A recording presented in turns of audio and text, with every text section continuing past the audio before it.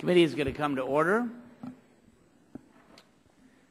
Chair reminds the committee that when we finished opening statements yesterday that we are on H.R. 5. The bill is open for amendment at any point.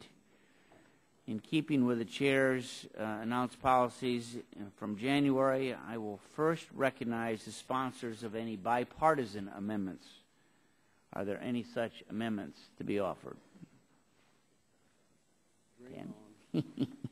Seeing none, the bill is open for amendment. Who seeks to offer an amendment? The gentlelady from Wisconsin. Mr. Chairman, I have an amendment at the desk. Clerk will report the title of the amendment. I may make an argument that's bipartisan, but it isn't currently. I'm sorry, what? An amendment by Ms. Baldwin of Wisconsin. Without objection, the amendment will be considered as read, and the gentlelady is recognized for 5 minutes in support of her amendment. Thank you, Mr. Chairman. If there's one consistent message I've heard loudly and clearly from my colleagues on the other side of the aisle, it's that the federal government should not impose its will on states or intrude in states' rights. Well, Mr. Chairman, this is precisely what the underlying bill would do. Medical malpractice liability is governed by state law, but H.R. 5 would preempt most state laws and impose a federal mandate on medical malpractice liability. And this is an intrusion on states' rights. It interferes with a state's ability to oversee its own citizens and its own affairs. And a change in policy that I suspect violates the principles of many who serve in this body and on this committee. My amendment is simple. It would protect a state's right to maintain authority over its medical malpractice or medical product liability cases. The amendment states the following. Nothing in this act shall be construed to modify or preempt any substantive or procedural state law governing medical malpractice or medical product liability cases, or to impair state authority regarding legal standards or procedures used in medical malpractice or medical product liability cases, end quote. This language may sound familiar to some who serve on this panel. That is because it is 100% identical to the language in Section 2, Subsection C of H.R. 816, the Provider Shield Act of 2011, another bill relating to medical malpractice and medical product liability cases. The bill that I'm referring to was drafted and sponsored by Dr. Gingrey and co-sponsored by other members of this committee, including Dr. Burgess and Mr. Murphy. In that way, I would argue that it's mildly bipartisan, although I do not have their co-sponsorship at this moment. I would assume that my colleagues included this critical language in their bill because they understand the importance of ensuring that states maintain the right to establish a method to handle medical malpractice cases that best suit each state's needs. And I'm sure that Dr. Gingrey, Dr. Burgess, and Dr. Murphy understand that what works best for a state like Wisconsin might not work well in Georgia, Texas, or Pennsylvania. Rather, each state should maintain the authority to determine what works best without federal intrusion. Yesterday in my opening statement, I talked a little bit about my own state, and I'd like to share, since there's greater attendance today, a little bit more about what is working in my state and why I think it's important to maintain Wisconsin's right to maintain its own medical malpractice policies without federal preemption. Since the 1970s, Wisconsin has maintained a medical malpractice policy that has produced successful outcomes for both doctors and patients. With the flexibility to think creatively, Wisconsin established a system in which health professionals are guaranteed access to affordable medical liability coverage, and injured patients and their families are guaranteed to receive reasonable monetary relief for their injuries. Wisconsin law requires physicians, hospitals, and other professionals to have medical liability insurance. This private health insurance pays claims of up to $1 million for each claim arising from an occurrence in a calendar year, or up to $3 million for all claims arising from all occurrences in a year.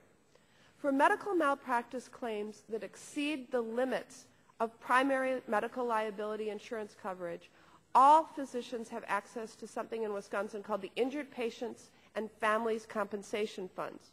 Physicians contribute to this fund on an annual basis. Notably, this fund typically makes more money in interest than it pays to injured patients in any given year. As of June 30, 2010, the Patients and Families Compensation Fund in Wisconsin had assets of $855.1 million. And Mr. Chairman, Wisconsin's medical malpractice laws have produced successful outcomes. Medical liability insurance premiums paid by Wisconsin doctors have been nearly the lowest in the nation, and the number of medical negligence cases has decreased significantly since this fabric of laws were enacted in our state. The number of people per year who have been compensated for injuries or death caused by physician negligence have been nearly the lowest per capita in the nation, and Wisconsin medical malpractice insurers have the lowest loss ratio of all states' medical malpractice insurers. But it's important to note that Wisconsin's medical malpractice laws are a solution that seem to be working really well for Wisconsin. They may not work in Georgia, they may not work in Texas or Pennsylvania, but this system works in my home state of Wisconsin.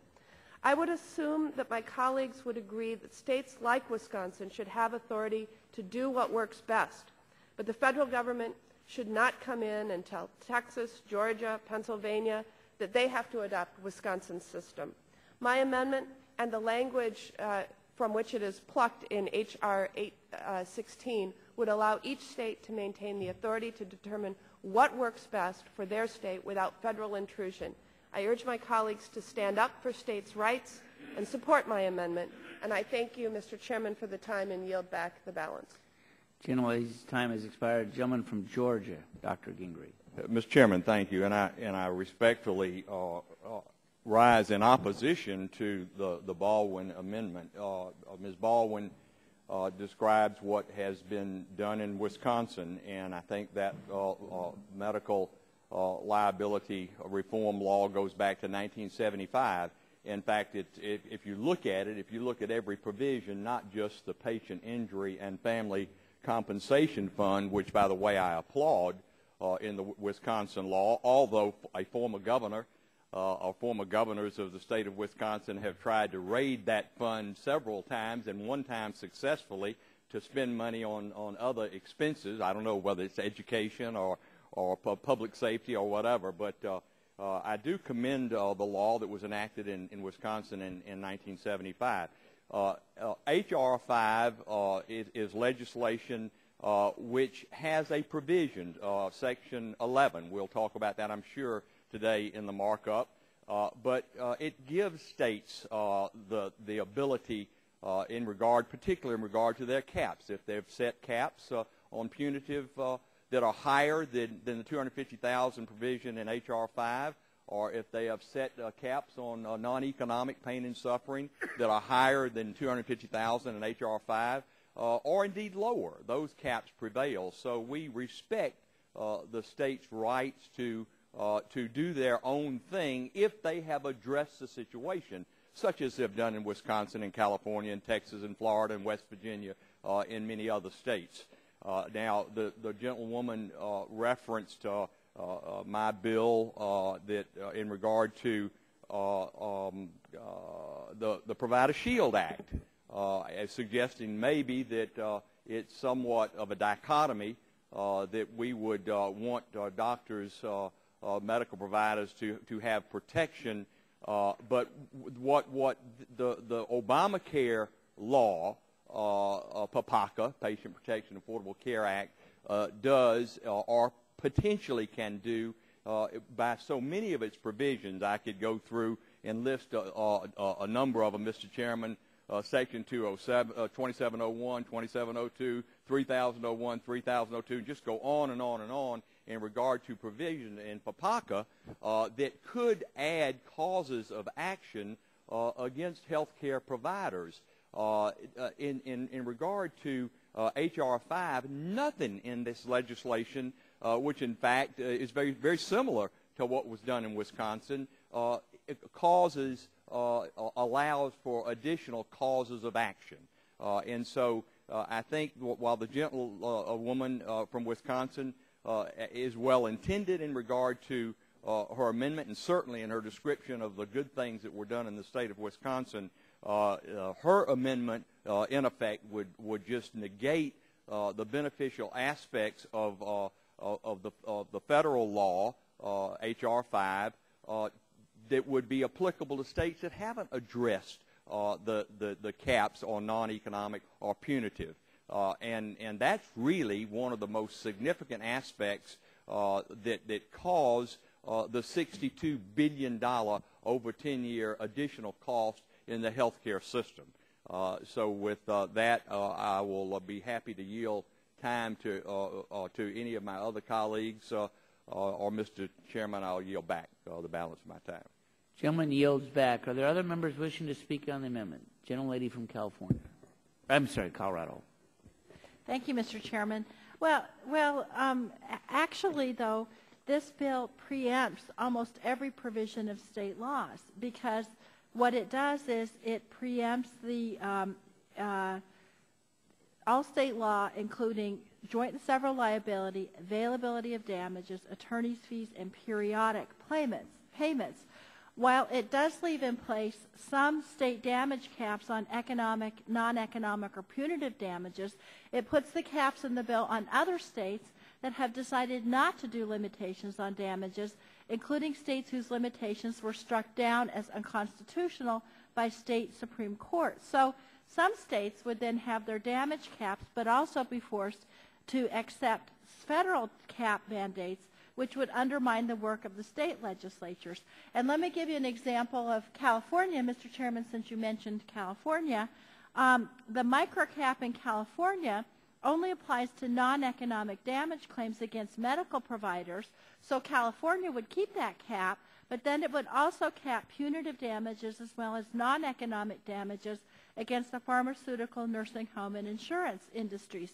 And one of my concerns with this bill over the years has always been that tort law, particularly with respect to medical malpractice and other types of issues like that, has always been a state issue. And so state legislatures and state courts have always set forth what the laws are going to be in those states. And I think if you set up a whole new federal cause of action, it would not only solve the problems that doctors are having with their medical malpractice insurance rates and all of that, it would also be and maybe some people think this is a good idea, it would be a boon for lawyers, because it would set up a whole separate federal cause of action on what have traditionally been state tort claims. And so I think that it's confusing, and I think it's an additional layer of litigation that may not be intended by the proponents of this legislation, but would be a very, very real byproduct. And with that, I'd be happy to yield to anyone on my side who would care to comment. Mr. Waxman, I'll yield to Mr. Waxman. Thank you for yielding to me. This has always been a state's issue. The states license the doctors. I think the Medical Association would be crazy if we wanted to go crazy if we try to license doctors and all the other health professionals at the federal level. This is a state responsibility. Tort laws are state laws. Insurance laws are state laws. In California, where everyone speaks so highly of MICRA, MICRA has been successful in holding down insurance costs, but the evidence is very slim, if non-existent, when we look at the possibility of holding down services that are unnecessary or defensive medicine. But the reason California's law has been successful in holding down insurance rates is that California adopted, by ballot proposal, where we adopt so much of our law, a regulation of the insurance industry. We rely a great deal on the states, and even though California is held up as a model, there was an article within this last week that indicated with all the budget cuts, the state law policing doctors has been unable to police doctors in irregular activities. They license them, and when they're licensed, they should follow them. If they're continually involved in malpractice or wrongdoing, we expect the Board of Medical Quality to review the doctor's continuing licensure. Well, they can't do it at the state level. And you can imagine what it would be like if we moved it to the federal level. But Mr. Gingrey, I think, is incorrect when he says that the bill allows states to pass their own laws. It only allows the states to pass laws that are more helpful to doctors and other health care providers. The provision says on page 25, this act shall not preempt or supersede any state or federal law that imposes greater procedural or substantive protections for health care providers and health care organizations from liability, loss, or damages. And then it goes on to say in the next section, no provisions of this act shall be construed to preempt those state laws where they are more helpful to the providers. But nothing would allow the states to do something where they think it's more appropriate to be more pro-consumer.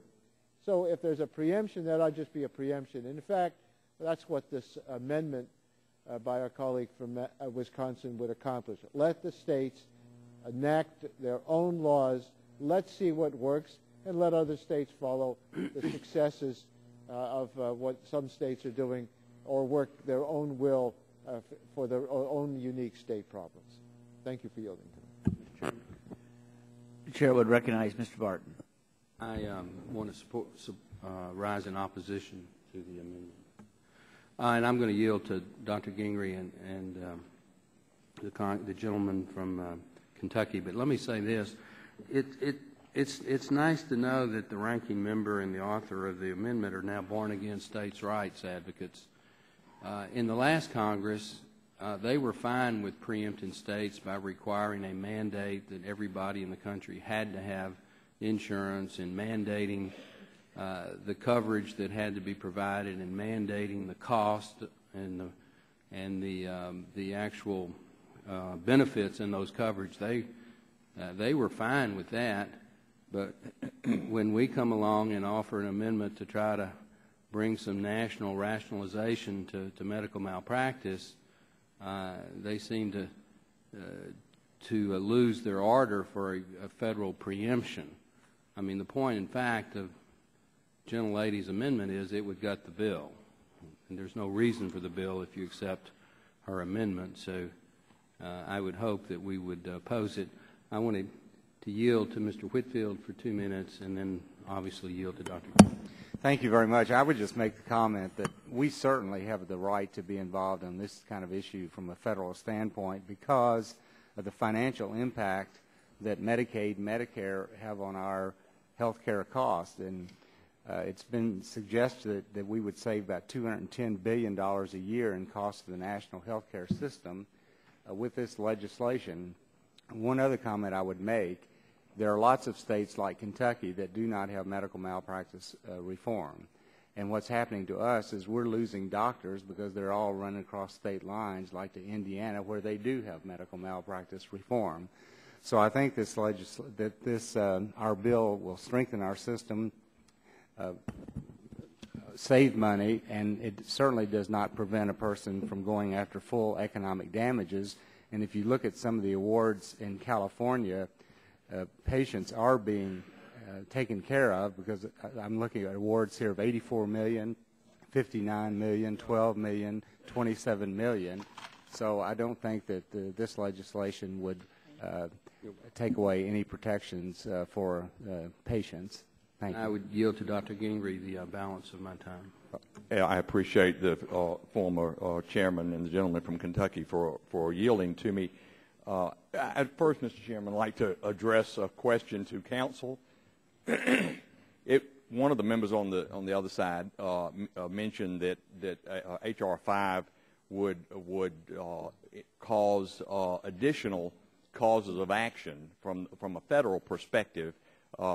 Counsel, can you give us an answer to that? Is that a correct statement, or is that an incorrect statement?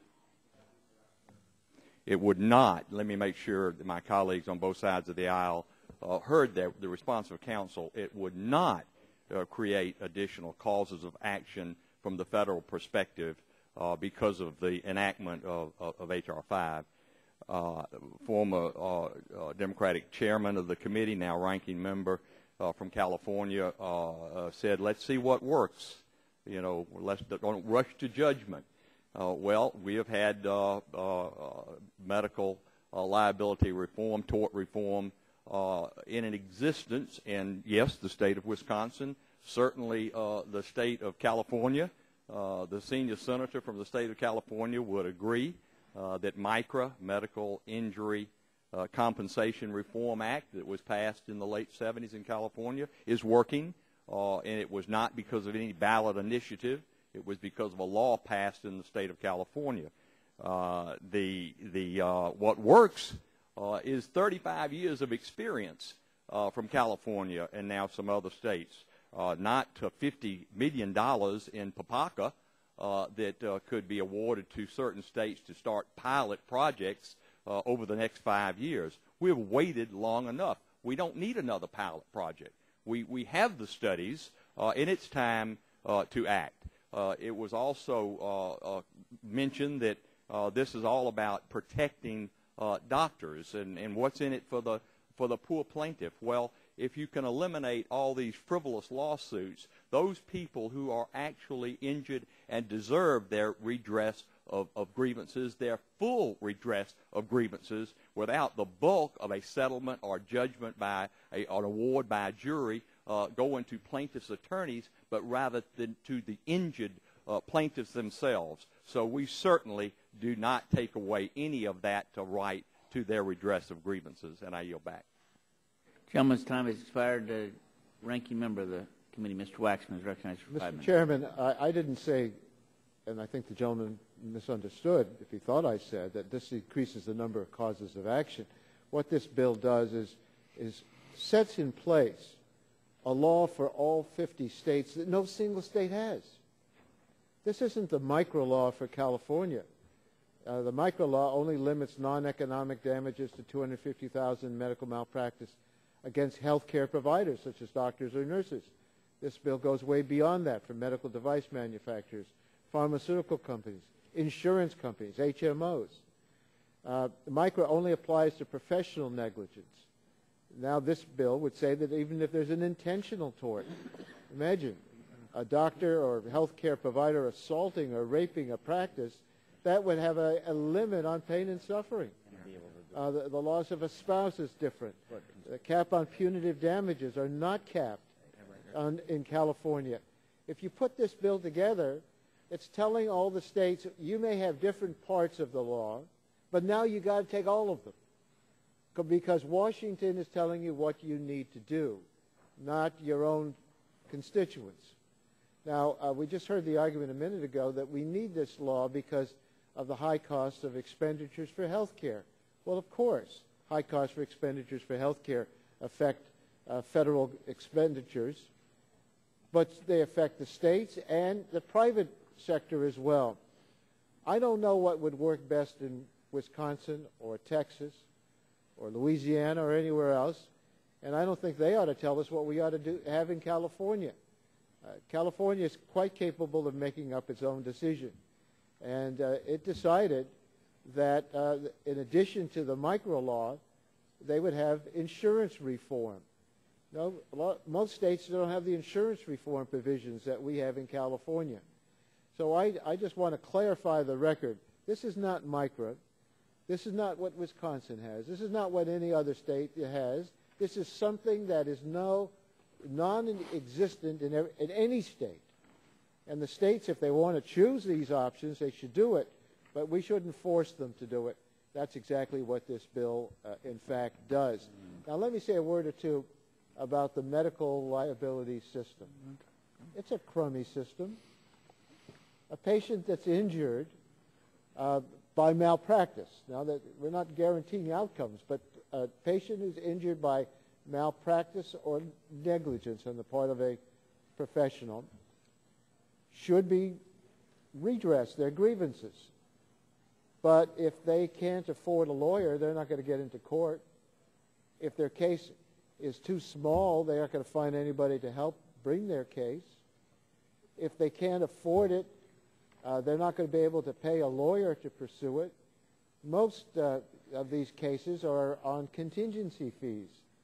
In other words, they get a doctor to represent them on the basis that if they win, they'll get a doctor will be paid. If they lose, the doctor will not be paid. Well, that's appealing to patients who feel they have a claim, but can't afford to pay pay a lawyer by the hour. Now, these contingency fees are troubling because doctors sometimes come out with huge judgments, and in fact, lawyers will come out with huge judgments, and that means the lawyers will often take the cases only where they expect to get a huge judgment. Well, if you've been injured and your injuries are not substantial enough to justify a huge judgment, probably a lawyer won't take your case. That seems to me the real reason for the cap on pain and suffering. Because when you put on a cap on pain and suffering, it's not fair to the patient who, let's say, is going to be deformed and in pain every single day for the rest of his or her life. The cap on pain and suffering serves the purpose of making the case unattractive for lawyers to take on a contingency fee. Well, that may be a great accomplishment. There are frivolous cases that are taken, but there are real cases that will not be pursued. So it seems to me that if we wanted to do something about the medical malpractice situation, this kind of a bill is not the answer. The answer ought to be something that we think through together, and that the President has hinted that would try to compensate those who are injured and protect doctors from frivolous lawsuits, perhaps with a protection if certain standards in the law are met by the professional. But this is a system that's going to be imposed on the states, and I don't think it's a fair one to anybody concerned, and the ones who lose out are the ones who have been injured. They lose out the most. Gentleman's time has expired. Members on the Republican side, Mr. Bilbray. Thank you, Mr. Chairman. Mr. Chairman, I listened to this conversation and just want to point out some of us that have actually provided the safety net for health care to the working class. I spent 10 years supervising the health care safety net for a population of over 3 million people, counting San Diego. And you learn a little bit by doing. And frankly, this issue is always being brought up as somehow being the victim as opposed to the perpetrator being the physician. And when you get into the at-risk populations, this issue impacts the capability of those of us that are providing services more than probably any other single item I can point up to. And perinatal service was a classic example, where you had volunteers not being paid 1 cent, having to pay $90,000 in the 80s for the practice, to protect his practice, when we could provide the perinatal service at $300 a child. Now you do the math. $300 into $90,000 is how many children aren't being born healthy because you've got a tort issue hanging over the physicians who are volunteering. And is the right to litigate more important than the right to be born healthy? So don't think that those of you that say you really care about the poor and the needy, that this doesn't have a major impact. Ask some of us that got involved. And if you don't think the federal government has a responsibility to get involved in tort in the states, then ask yourself, why is the federal government for decades been providing a special tort program for physicians who work in community clinics? The federal government has already imposed itself on those issues. You and I and everybody in the federal government has already said this is a federal issue when it comes down to providing health services, that the federal government will actually step in with federal programs on this. So to now walk back and say that somehow this is intruding on and we're crossing a line in the states' rights, I think it's a nice tactic politically, but in reality, we recognize that this is something we've got to talk about. And let's talk about the fact that litigation the best way and most cost-effective way of providing quality health care? Is litigation really the way to go rather than looking at a system of mediation and addressing it that way?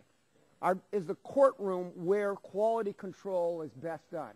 And as somebody who's actually had the responsibility doing it, I'm telling you no. Just absolutely no.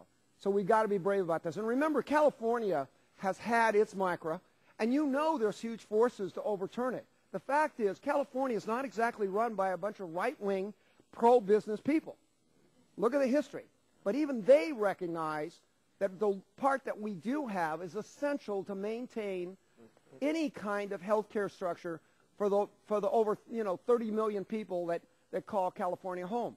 But these issues have to be addressed, and we got to tell our friends there's got to be a better way over. Gentleman, yield to me, please. I'll yield to the gentleman from Georgia. I thank the gentleman, and I'll try to just take about 30 seconds. But another case in point in regard to the federal taking over certain aspects is the National Vaccine Injury Compensation Fund. If it were not for that fund, childhood vaccines would be a thing of the past.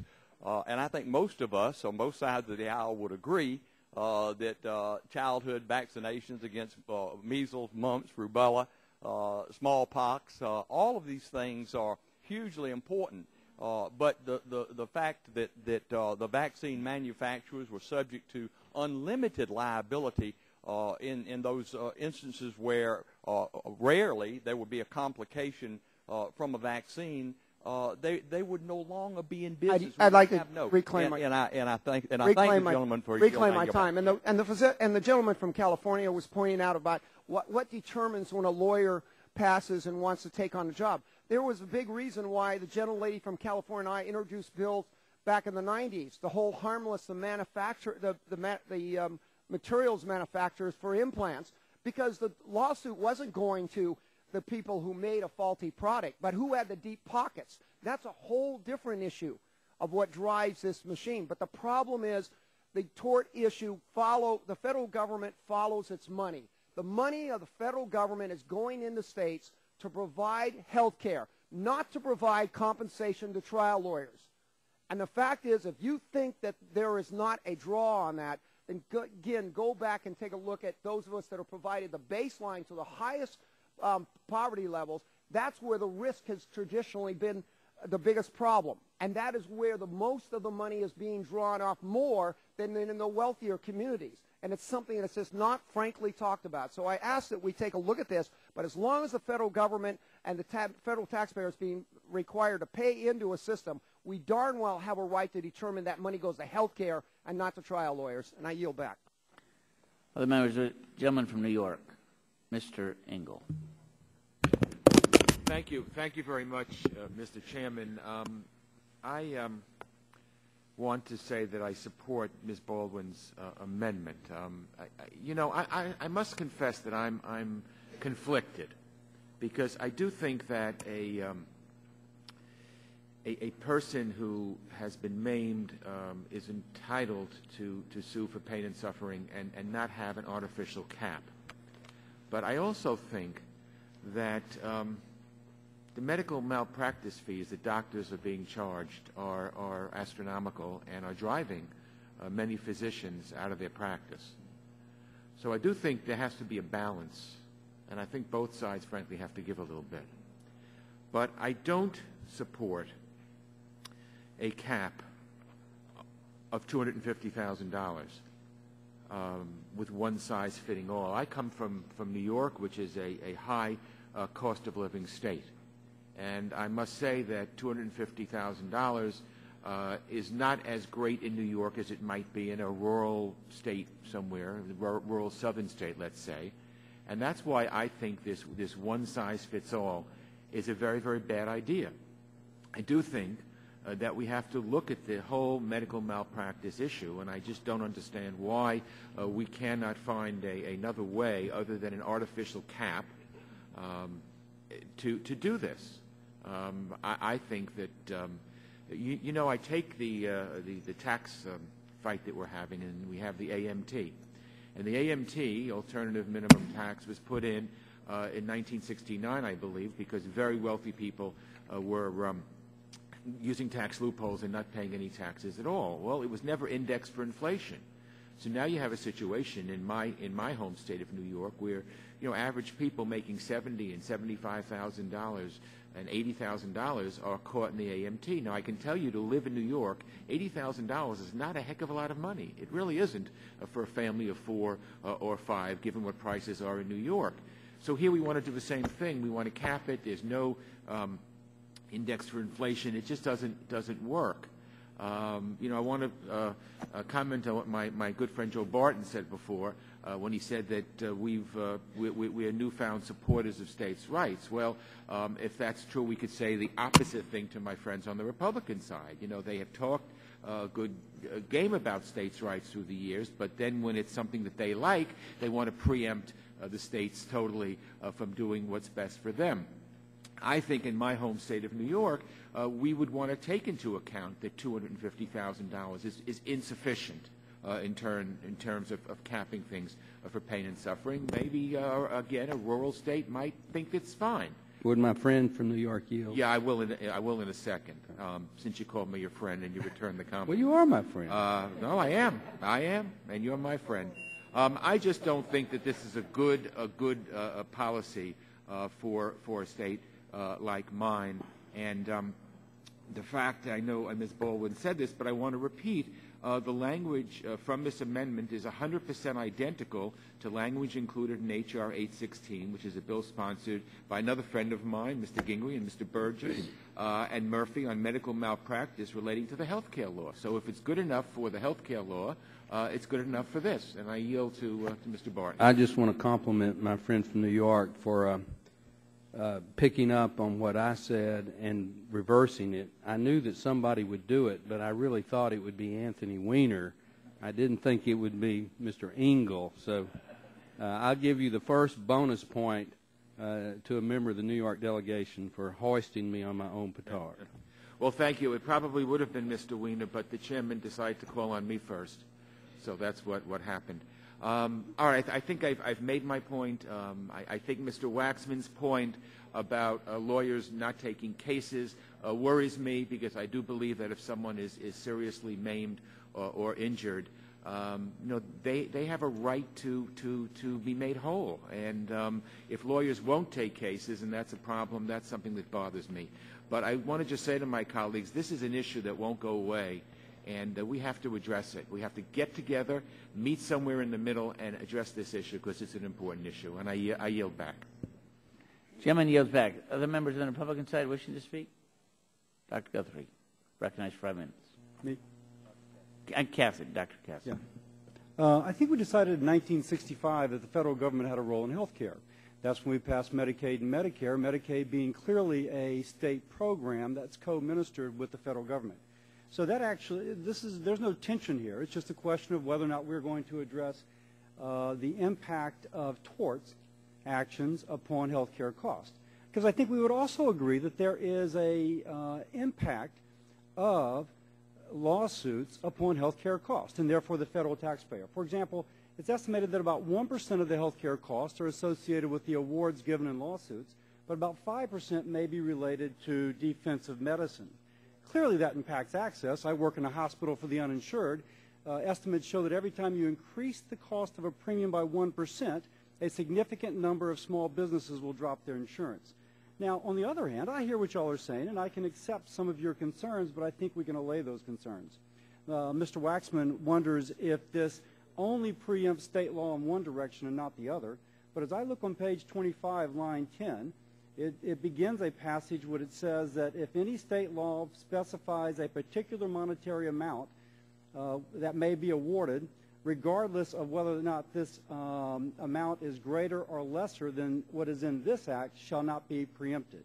So line 9, line 8 and 9, no provision of this act shall be construed to preempt, and it goes on to say any law in a state that either has a higher or lower monetary award.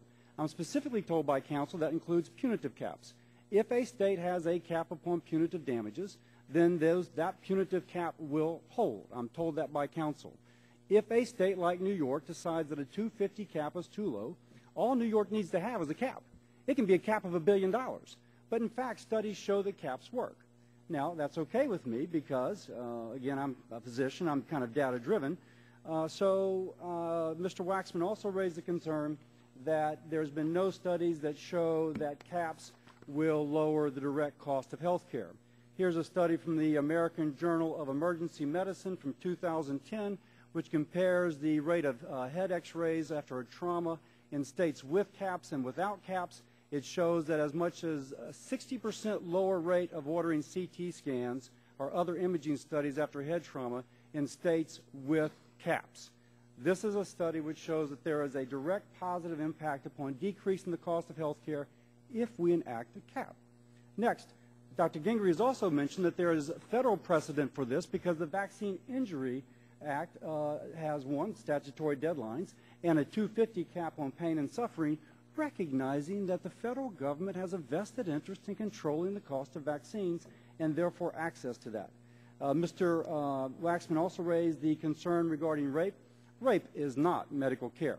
Rape is assault. This specifically speaks of health care, not of criminal assault. If a physician rapes, a physician should be thrown in jail, prosecuted to the fullest extent of the law. This offers no such protection, and it specifically says so. Mr. Waxman also raised the concern that there would be decreased access to tort action under a law such as this.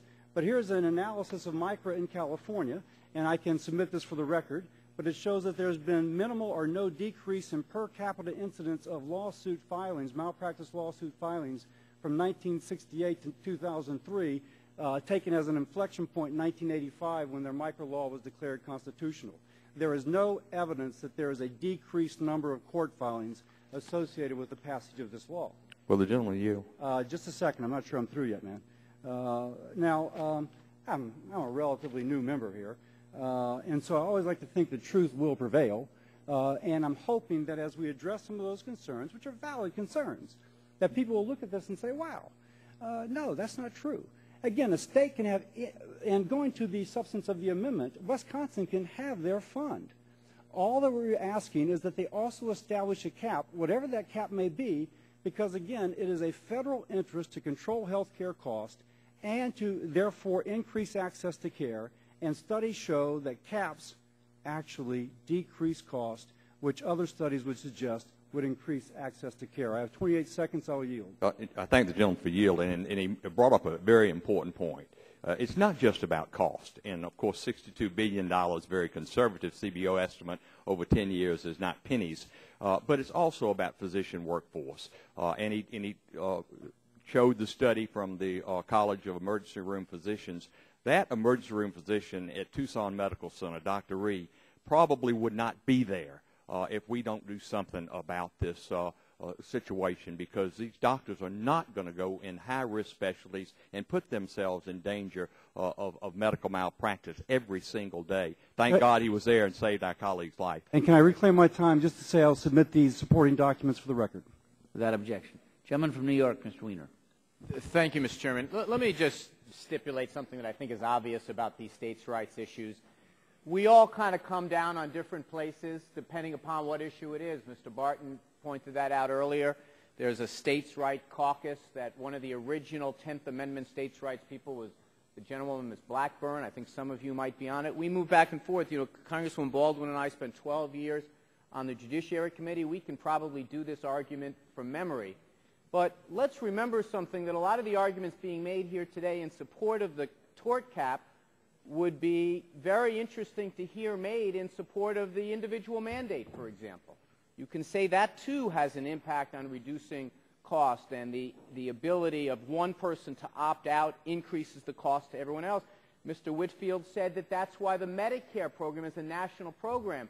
These are the exact arguments for why Romney Care was something that he said only can be done state by state, and he's going to give this speech tomorrow. That, in fact, there are a lot of these issues that you need to nationalize. But it does come down to the question of, if you are going to nationalize the tort laws and say that even those decisions, what happened in an individual case, what did a doctor do, a clinic do, what did the patient do, if you don't trust a jury of your peers and of your constituents with that, what's left? Like, what is really, is there anything more foundational than hearing the evidence in a case and making the decision? Now, I know my colleagues believe that we here in Washington can make those cases. You theoretically could if you want to. I'm sure, I mean, you'd get some pushback, I'm sure, but you can federalize the entire thing and say every single tort case should go to a federal court. Maybe you should just do that and just cut out the middleman. The fact is that this does save some money. Hardly any, but it saves some money. It saves roughly $6 billion, between $5 and $6 billion a year. The entire expenditures in the healthcare for the, as my colleagues know, who frequently point out their doctors, $2.7 trillion a year. I mean, I'm not a math guy, but we saved $1.2 trillion with Obamacare, with the Affordable Health Care Act. So yes, you can probably do some things to reduce some costs, but the question is, what responsibility ultimately do you give to citizens to sit on a jury, to hear their cases? If not this, why anything? Like, for example, why shouldn't the next thing we take over is all criminal law? Maybe every single, because crime, right, if you don't have the death penalty in every state, maybe someone's going to go to the next state and commit a crime. So maybe we should have a national death penalty for all crimes of a certain sort. Maybe we think that in some states the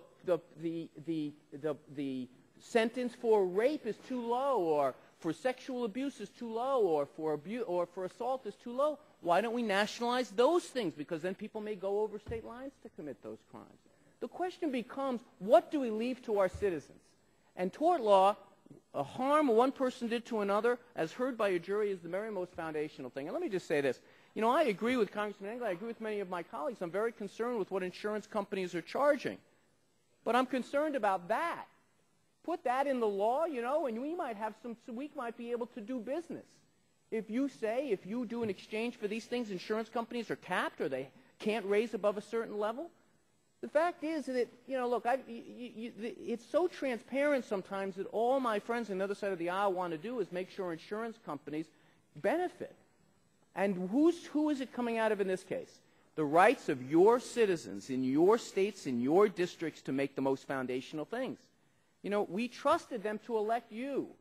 We trusted them to make that decision. Why can't we trust them to sit on a jury and say, you know what? This case is more serious than that case, or this case, I believe, here's what the appropriate remedy should be. In this case, I trust this judge that I also elected or was also appointed in my state. Why do we have such contempt for that? Will the gentleman yield? Certainly. First, of course, this does not preclude a jury trial. Secondly, Mr. Waxman, I'm told, is the one that authored the Vaccine Injury Act, and so it may be that he could give us insights why. I understand. Let me just come back. I'm not saying that you're substituting for a jury. You're substituting for their judgment. That's what you're doing. You're saying that I want to have a jury, but do not cross me, your congressman, who has decided this is the cap that I want. But again, Mr. Waxman, as far as here, let me just. I'll address the second part, but I already did once. I will stipulate to the idea there are different questions on where the line should be drawn on different things. I agree with that. But is there anything? I mean, torts, which is like two citizens or two entities trying to decide who did what. Honestly, do you really believe you know what the appropriate level should be, what the appropriate cap should be in every case, that you want to write it here? That doesn't seem to me in any way to be a conservative way to look at your role as a congressman. There are other members wishing to speak on the Republican side? The Democrat, Mr. Butterfield, recognized for 5 minutes. Thank you very much, Mr. Chairman. Many of my colleagues may know that I spent 30 years in a courtroom, 15 of those as a lawyer and the other 15 as a judge. Of those 15 years, 13 years as a trial judge and 2 years on our state Supreme Court. And so I've seen medical liability cases time and time again, and so I have some expertise in this area. I had come today prepared to speak off the cuff in opposition to this amendment, but I was given a letter this morning that I think ought to be read into the record. The letter was written by a gentleman named Chief Justice I. Beverly Lake, Jr., who was the former Chief Justice of our state Supreme Court. I served with Justice Lake. He's a very distinguished Republican in my state. If he were here in Congress, he would be very comfortable on the other side of the aisle. The letter reads as follows. In my opinion, the proposed cap on non-economic damages is unconstitutional. I served on the North Carolina Supreme Court for 12 years and was Chief Justice from 2000 to 2006. I previously served as a Superior Court judge for 6 years, was a state senator for 2 terms, and was Deputy Attorney General for 7 years. Throughout my legal career, which has spanned over 50 years, I have sought to uphold the North Carolina Constitution, the foundation of our laws. For over 200 years, the North Carolina Constitution has provided that in all controversies at law respecting property, the ancient mode, which is what the gentleman from New York was talking about, the ancient mode of trial by jury is one of the best securities of the rights of the people and shall remain sacred and inviolable. The court has long recognized that compensatory damages, including damages for mental and physical pain, is a form of property protected by the constitutional right to trial by jury.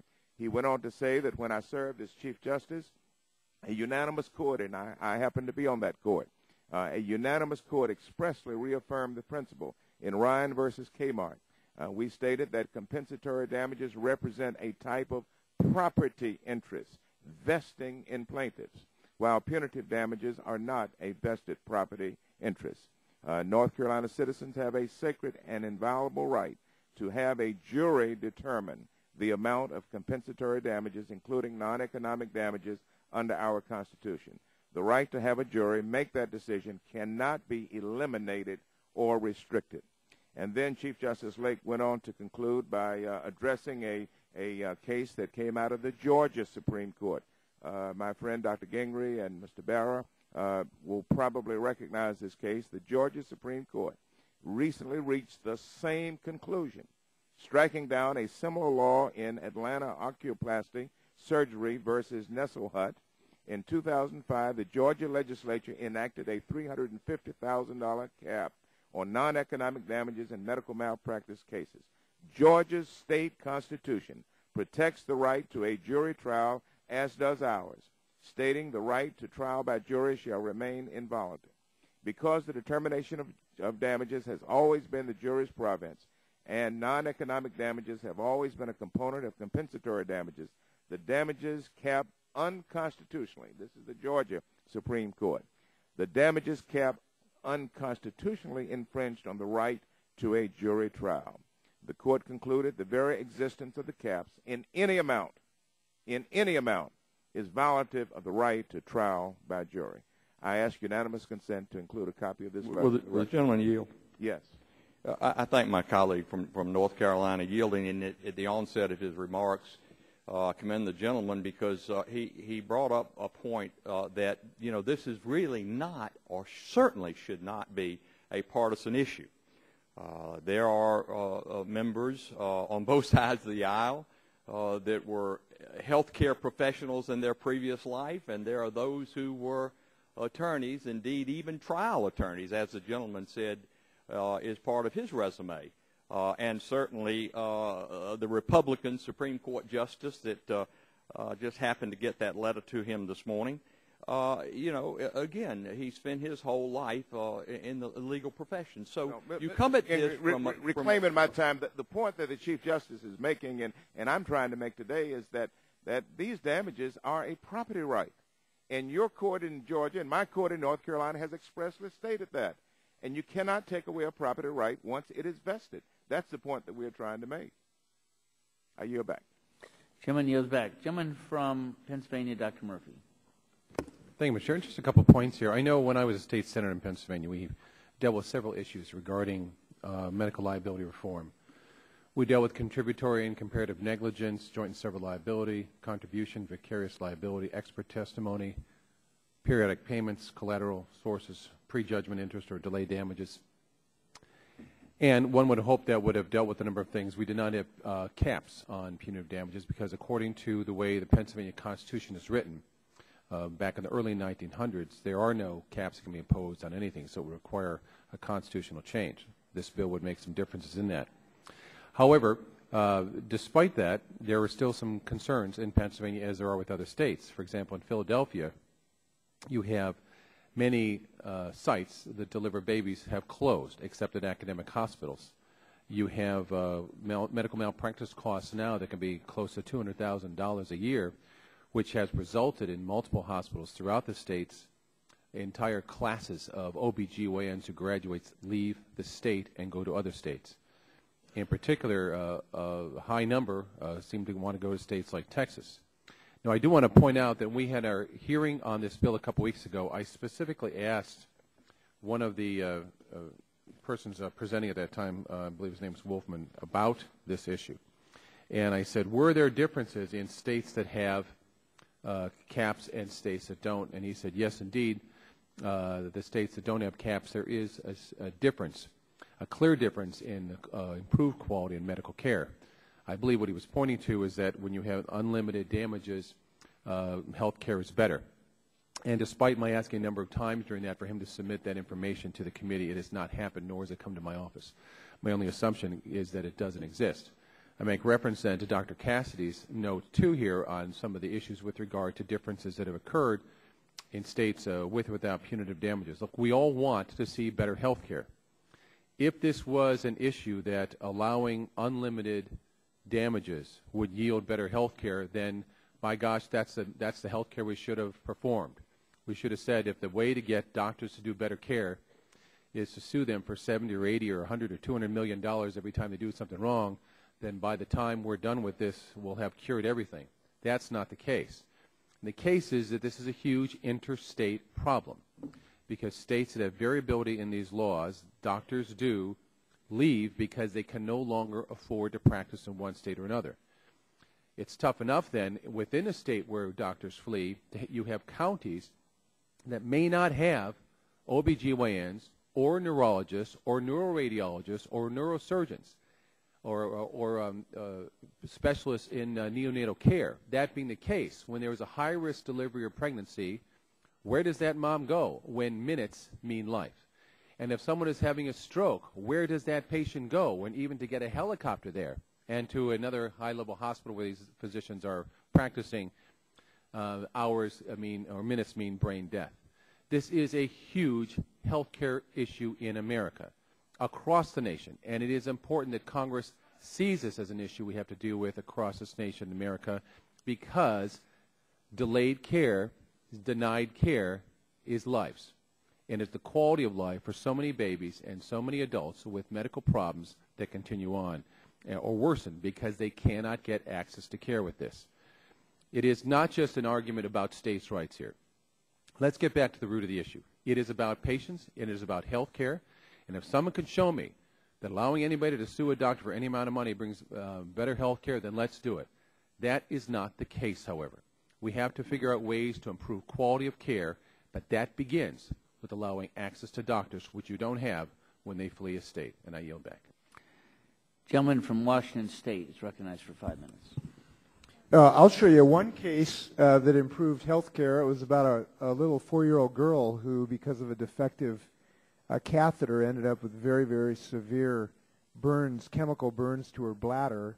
And as a result of the jury verdict by 12 citizens, not politicians, the medical care delivery system changed the way, or manufacturing system, how they manufacture catheters so their 4-year-old girls didn't get burned bladders. And I can point to that case, and I'll give you the name after we're done with this hearing. But I want to make 2 points.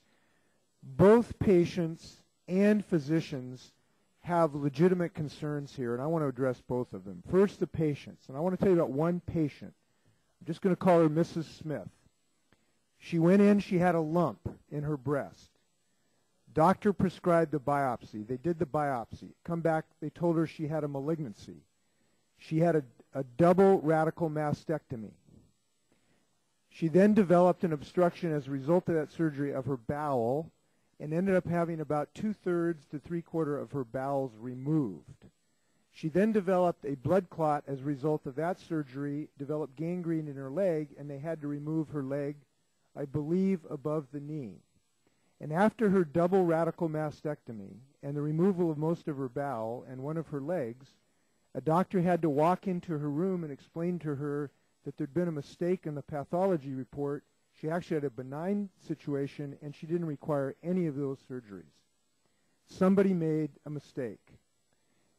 And I don't know what the proper justice is in that situation, but I know that it's not up to 535 people who've never met that woman to make that decision. It's up to her neighbors, and the jurors ought to be able to do that. And you folks distrust jurors so much.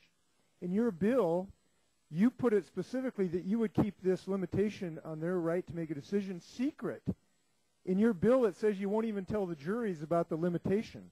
You'll let them issue an award of maybe $500,000, and you don't even tell them about that limit, and then you cut it down after they leave the courthouse. I don't understand why you don't trust the people who elect you to make these decisions.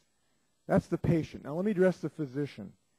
Physicians have real legitimate concerns about liability that all of us understand.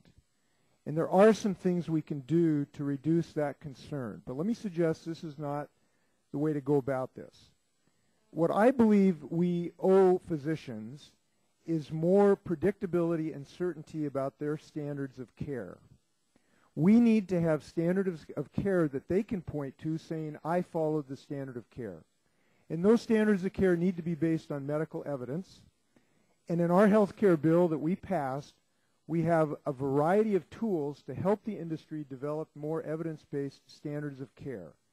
So when a kid comes into an ER room and they've had a bump on the head, and there's a question whether or not they get a CT scan, those doctors have a standard of care to point to based on evidence that they can say, I followed the standard of care, and I'm not liable if something goes wrong in an unpredictable way. Our health care reform bill in many, many ways are going to help the medical community move to those accountable care organizations with legitimate standard of care. And I think it's going to help the profession a lot.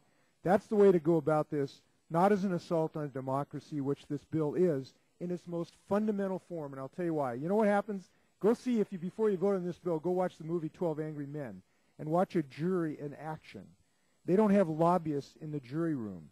They don't have 30-second attack ads. They have the most pure form of democracy known to man, which are 12 randomly selected citizens, and we ought to respect that and not attack it like this bill does. I'll yield to anybody who wants to have some time. Will the gentleman yield? To anybody, you guys fight it out, whoever wants to. I just ask one question. Yes, I would like that study, but with that, there is no doubt. I mean, we're not arguing the quality and the importance of juries in our system. That's critically important. It's to help make our nation great.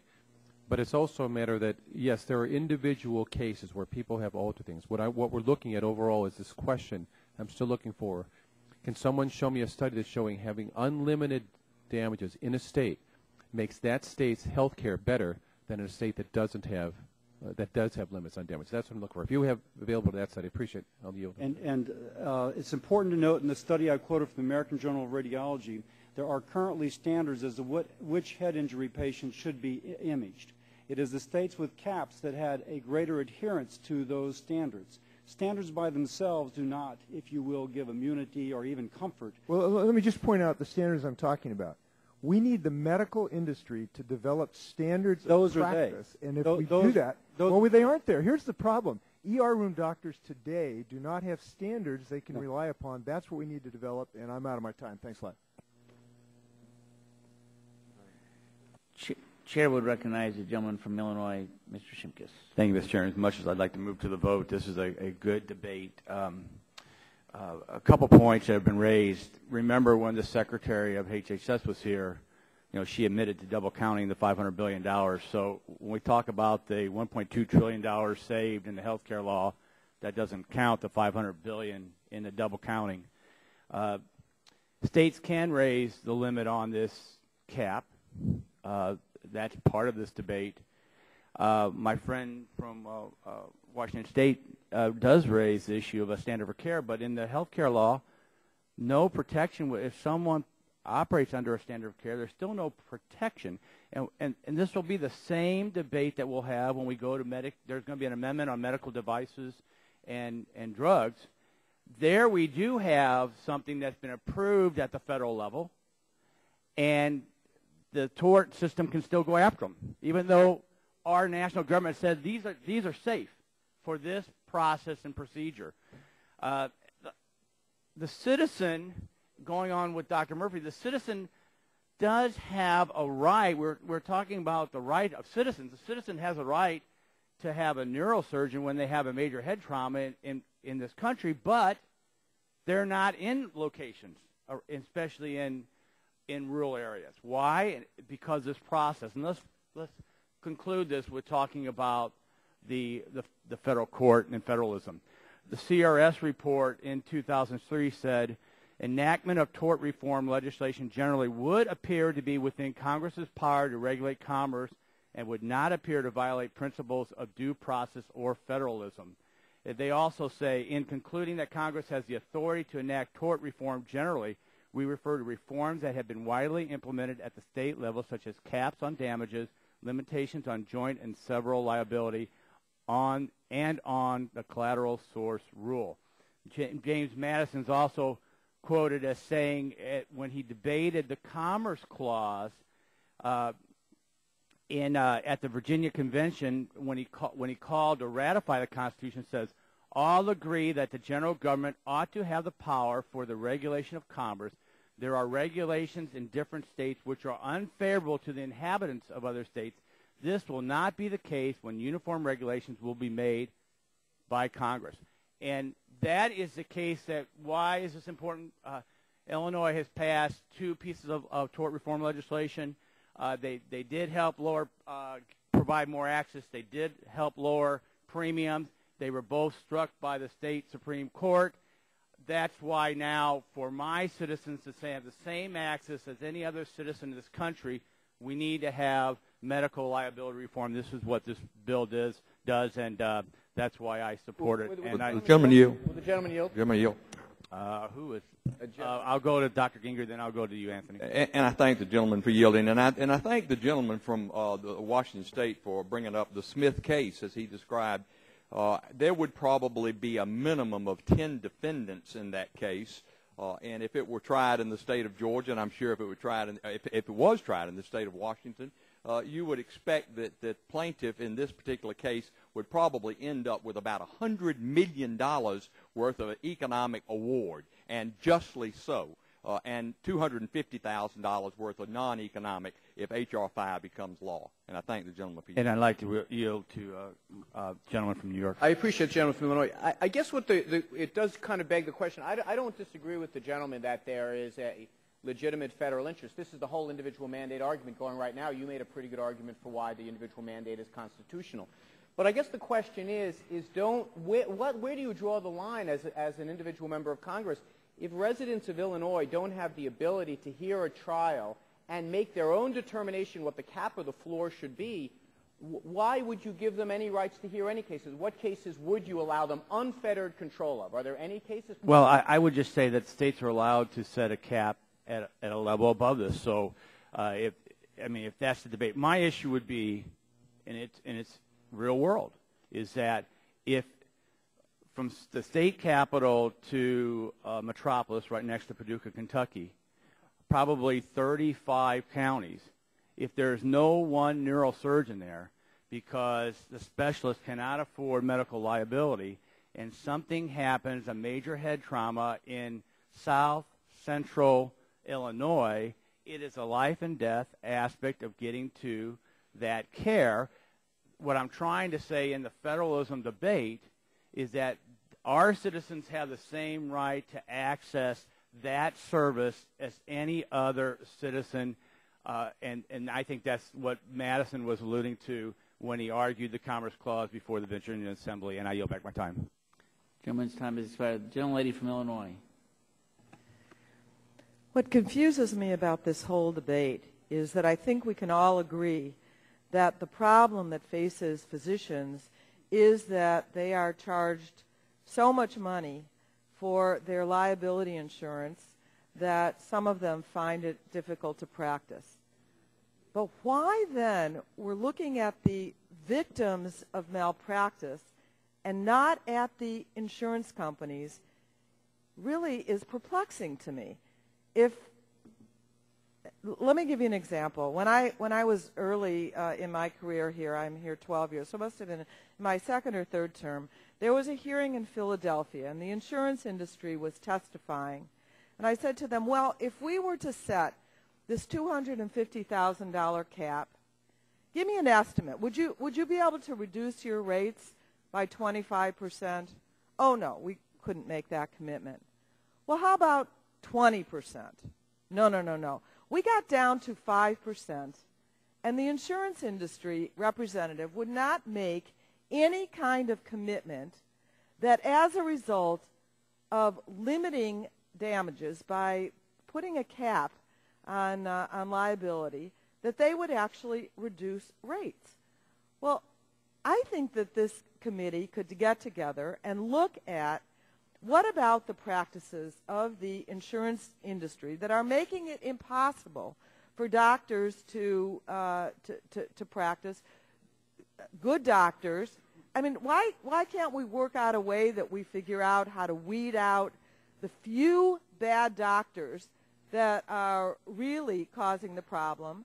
Why can't we talk about some sort of experience rating rather than giving all specialties the same kind of rates, meaning good doctors and bad doctors. There are all kinds of ways at doing insurance reform rather than taking it out on the patients and making a discrimination between someone who's worth a lot of money and a child who is not.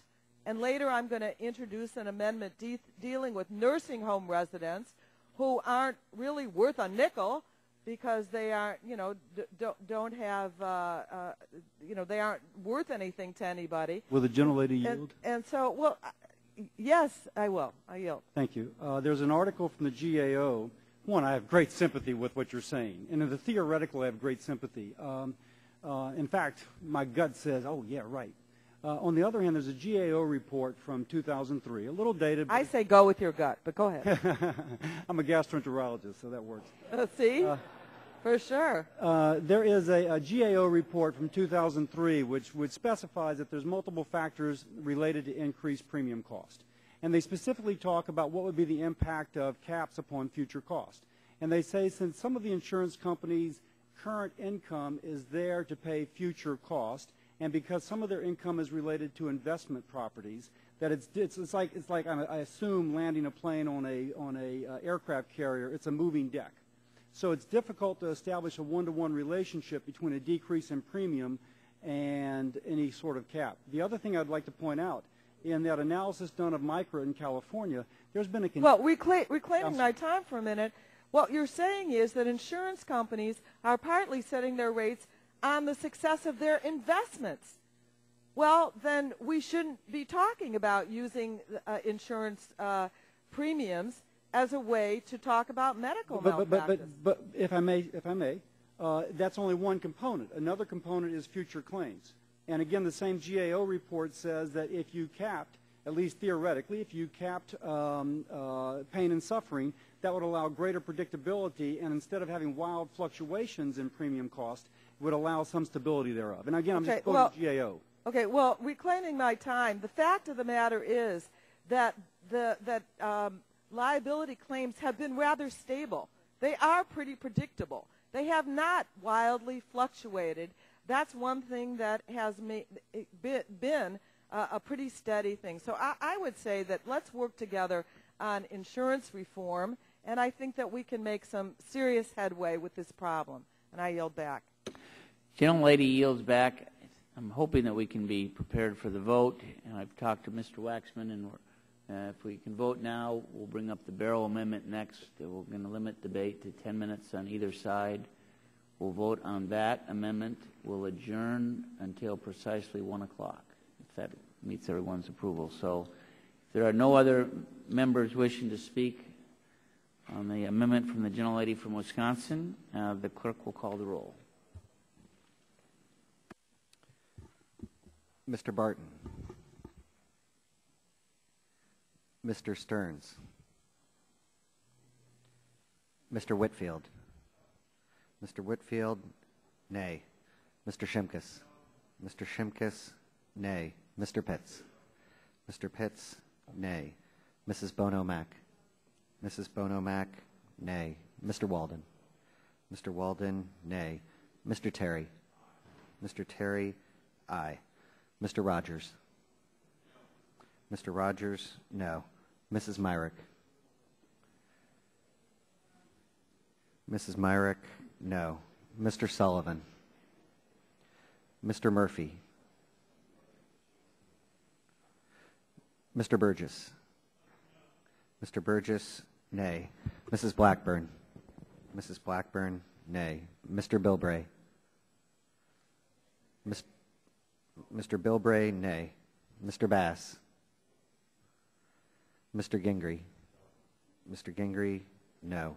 Mr. Scalise. Mr. Wada. Mr. Wada, nay. Mrs. McMorris Rogers. Mr. Harper. Mr. Harper, nay. Mr. Lance. Mr. Cassidy. Mr. Cassidy, nay. Mr. Guthrie. Mr. Guthrie, nay. Mr. Olson. Mr. Olson, nay. Mr. McKinley.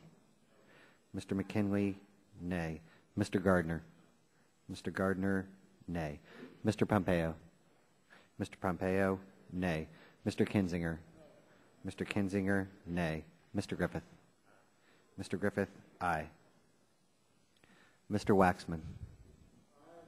Mr. Waxman, aye. Mr. Dingle. Mr. Markey. Mr. Markey, aye. Mr. Towns. Mr. Towns, aye. Mr. Pallone. Mr. Pallone, aye. Mr. Rush. Ms. Eshoo. Ms. Eshoo, aye. Mr. Engel. Mr. Engel, aye. Mr. Green. Mr. Green, aye. Ms. DeGette. Ms. DeGette, aye. Mrs. Capps.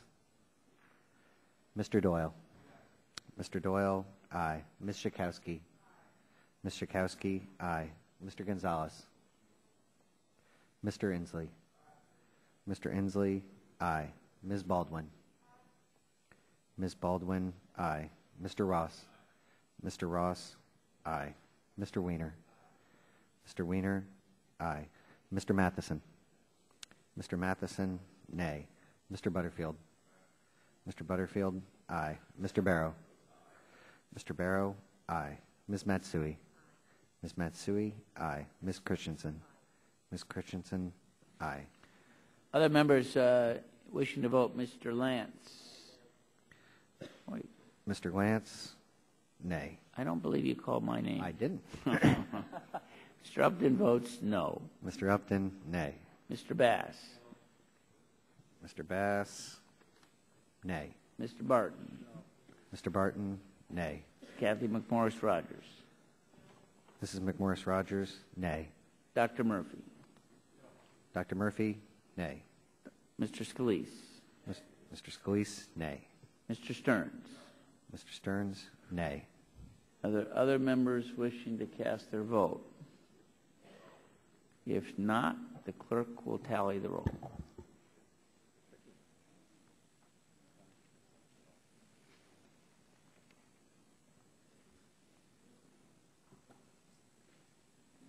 Close, but the late precincts swung it to the numbers.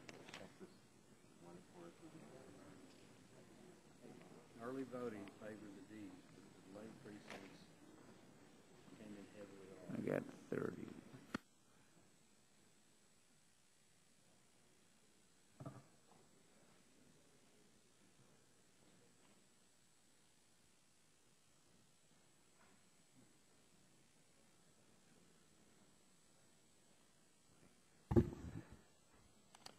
Mr. Chairman? Yes. The tally is 20 aye, 29 nay. 29. 29 nay, 20 aye. The amendment is not agreed to. Now, are there further amendments to the bill? The Chair will recognize Mr. Barrow. I thank the Chair. I have an amendment at the desk. Clerk will read the title of the amendment. An amendment by Mr. Barrow of Georgia. And without objection, the amendment is considered as read, and the gentleman is recognized for 5 minutes in support of his amendment. I thank the Chair. My amendment doesn't really go to the wisdom of caps as a way of dealing with the problems of medical liability in this country. It really goes to the power of us to regulate in this area and calls for restraint in the exercise of that power where it really doesn't exist. As for the wisdom of caps, it may seem strange to some folks that the way to address this problem is to limit the rights of the truly deserving. I understand the frustration folks have with frivolous lawsuits, but so far as I've been able to tell, all experience has shown you've never been able to restrain the truly undeserving by limiting the rights of the truly deserving. You haven't been able to get at the truly greedy by limiting the rights of the truly needy. And that goes to the wisdom of the measure. I'm not addressing that. I want to address the power of us to regulate in this area and call for restraint in the exercise of that power where it doesn't exist. Now, I begin with this little document right here, the Constitution. I find that the folks who adopted it adopted some amendments right at the outset. One of them, Amendment 7, says something about where the value in controversy shall exceed $20, the right of trial by jury shall be preserved. Funny thing, they didn't say where the right amount in controversy exceeds $20 but doesn't exceed $250,000. I take my Constitution neat, just the way it's written. But let's drop down to Amendment number 10, which I think is the meat and potatoes of this issue. The powers not delegated to the United States by the Constitution, nor prohibited by it to the states, are reserved to the states respectively or to the people.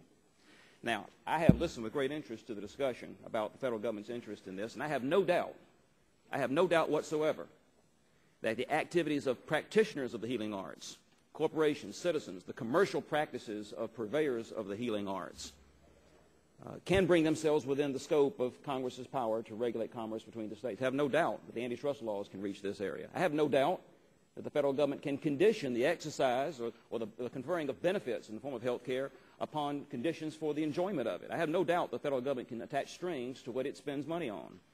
But this amendment addresses the fact that the bill before us goes much further than that. It purports to address directly and to regulate the relations between doctors regulated by states and their patients within the same states. Now, this is a power where there is no, and in cases where there is no federal connection and no federal dollar whatsoever. This is a square exercise of the police power that has been within the realm of the states since the beginning of the Republic. A lot of the discussion so far has been on the question of, well, you know, we've always done it this way. We've never gone into this area before. There's a reason why we haven't gone into this area before, because this is an area that's squarely reserved to the states. Now, under the states, under our Constitution, the states are the highest authority as to what their law provides. Congress has no jurisdiction whatsoever to legislate in an area that is reserved to the states. And the relations between doctors and patients, where there's no federal connection whatsoever, this is a matter that's squarely reserved to the states. So if you wanted to pass a law that said only cases involving the provision of care that the federal government pays for, that might be one thing. But we're going way beyond that with this bill. Now, my amendment does not gut the bill. My amendment simply says that where the highest lawmaking authority in the state, where the Constitution of the state has prohibited caps, or where the courts, construing the constitutions of their state, have said our law, the supreme law of our state, prohibits caps and addresses the issue of the interests of health care providers versus the rights of their victims in this way, then this bill will not affect that. So what it does is it makes this, my amendment makes room for this bill to legislate in the area where the states have moved into this area by statute. It allows them to legislate in the area, allows us to legislate in the area where they've regulated this area by ordinance. But where the supreme power of the states, as expressed in the Constitution of those states, has said you cannot go into this area, we respect that. Now, Mr. Shimkus put his finger on a pretty good test of the police power when he cited one of the founders, Madison, in saying states pass laws that are unfavorable to the inhabitants of other states. That's a pretty good test of the commerce power. It's also a good test of the police power, because when you're doing things that you think are unfavorable to the inhabitants of your state and your state only, that have no unfavorable impact on folks in other states, it's a pretty good measure of the police power that is reserved to the states. And if anything, if you think that the balance being struck in various states is improper and unfavorably benefits victims at the expense of providers, if that's what you think, then by definition, the nature of that problem is one that unfavorably burdens folks in that state and in that state only. It has no adverse impact on folks next door. In fact, if anything, it has a benefit on folks next door if it causes the providers to go someplace else. Now, my daddy taught me a long time ago that the fittest test for the exercise of power is restraint in its exercise. That goes double when you're trying to exercise a power you don't have to begin with. And with that, I yield back. Chairman yields back. Gentleman from California is recognized for 5 minutes. You know, as a former local elected official, I appreciate that argument very well, and I wish more people had talked about this over the last few decades. But the gentleman's got to recognize that this is not just an issue in isolation. Where the federal dollar goes, not only goes the rights of the federal government to condition and impose, but also goes the responsibility. And the one effect that, I'll just say this as a Californian, is that, yes, Nevada has physicians bailing out going into California over the tort issue. At least that's what, my brothers are telling me in Vegas. But the fact is Californians are being asked through the federal system to pay taxes to subsidize states that do not have those limitations. And thus, as the money goes down, that's the reason why we have a 21 drinking age.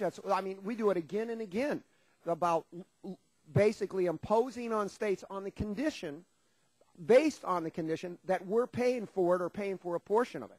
That is why the federal government steps in on a lot of issues on this item, especially, as I pointed out before, the community clinics in your state have special federal programs subsidizing and protecting them. And it's basically tied to the fact that we have federal funds going in. What we have done now is expanded the federal government's shadow and footprint over local communities with imposition of federal mandates on health care. And can you not believe that where the federal mandate for health care and the federal funds for health care goes, that somehow the court in litigation is not going to follow eventually? And especially when you get to punitive. Let me just say this, and maybe we can find, when you talk about punitive damages, this is by definition a punishment. This is supposed to be a deterrent. And it's kind of interesting for myself, who is at the public agency being sued by a lot of wealthy lawyers, I want to point out, that why does punitive damages go to the attorney and the plaintiff? Why, it seems the logic as somebody who provided health care that you're making people whole with other litigation and you're taking care of damages, but when it comes to punitive damages, why is it going into some private property pocket? There's where maybe we can agree that all punitive damages should go to a public fund to provide health care to the public, and just like we do when we do penalties to criminal cases. But that's what's happening, is this become a lottery system. And if you put any limits at all, you have a huge impact, and California has pointed that out, because now you have reduced the lottery factor. We reduced the gambling and the rolling of the dice. And I know there are those who say, oh, attorneys will not participate if they don't have a shot at winning the lottery. Well, frankly, I don't think our courts were ever designed for that, and I don't think our founding fathers ever perceived that jury trial will be used as a lottery system rather than a system of compensation and reimbursement for property rights lost or taken. But I think that the one thing we can talk about here is how do we address this issue and its impact. And let's face it, it's not cost effective to have a lottery system tied into our health care system. And as long as the federal government's paying for it, we'll get into it. And I just want to point out there was a great argument by a colleague on the other side of the aisle about having a standard that if physicians stick to or medical providers stick to, we'll be able to basically be exempt from these kind of damages. Well, it's kind of interesting. We talk about, look at the review that FDA is doing. It's doubled in the last 24 months for medical devices. Is this body now willing to say if FDA approves a medical device, we will not allow tort actions against those medical devices because they have played by the rules and the standards we've set? No, we sort of back away from that. This is a legitimate issue we should talk about, but when it comes to punitive, the fact is punitive damages now have become a lottery. Let's work together to eliminate that lottery factor. Will the gentleman yield on that final point? Go ahead. I guess first I was taken by 2 points you made. One, that the Founding Fathers could not have imagined this scenario, therefore we, the collective wisdom of the Energy and Commerce Committee, are going to substitute ourselves for the Founding Fathers, something I don't usually hear. Excuse me, yield back. My point was that they could not perceive that the federal government would be imposing on states that they had to spend federal funds for something that was mandated on them. And once the federal dollar goes into a state, the federal government's oversight on that not only is a right, it is a responsibility. If you don't want the federal government to be imposing restrictions on the use of federal funds, then the federal funds should never be required to go into the state or allowed into the state. That works both ways. I yield back. How much time has expired? Remember, we wanted 5 minutes remaining on each side. Mr. Waxman is recognized for 5 minutes. Well, I want to yield to the author of the amendment, but I do want to point out to my colleagues that the amount of federal dollars that goes to pay for medical negligence costs, a very small amount. We spent $2.5 trillion on health care in 2009, and according to the former Brookings Institution fellow Greg Block, the costs associated with medical malpractice accounted for a small and steady fraction of health care costs. You could not be blamed for the continuing increase in those costs. We don't even pay for a majority of health care costs. Most health care costs are through the private sector. Most people have their health insurance through their jobs. We pay for health care under Medicare and Medicaid. It'll be more when the Affordable Care Act goes into place because there will be subsidies for people to buy private insurance with federal dollars. But right now, we don't pay for most of the health care. Suddenly, we're going to tell all the states in the country that they can only have one system of malpractice laws. And I know my friend from Louisiana said it, the states have some flexibility, but I don't read it that way. They have no flexibility on the cap. They have some flexibility with other laws, but it's spelled out where they have flexibility and where they don't, rather than let them decide for themselves. But Mr. Barrow's point is a different one, and I want to yield to him because he is speaking to the constitutional issue itself, both our federal constitution and the state constitution. I thank the gentleman for yielding. I'd simply point out again that this bill before us goes much further than the federal dollars. It goes where federal dollars do not go. If there were a serious measure before us to try and condition the exercise of benefits paid for by federal dollars upon certain, if you want to attach strings to benefits that are paid for by federal dollars, that's one thing.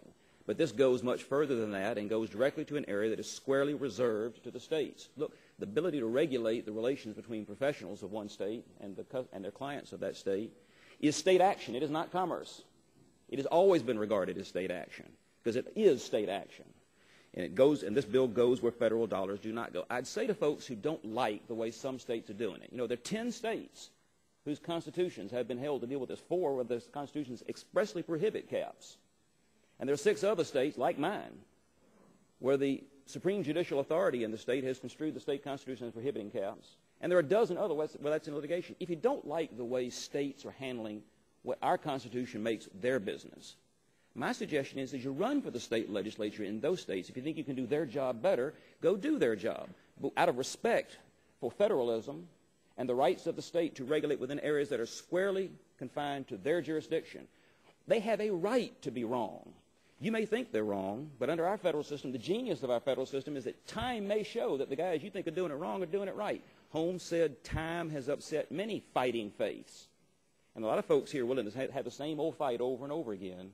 But if time does upset fighting faith, the only way we can prove that in the laboratories of democracy is over time and allowing the states that have the right to do it their way to try it their way. Because, after all, they may be right after all. Gentlemen, yield back. Yes, sir. On one point, someone mentioned the idea of a uniform law on the drinking age. Well, that law has not been decided by Washington. That law was fashioned in the tricky way that Washington usually works. If a state wants to get certain kinds of money, they have to pass a law to have 21 as the drinking age. This bill doesn't even go through that kind of pretense. It says we are now establishing for the United States of America a medical malpractice law, which will involve states to set the standards for medical licensure and still do the courts, still run the trials. But they have to do it under federal restrictions.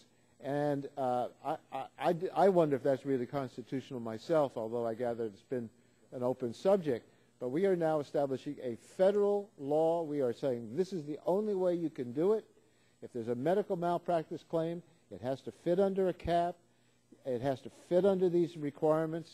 If there's intentional negligence, the punitive action can only be at a certain amount. And so even if it's a punitive thing, there's a limit on the damages. I support the gentleman's amendment. I'll yield to anybody the few seconds I have. If not, I yield it back. Chairman yields back. No other members or wishing Mr. Terry. Move to strike the last word. I rise in support of the gentleman's amendment.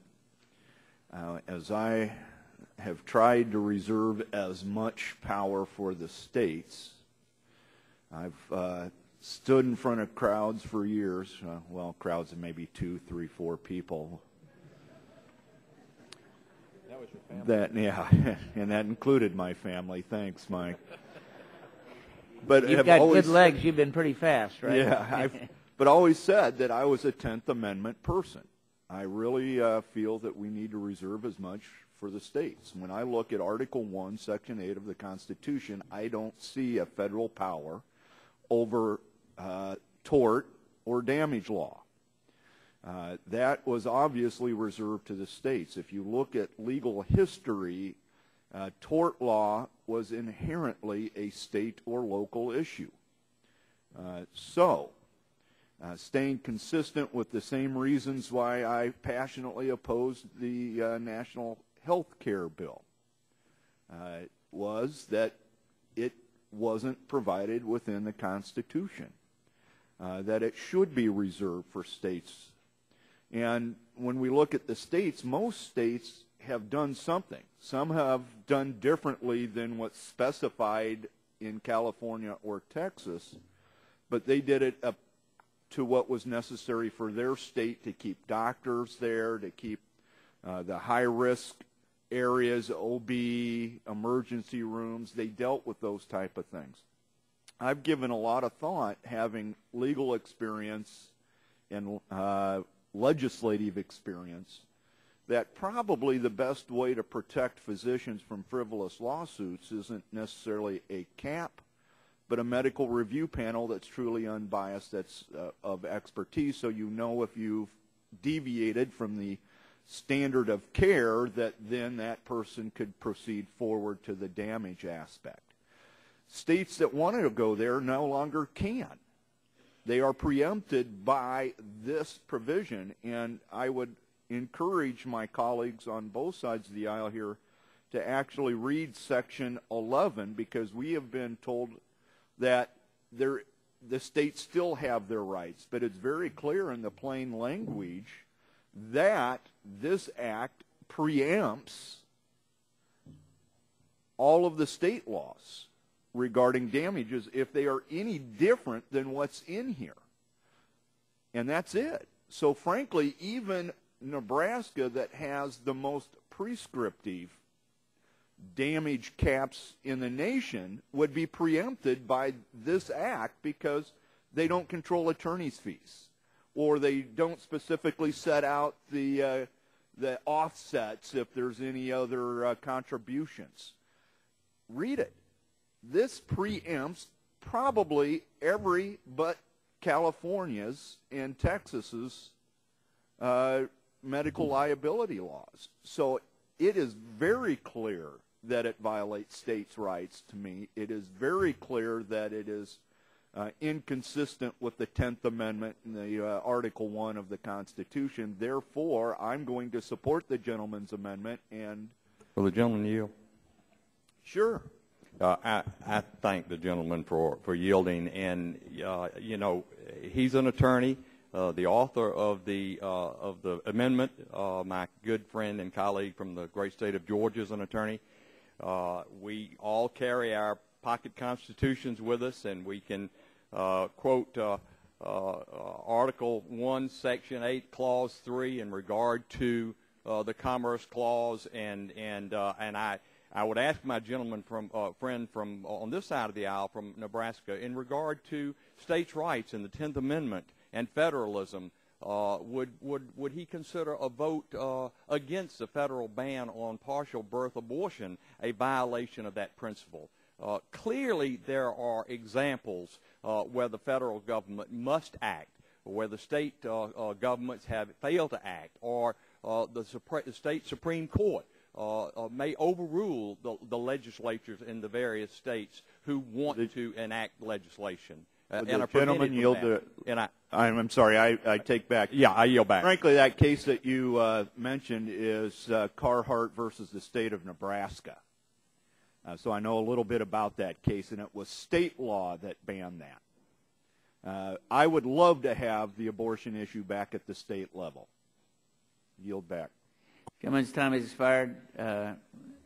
We're prepared now, I think, to vote on this amendment, and the clerk will call the roll. Mr. Barton? No. Mr. Barton, nay. Mr. Stearns? Mr. Stearns, nay. Mr. Whitfield? Mr. Whitfield, nay. Mr. Shimkus? Mr. Shimkus, nay. Mr. Pitts? Mr. Pitts, nay. Mrs. Bono-Mack? Mrs. Bono-Mack, nay. Mr. Walden? Mr. Walden, nay. Mr. Terry? Mr. Terry, aye. Mr. Rogers. Mr. Rogers, nay. Mrs. Myrick. Mrs. Myrick, nay. Mr. Sullivan. Mr. Sullivan, nay. Mr. Murphy. Mr. Murphy, nay. Mr. Burgess. Mr. Burgess, nay. Mrs. Blackburn. Mrs. Blackburn, nay. Mr. Bilbray. Mr. Bilbray, nay. Mr. Bass. Mr. Bass, nay. Mr. Gingrey. Mr. Gingrey, nay. Mr. Scalise. Mr. Scalise, nay. Mr. Latta. Mr. Latta, nay. Mrs. McMorris Rogers. Mr. Harper. Mr. Harper, nay. Mr. Lance. Mr. Lance, nay. Mr. Cassidy. Mr. Cassidy, nay. Mr. Guthrie. Mr. Guthrie, nay. Mr. Olson. Mr. Olson, nay. Mr. McKinley. Mr. McKinley, nay. Mr. Gardner. Mr. Gardner, nay. Mr. Pompeo. Mr. Pompeo, nay. Mr. Kinzinger. Mr. Kinzinger, nay. Mr. Griffith. Mr. Griffith, aye. Mr. Waxman. Mr. Waxman, aye. Mr. Dingle. Mr. Markey. Mr. Towns. Mr. Towns, aye. Mr. Pallone. Mr. Pallone, aye. Mr. Rush. Ms. Eshoo. Ms. Eshoo, aye. Mr. Engel. Mr. Engel, aye. Mr. Green. Mr. Green, aye. Ms. DeGette. Ms. DeGette, aye. Mrs. Capps. Mrs. Capps, aye. Mr. Doyle. Mr. Doyle, aye. Ms. Schakowsky. Ms. Schakowsky, aye. Mr. Gonzalez. Mr. Inslee. Mr. Inslee, aye. Ms. Baldwin. Ms. Baldwin, aye. Mr. Ross. Mr. Ross, aye. Mr. Weiner. Mr. Weiner, aye. Mr. Matheson. Mr. Matheson, nay. Mr. Butterfield. Mr. Butterfield, aye. Mr. Barrow. Mr. Barrow, aye. Ms. Matsui. Ms. Matsui, aye. Ms. Christensen. Ms. Christensen, aye. Mr. Upton. Mr. Upton, nay. The other members wishing to cast a vote. Ms. McMorris Rogers. Ms. McMorris Rogers, nay. Other members wishing to cast a vote? If not, the clerk will report the tally. Come back at 1. Come back at 1.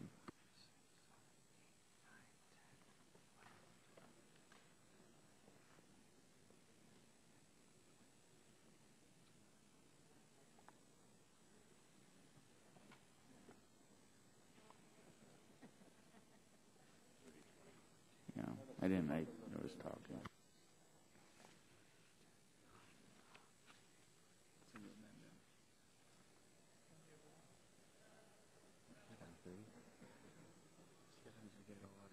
Mr. Upton? 20 ayes, 30 nays. 20 ayes, 30 nays. The amendment is not agreed to. The committee stands in recess until 1 o'clock. We're ready to. Are there other members wishing to offer amendments to the bill? The gentlelady from. Can we just deal with the gentleman from Colorado first? Do you want to go to yours first or not? Because we can dispense with hers quickly, I'm told. Yeah. The gentlelady from Colorado is recognized for what purpose? Mr. Chairman, I have an amendment at the desk. She has an amendment at the desk. The clerk will report the title. An amendment offered by Ms. DeGette of Colorado. Mr. Chairman, I reserve the right to object. The gentlelady from North Carolina offers a point of order, and the gentlelady is recognized for 5 minutes. Thank you, Mr. Chairman. Mr. Chairman, I intend to withdraw this amendment because I've been advised that the parliamentarians have ruled it non-germane. But I want to put it in the record because I want to talk about one of the issues that I've been thinking a lot about with respect to medical malpractice reform, which is it's a mystery to me why every few years, like the swallows returning to Capistrano, we take up this bill, but we don't do anything to try to regulate the medical malpractice insurance industry. And so what this amendment does is it repeals certain provisions in the McCarran-Ferguson Act, which exempts medical malpractice insurers from the federal antitrust laws. Now, I got to tell you, I don't think there's any reason we should exempt the medical malpractice insurance industries from the antitrust laws and federal government oversight. And in fact, in my conversations with physicians and physicians groups, one of the things I find is that there's increasing consolidation of insurance companies. At the same time, malpractice rates are continuing to go up for these doctors.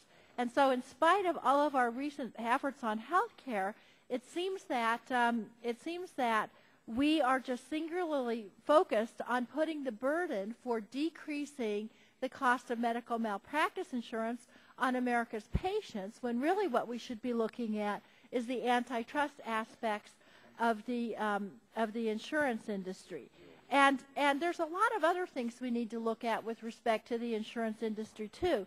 In past years, I've offered an amendment that would have had a study about the actuarial processes that insurance companies are using to set the rates for medical malpractice insurance. Because even in states that have passed caps and other types of medical malpractice reform, and even where lawsuits have gone down and where average awards have gone down, yet doctors' medical malpractice insurance continues to increase. And I'd like to find out why that's happening and what oversight we can have over the medical malpractice insurance companies to be able to see, are these rates actually related in any way to claims or to lawsuits that individuals are filing. And so I've got to tell you, if you do not include the insurance industry in any kind of medical malpractice reform bill, you are not going to control insurance costs for doctors. And that's plain and simple. I, like everybody, realize that there's a problem that doctors have, and that is that their rates are going up. But if their rates are only going up because of the pricing practices of the insurance companies, then that is a problem that we would have. And I just want to say, with respect to this particular amendment, why we should repeal the antitrust exemption for health insurers. The Department of Justice's Antitrust Division has acknowledged that abuses could arise from insurance companies' exploitation of this exemption.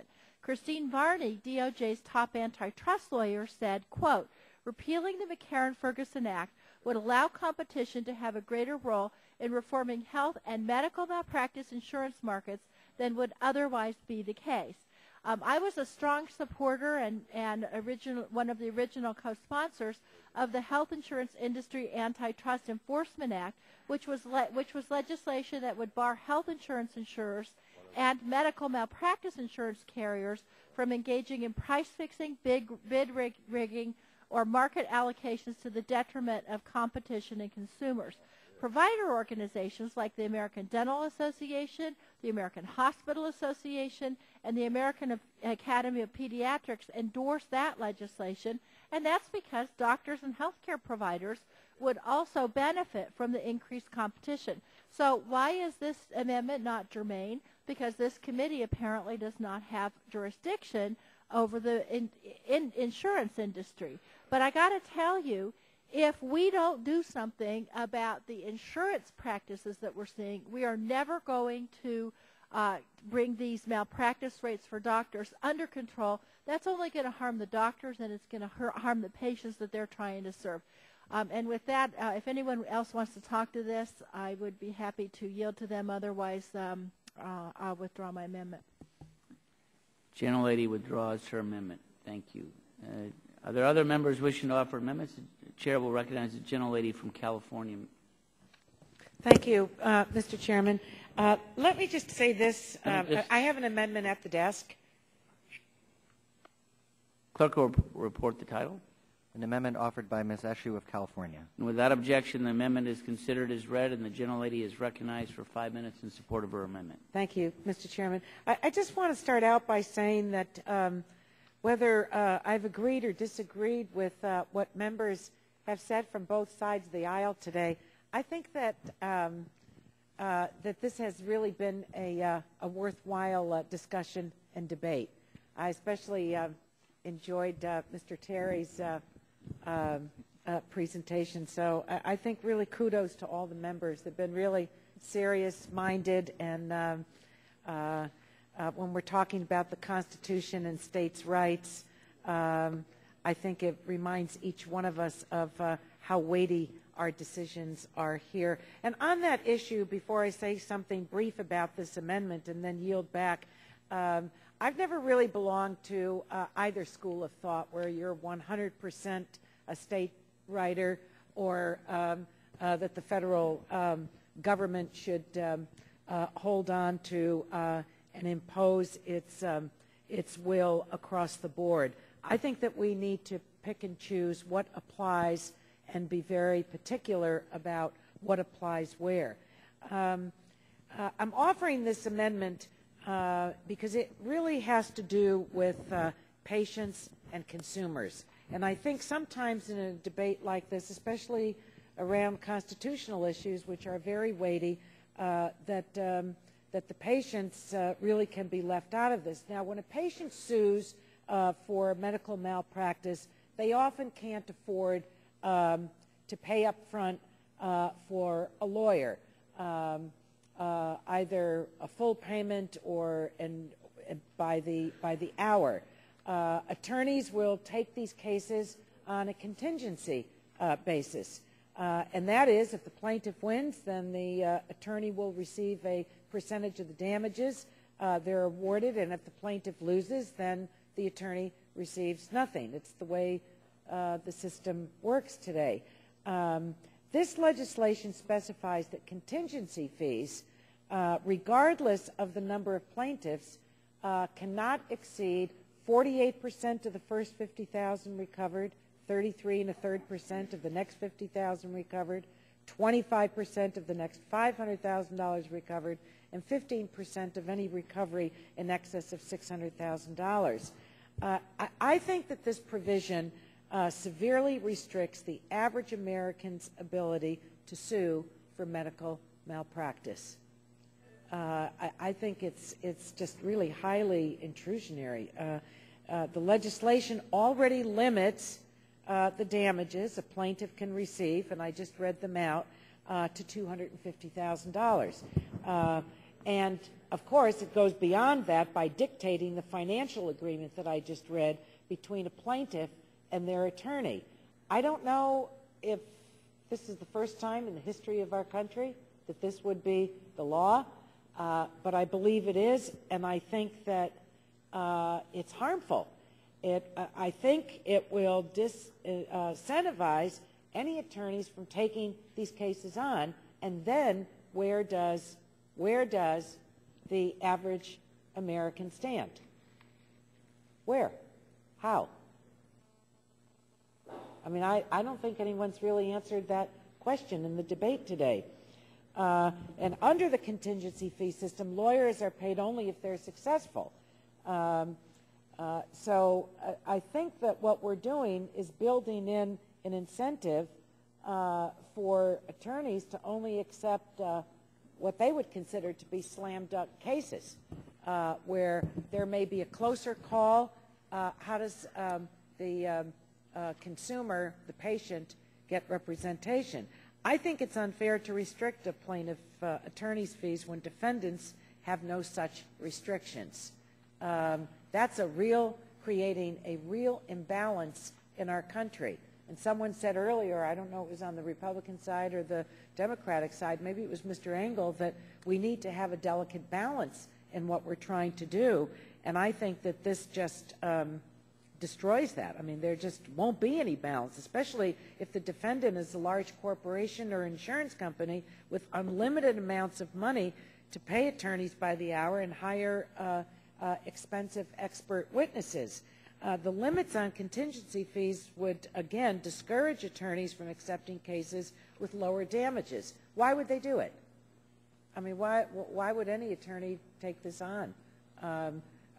I just don't think that they will. Just like any business decision, medical malpractice cases have to have a built-in system that accounts for risk. And sometimes defendants and their attorneys win, but many times they lose. And when they lose, they get nothing. So I believe, Mr. Chairman and members of the committee, that limiting contingency fees is really anti-consumer, and that it only serves to further discriminate against those that are victims who can't afford to pay for a trial up front and out of pocket.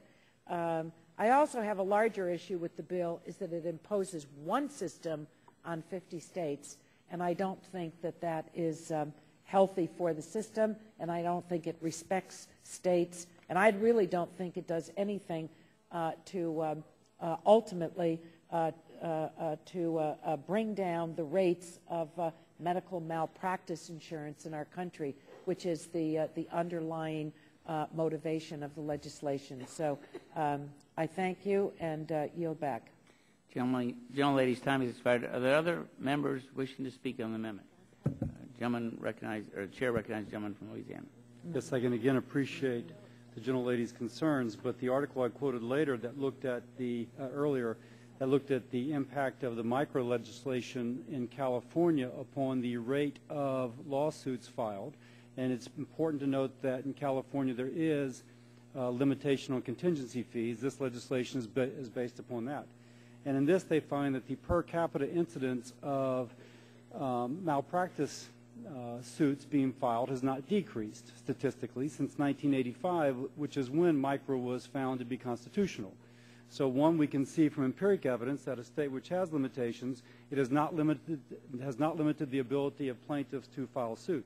Secondly, there is precedent within the federal court system for limiting contingency fees. The Federal Tort Claims Act limits contingency fees. Next, I'll point out that if you're receiving 15%, if someone has a terrible effect and they have very large economic damages, the attorney will receive 15% of that very large amount, even if it is, if you will, $1 billion. So the larger the reward, although the percentage will decrease, the absolute amount will increase. So that will continue to be, apparently in California, an incentive for attorneys to take these cases. There would still be a reward. That said, this analysis of the Micro Act also pointed out that one of the beneficial effects of this was to limit those cases of questionable action, those which before may have been paid off as a nuisance. Now it's not quite so profitable for those nuisance cases to be settled, and that is the first line of savings, if you will, as this case progresses. So if the argument is that it limits the ability of a plaintiff to find a lawyer, that does not appear to be the case empirically, and there's also federal precedent for this. Indeed, that is one of the ways that it saves money. I yield back. Are there other members? Mr. Pallone. Thank you. I'd yield to the gentlewoman from California. I thank the gentleman. I just want to, and I should add, especially since the gentleman that just spoke talking about California and the micro law and H.R. 5. In California, there are the same limitations, but they only apply in medical malpractice cases against a health care provider. In this bill, which has these limitations that I read out, but it applies to all health care lawsuits, meaning malpractice and intentional tort cases against doctors, hospitals, nursing homes, pharmaceutical companies, medical device companies, and insurance companies. So they're not one and the same, and I think it's important that the record reflect that. And I would be happy to yield to Mr. Waxman, or Mr. Pallone needs to yield. Yield to the chairman. I mean, to our ranking member. As I understand the section that would be struck by the amendment, it's a whole section that gives to the courts the amount that lawyers could earn in each case, and then sets, even with the discretion in the court, certain limitations. In no event shall the total of all contingent fees for representing all claimants in a health care lawsuit exceed the following limits, and it goes through the amount of recovery and then the amount that the lawyers are willing to get. I just find that very interesting, that we would micromanage the relationship between an attorney and a client to the point of setting that out and then applying it everywhere in the country. It strikes me as, again, a reason why states ought to be handling this kind of matter if they feel there's a problem. I don't object to the court having the ability to look at it, but then to set a statute that even if a court thought the amount of time and effort by the lawyer required a greater commitment and of resources and time. The court then couldn't look at that in deciding the amount the lawyer would be paid. And it says the limitations in this section apply whether the recovery is by judgment, settlement. You know, I would think that maybe what we ought to also have in there that states it always annoys me is that when you have these collusive agreements between the plaintiff and the defendant, they'll have a settlement, but then they won't let anybody know what happened. So they seal the records, and people who might be protected by knowing the information can't even get access to it. Which could mean that other people will be harmed in the same way. So if we're going to start micromanaging things, it gives me the idea that perhaps we ought to attack that issue as well. But I think this is too detailed a micromanagement of this relationship, especially when the lawyer is taking the case on without any payment, with the expectation that there would be a contingency. Otherwise, people are not going to find lawyers. In order to hire a lawyer, doctors don't take it on contingency fee. If they're the defendants, they have to pay for the amount of time that was put in by the lawyer. If we required that for any plaintiff, I think we could really hold down the number of claims if that's our objective, but it would be so many people who would not even have access to the courts to get redress for the harm that was done them by the negligence or intentional actions by the defendant. And I support your amendment. Thank you for yielding to me.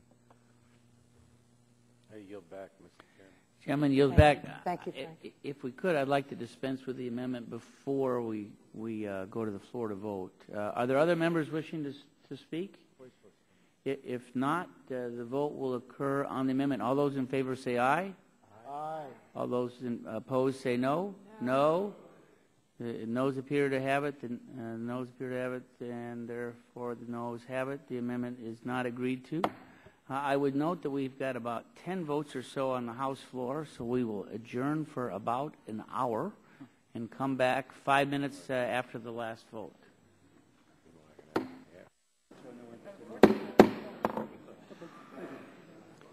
Committee is ready to resume. It's my understanding that the gentlelady from Illinois has an amendment to be offered. Yes. Thank you, Mr. Chairman. I do have an amendment at the desk. Clerk will report the title. An amendment offered by Ms. Schakowsky of Illinois. Amendment will be considered as read, and the gentlelady is recognized for 5 minutes in support of her amendment. Yes. My colleagues, I wanted to talk about one particular aspect of this bill that I hope that we can work together to fix. This deals with nursing homes that are also covered by the cap on liability. It would exempt lawsuits against nursing homes from the $250,000 cap on non-economic damages. And I hope you'll consider what I have to say. You know that making decisions to put parents, grandparents, or loved ones in a nursing home can be one of the most difficult decisions any of us will ever make, but it can be made easier by having confidence that we're putting them in good hands. Having worked on nursing home issues for decades now, I want to note at the outset that that most of them are excellent institutions with dedicated and hard-working staff. But unfortunately, you also know that there are a number of bad actors, and we have all heard some appalling stories of abuse, neglect, mistreatment at the hands of nursing home employees. This bill will deny some of the most vulnerable people in our country, the very elderly and persons with severe disabilities, the ability to hold nursing home providers accountable for pain, suffering, and death that result from poor care and abuse. Because they have no earned income, the only remedy for nursing home residents is non-economic damages that compensate victims for their pain and suffering or that are awarded by juries to penalize providers for egregious treatment. Can you put a cap on what Mary Stewart, a 72-year-old nursing home resident in Palm Beach, Florida, endured? After an 18-day stay in a nursing home, she had to have her left foot amputated because it became infected with maggots. Instead of changing her bandages and cleaning her wound regularly, nursing home employees merely wrapped more bandages around it until it was too late. And what about John Donahue from Massachusetts? The 93-year-old lost an eye when an aide's negligence caused a mechanical lift to puncture his face. The nursing home waited 15 hours to transport him to the hospital, where doctors were forced to remove his eye. He contracted an infection and died 6 weeks later. When his wife of 63 years could no longer care for him at home, William Kurth, an 84-year-old World War II veteran, was admitted into a nursing home. After undergoing hip surgery, Mr. Kurth was virtually immobile and at high risk of pressure ulcers. Despite this knowledge, the nursing home did not update or change Mr. Kurth's care plan. Consequently, Mr. Kurth suffered from untreated pressure ulcers, dehydration, and malnutrition, all factors that contributed to his death. There's also 78-year-old Margaret Hutchinson, who was admitted to a nursing home for short-term rehabilitation after fracturing her hip and wrist at home. While at the nursing home, she suffered from severe pressure sores, malnourishment, dehydration, and later died. And clearly, these stories underscore that additional protections are needed for this vulnerable population. No one should have to endure the pain and suffering that these victims and their families endured at the hands of negligence. And these are not frivolous claims, and this is certainly not the treatment that a family agrees to when they place their loved one in a nursing home. And they are not unique circumstances either. You have all heard these kinds of stories. Limiting civil actions against nursing homes only protects the bad actors in the nursing home industry at the expense of seniors and persons with severe disabilities, and no facility should be allowed to get away with abuse and neglect. Large damages call attention to the problems facing seniors in nursing homes and force bad actors to improve their practices in a way that capped damages cannot. We should not protect nursing homes that abuse and neglect elderly residents. We should punish these bad actors and side with the victims and their families, who for the rest of their lives will suffer as a result of negligence. We should not add to their suffering. And I hope that you will support my amendment to exempt lawsuits against nursing homes from the $250,000 cap on non-economic damages. And I yield back. Gentlelady yields back her time. Are there other members wishing to speak? Gentleman from Texas, Mr. Olson. I thank the chair. I speak in strong opposition to this amendment, which excludes nursing homes from the protections contained in H.R. 5. I fail to see why we should support an amendment that will decrease senior citizens' access to long-term care. A well-respected risk consulting firm found that in states that have passed meaningful medical liability reforms, the liability costs have dropped significantly post-reform. Furthermore, both the frequency and severity of claims decreased in states that have passed tort reform. Let me tell you about my home state of Texas, which enacted comprehensive tort reform in 2003. According to a study conducted by Aon Risk Consulting, a well-respected risk consulting firm, data collected in the 2 years after post-medical liability reform in Texas reveals that the average loss cost for nursing home providers has reduced significantly. In the years leading up to the enactment of liability reform in Texas, nursing home providers submitted claims at a rate 2 to 3 times the national average, 2 to 3 times what the nation was doing. The Texas Association of Homes and Services for the Aging estimated that the premiums had increased on average from $328 per bed in 1998 to almost $3,000 per bed in 2002, 1 year prior to reform. A 10% increase. Not 10%, I'm sorry. I apologize. A 100% increase in 4 years.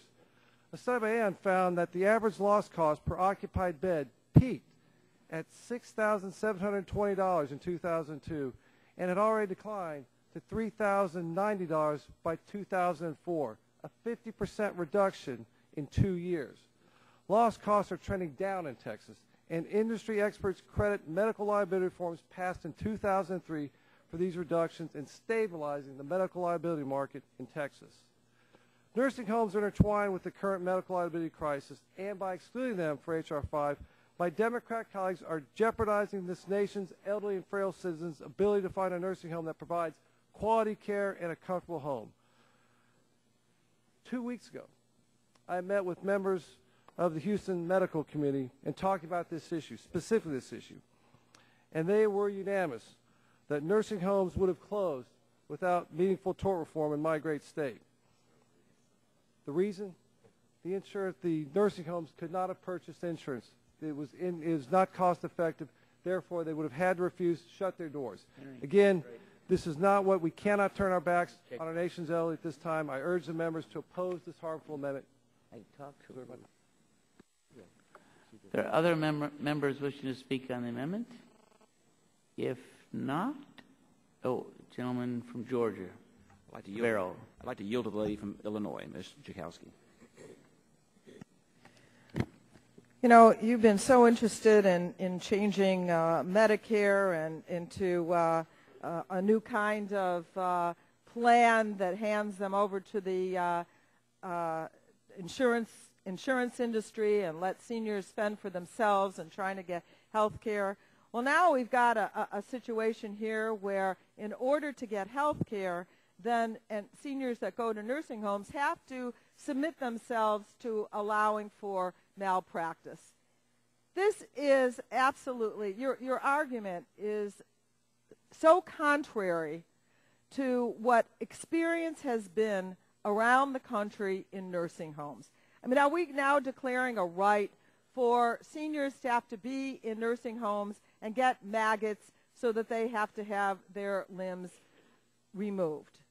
I mean, what kind of a country are we that doesn't hold accountable the people that have repeatedly? Now, we can weed out the bad actors with this with legislation that allows bad actors to be sued and to get them out of the nursing home business or to make them correct their ways. You know as well as I do that in state after state, in every single state, that we have nursing homes, particularly those who have lower income people that are at their mercy, that these kinds of things happen. I would think that the good nursing homes would welcome the opportunity to get rid of these bad actors and not want to let them hide behind the good operators. You know, this is a very limited piece of amendment to this bill.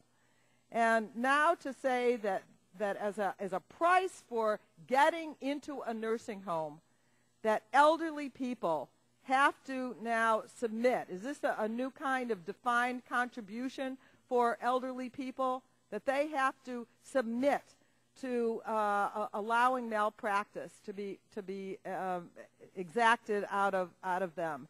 And I just think that all of us have had experience enough with loved ones in our own districts that we know that this is a national problem, and that the way to achieve it is not to limit the liability of nursing homes who, on a regular basis, some of them, are abusing in the worst possible way and causing the premature death of many elderly people while they suck money from the government through Medicaid as well as through the individuals. So it seems to me that we ought to be able to, on some level, not just knee-jerk oppose any amendment that comes over from this side, but to work together so that we can make sure that this place of last resort for people, that nursing homes, which are the end of the line, are places that we know are going to be safe.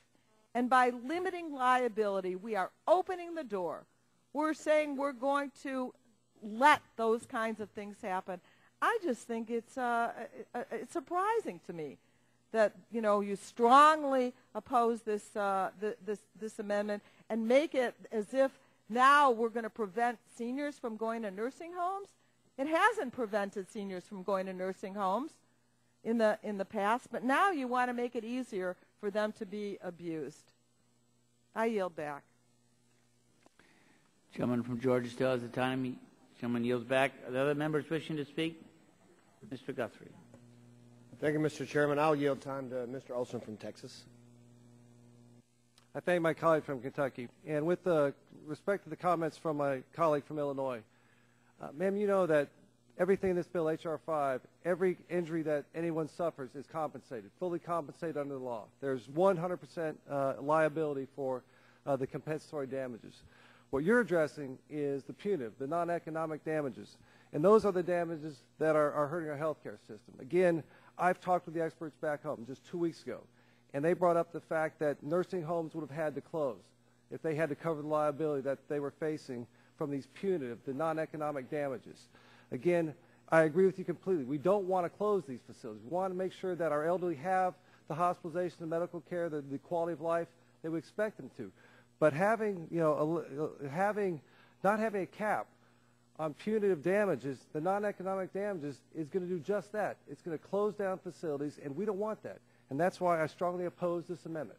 Will the gentleman yield? Yes, sir. Is the gentleman aware of the difference between non-economic damages on the one hand and punitive damages on the other? Is the gentleman aware that punitive damages are genuinely non-compensatory in the sense they're not trying to make the victim whole for something? They are intended to deter and punish really bad behavior. Is the difference between negligence and murder? On the other hand, non-economic damages are, in fact, compensatory damages, damages that are to compensate the victim for things for which there is no market value, like the cost of a wheelchair or something like that. In other words, the value of your lost limb, the value of your arm, and the value of a bodily function. All of those things are non-compensatory. They're compensatory damages, but they're non-economic damages because they're not measured in the marketplace. They're not bought and sold off the shelf. So the gentleman's comments about equating the two, non-economic damages and punitive damages, is really not accurate. It's not. I reclaim my time, sir. And thank you very much. I appreciate the lawyerly scholaring. And again, I mean, maybe if I'm not using the right terms, but the bottom line is there are two system damages in our country, in our tort system.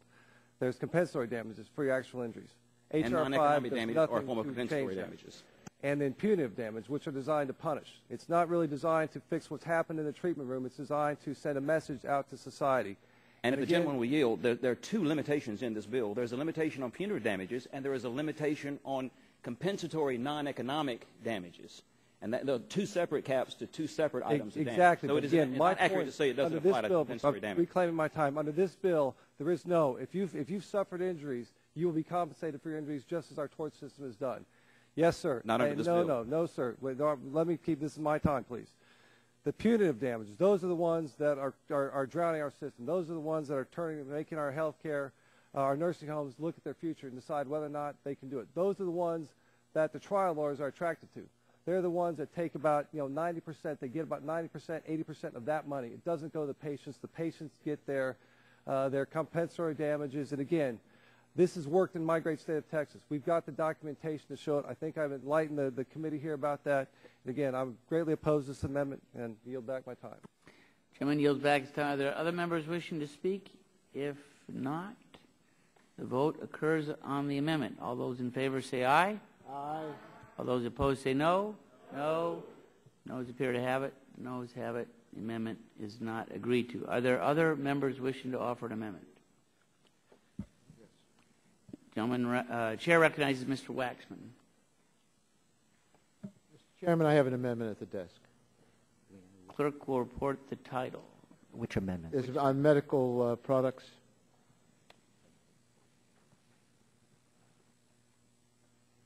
Give the number up at the top. Is there a number on this thing?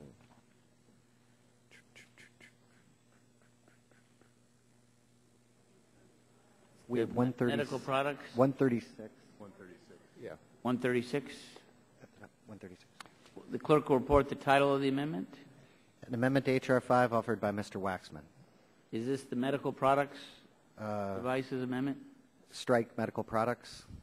That's it. That's it.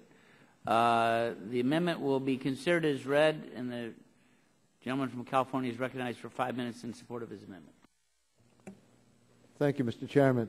This amendment would delete FDA-approved drugs and devices, or as the bill refers to them, medical products, from the scope of H.R.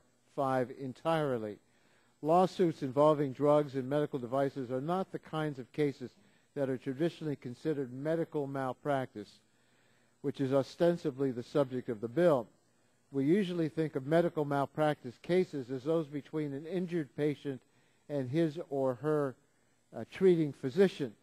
Instead, these cases are filed by patients who are injured and often killed by defective drugs and medical devices against massive, extremely well-resourced pharmaceutical or medical device companies. The many justifications we hear for why H.R. 5 is necessary simply don't apply when it comes to lawsuits relating to FDA-approved drugs and medical devices.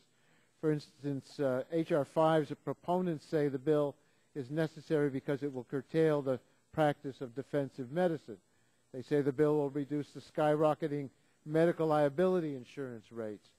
They say the bill will address the doctor shortage caused by liability exposure. I've yet to hear the proponents advance an argument as to why we need to include cases against pharmaceutical and medical device companies in this bill. To sweep these cases into the bill without any kind of exploration into why we should is to give the pharmaceutical and medical device industries a major and unwarranted gift. It's also dangerous. FDA has historically viewed state lawsuits as providing a valuable complement to the agency's regulation. FDA has said that they help to uncover post-market safety risks that are unknown to the agency at the time of approval. A former chief counsel stated FDA regulation of a device cannot anticipate and protect against all safety risks to individual consumers. Even the most thorough regulation of a product, such as critical medical device, may fail to identify potential problems presented by the product. Regulation cannot protect against all possible injuries that might result over time, end quote. And that's from a former chief counsel at FDA. Unless we have a system in which FDA itself takes over the drug and device development process, manufacturers will always be in a better position than FDA to know the safety profile of their products.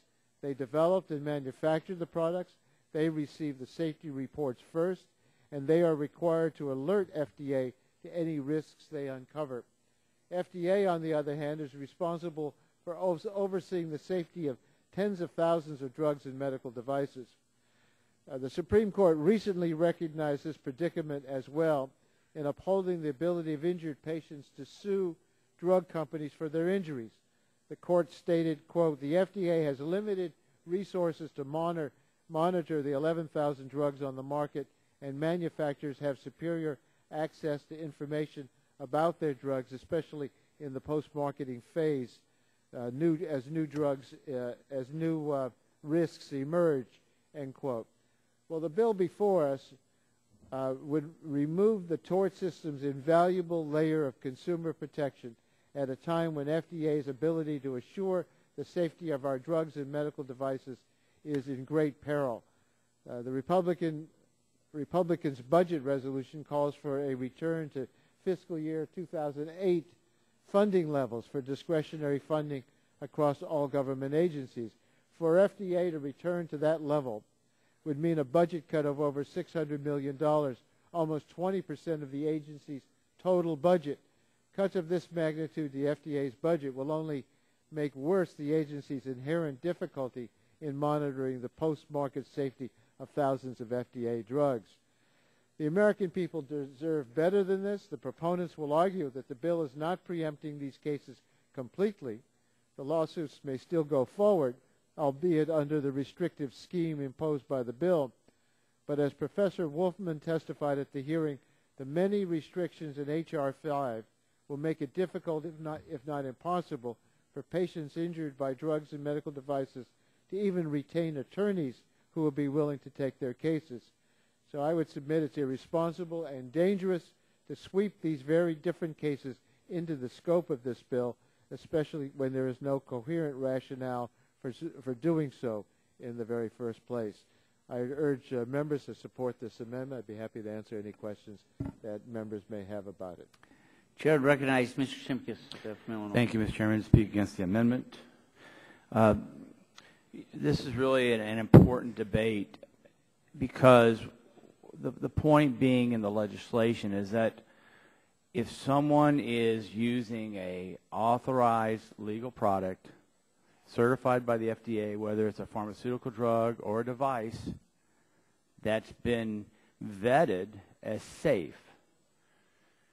All that we have in the system, what we're trying to correct is in the liability system where the lawyers are going after all the deep pockets, whether it's a pharmaceutical industry, whether it's a device manufacturer. They're just going after, and we've seen the lawsuits, they sue everybody.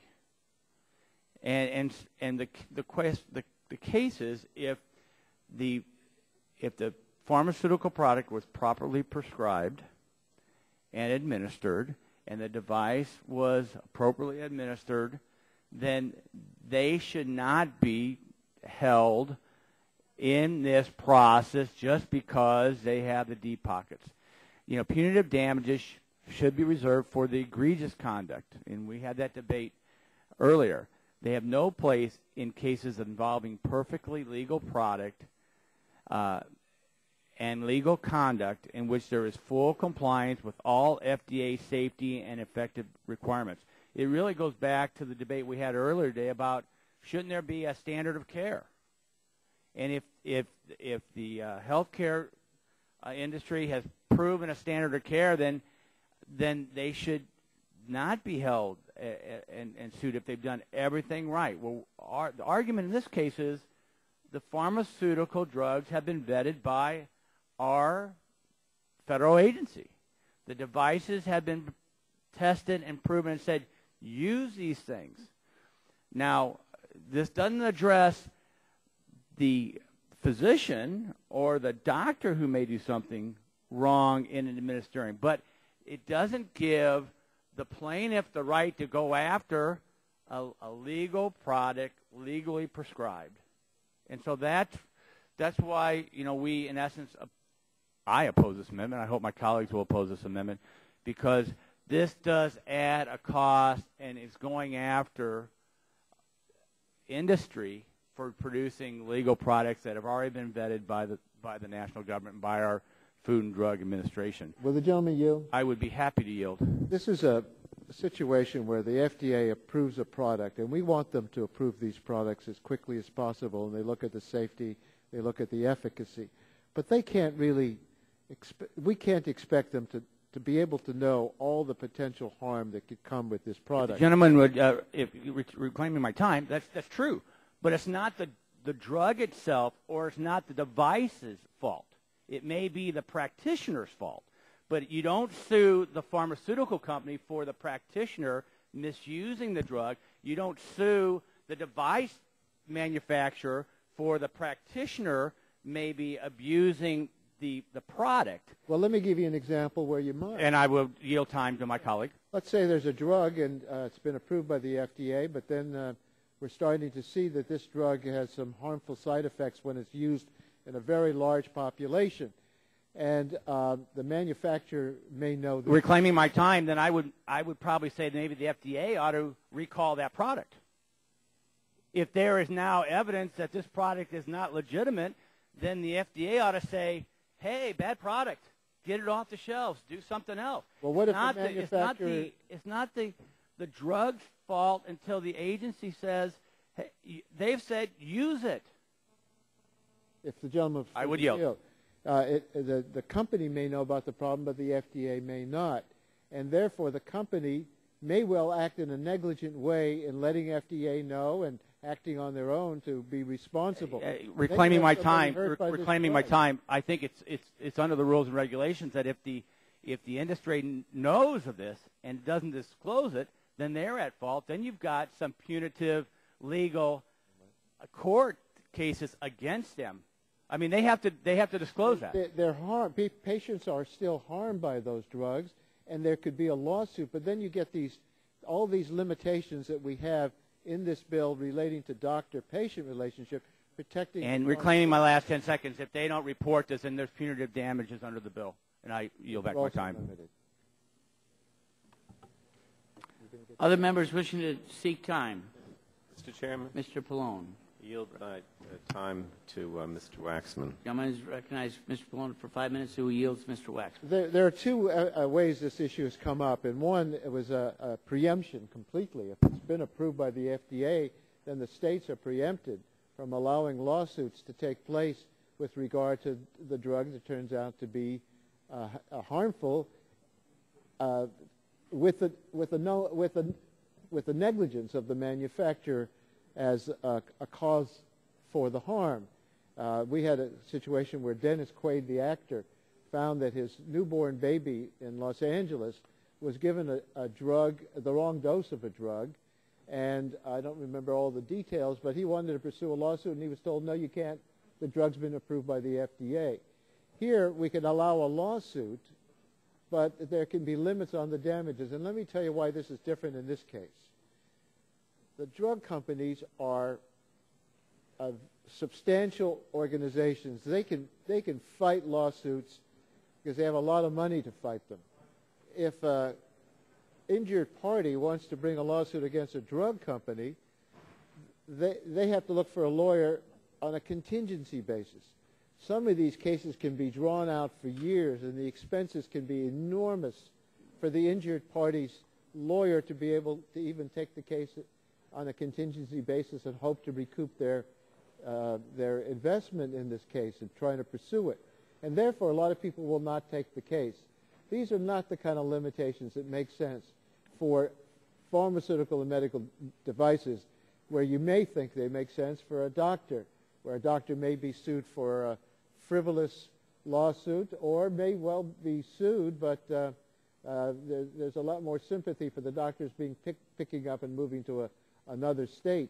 Here we have a drug company who have substantial amount of money just simply to drive the lawsuit in a way that would deny the ability, especially if there's such limits on punitive damages. Let's say the company knew that they were doing was harmful, and they should be subject to punitive damages, but there's such a limit on the punitive damages that it's not going to be much money to really be a disincentive for those companies to act the way they may under certain circumstances. So I don't think it's appropriate to have this kind of application to drugs and medical devices in a bill that deals with medical liability for the doctors and the nurses and the podiatrists and all the other health professionals. These are not health professionals. They're big, major corporations, and they have a disadvantage they have an advantage on their side and a disadvantage for the plaintiff when there are these limits on damages. And I don't think it's for the federal government to tell states that they ought to have those kinds of limits, because Washington decided that an FDA approval amounts to much more than it does in reality. FDA approval is a tentative judgment that a drug should go to market and be sold. And we want that approval, even though we want continuing monitoring of that drug, and that monitoring often depends on the pharmaceutical company or the device manufacturer participating with the FDA. But the FDA is not equipped to follow all the liability situations, and we ought not to say that they've reviewed all these liability cases in advance. If they had to, the FDA would take an enormous amount of time before they approved these products and got them on the market. And that would be, I think, a bad result, because we want people to have access to the products as quickly as possible, and then a post-surveillance of these drugs or devices to be sure that when we learn more about them, we modify the warning labels, or we modify the way that they're sold, or modify the way that they're manufactured to be sure to keep up with the latest information. If the drug company has the latest information and the FDA doesn't, and the drug companies don't own up to it, they may well try to withhold that information, and in the meantime, patients can be injured. And we shouldn't put them under these kind of severe limitations under one-size-fits-all federal law. So I urge support for the amendment. Chair would recognize Mr. Bilbray for 5 minutes. Thank you, Mr. Chairman. And, Mr. Chairman, I personally met with Mr. Quaid about his case. And I hope that we learn from that, and especially with the fact the gentleman from California was talking about making sure the FDA expedites their process. They've doubled their review time for medical devices in the last 24 months. And maybe we ought to be bringing that about, talking about if they spent more time worrying about safety and less time looking at rationing care by saying that, oh, it's not cost effective to use this device, maybe we could be able to be talking about it more openly. But the issue with Mr. Quaid was classic because it wasn't a case of the drug company was wrong. It was the labeling that was approved by the FDA. It was the labeling that wasn't read by a nurse, and it wasn't the drug company at all. So if you want to reinforce this, but let me get around on the other side of this. This is one issue you don't talk about. You had a device, you had a treatment, Vindictin, that was used by women all over this country. There was a national inquiry story in 79. It ended up being lawsuit after lawsuit after lawsuit with no scientific data, according to the FDA, to take it off the market. But sheerly by the harassment of litigation, this product is no longer available to women across this country. And my wife was one of those that went into intensive care while she was in her first trimester of pregnancy because the litigation drove that product off the market and denied her access to that product. And you know what physicians do now? I don't need to ask these physicians here that are sitting here. They prescribe the two components of Vindictin separately because the private sector cannot provide it because it was driven off the market through litigation, not through science. So this does have an effect. It has an effect on what's available for consumers. And I say this, as I said to Mr. Quaid, who do I get to sue? Who do I get to take to trial for those who drove this product off the market?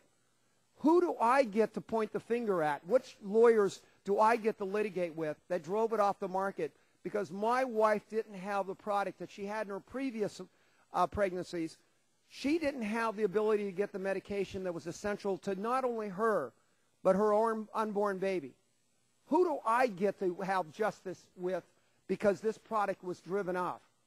That baby died of crib death three months after her birth, and everybody who knows crib death knows one of the most important components is the development in the first trimester of the central nervous system.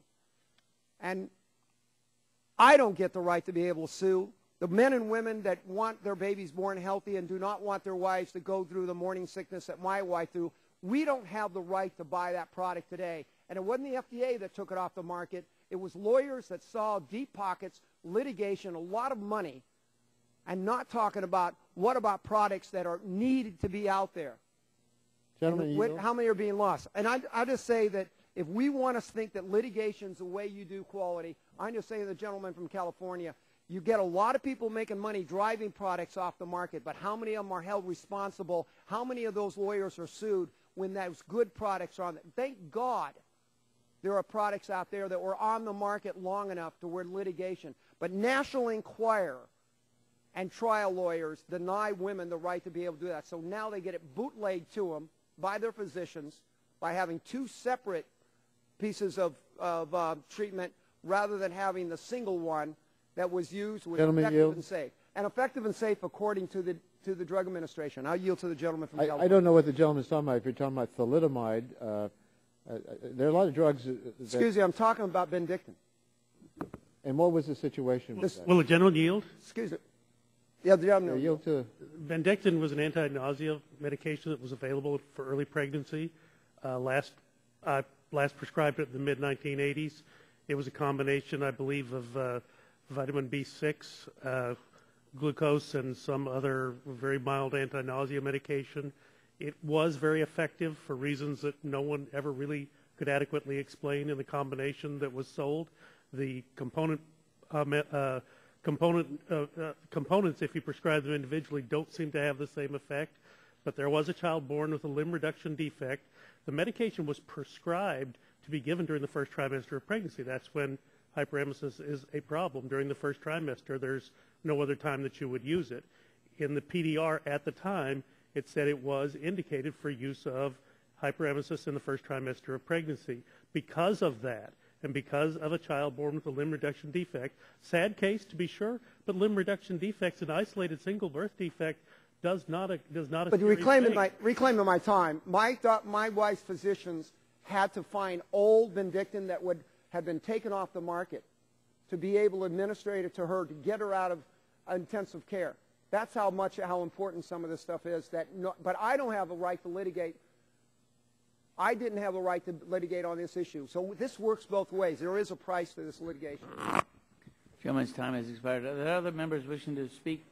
Let me go to the Democratic side first. Other members? Dr. Gingrey actually had his hand up before you, Mr. Lance. Dr. Gingrey.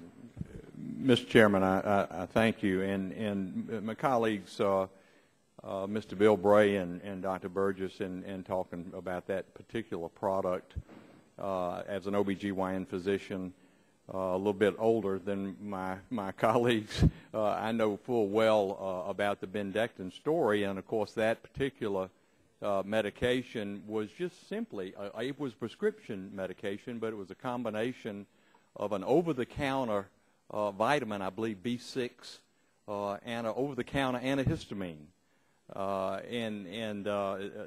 They're absolutely right in regard to a perfectly safe drug that could be obtained over the counter. In fact, when it was taken off the market because of all of these frivolous lawsuits, and the company went out of business, I think, doctors just told the patient, go by the drugstore and pick up vitamin B6 and this antihistamine and take it for nausea over the first trimester. But getting to the specifics of the Waxman amendment, of course, I'm very much opposed to it. Paragraph 1 of the bill under exceptions very clearly says a person before or after pre-market approval, clearance, or licensure of such medical product knowingly misrepresented to or withheld from the Food and Drug Administration information that is required to be submitted under the Federal Food, Drug, and Cosmetic Act of the Public Health Service Act that is material and is causally related to the harm which the claimant allegedly suffered. There would be no limitations there would be no cap on punitive damages or pain and suffering in such situation. So, I really don't see the point of this.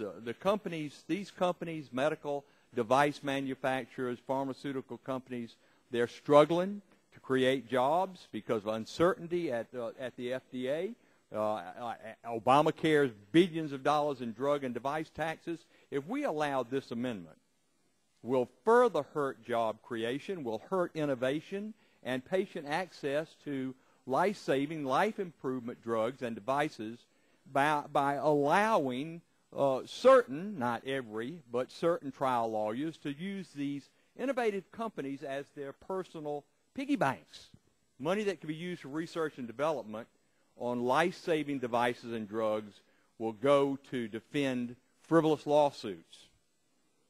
If drug and device manufacturers are not covered by the bill, then the cost of these products will continue to rise, perhaps causing these life-saving drugs and devices to become cost prohibitive for many patients. We should be looking for ways to lower the cost of prescription drugs, medical devices, health care in general. That's one of the main purposes, of course, of this medical tort reform legislation. That and what we talked about earlier in regard to physician workforce and not having the subspecialists, the super specialists, the neurosurgeons, and the emergency room physicians at Tucson Medical Center as an example.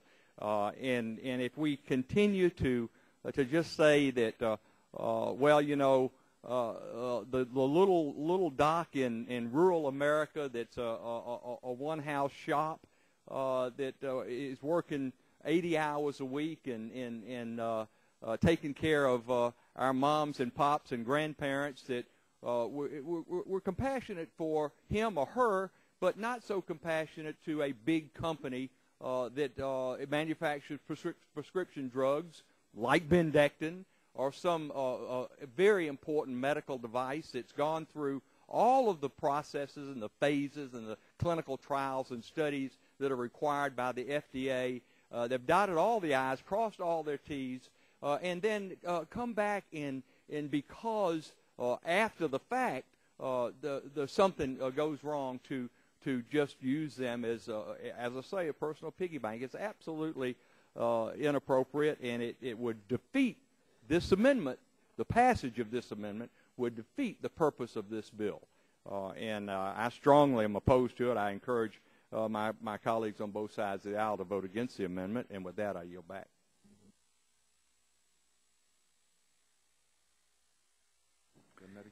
Yeah. Gentleman's time has expired. Are there other members wishing to? Oh, I'm sorry. Any Democratic members wishing? Mr. Lance is recognized. Thank you very much, Mr. Chairman. From my perspective, the FDA defense means that a manufacturer cannot be punished when it does not deserve to be punished. Under this defense, a manufacturer is not liable for punitive damages if it has satisfied FDA's rigorous approval process and if the harm to the patient does not result from the company's violation of the FDA regulation. From my perspective, and I at one point in my career did practice law, punitive damages should be reserved for egregious conduct that shocks the conscience. I do not believe that punitive damages are appropriate involving perfectly legal conduct in which a manufacturer submits full documentation of the drugs or of the medical device's safety and effectiveness to the FDA and markets its drug or medical device only after the FDA independently determines that the drug should be made available to patients. Without this defense, it seems to me that plaintiffs in medical malpractice lawsuits would name as defendants any deep-pocketed pharmaceutical or medical device manufacturer whose products are involved.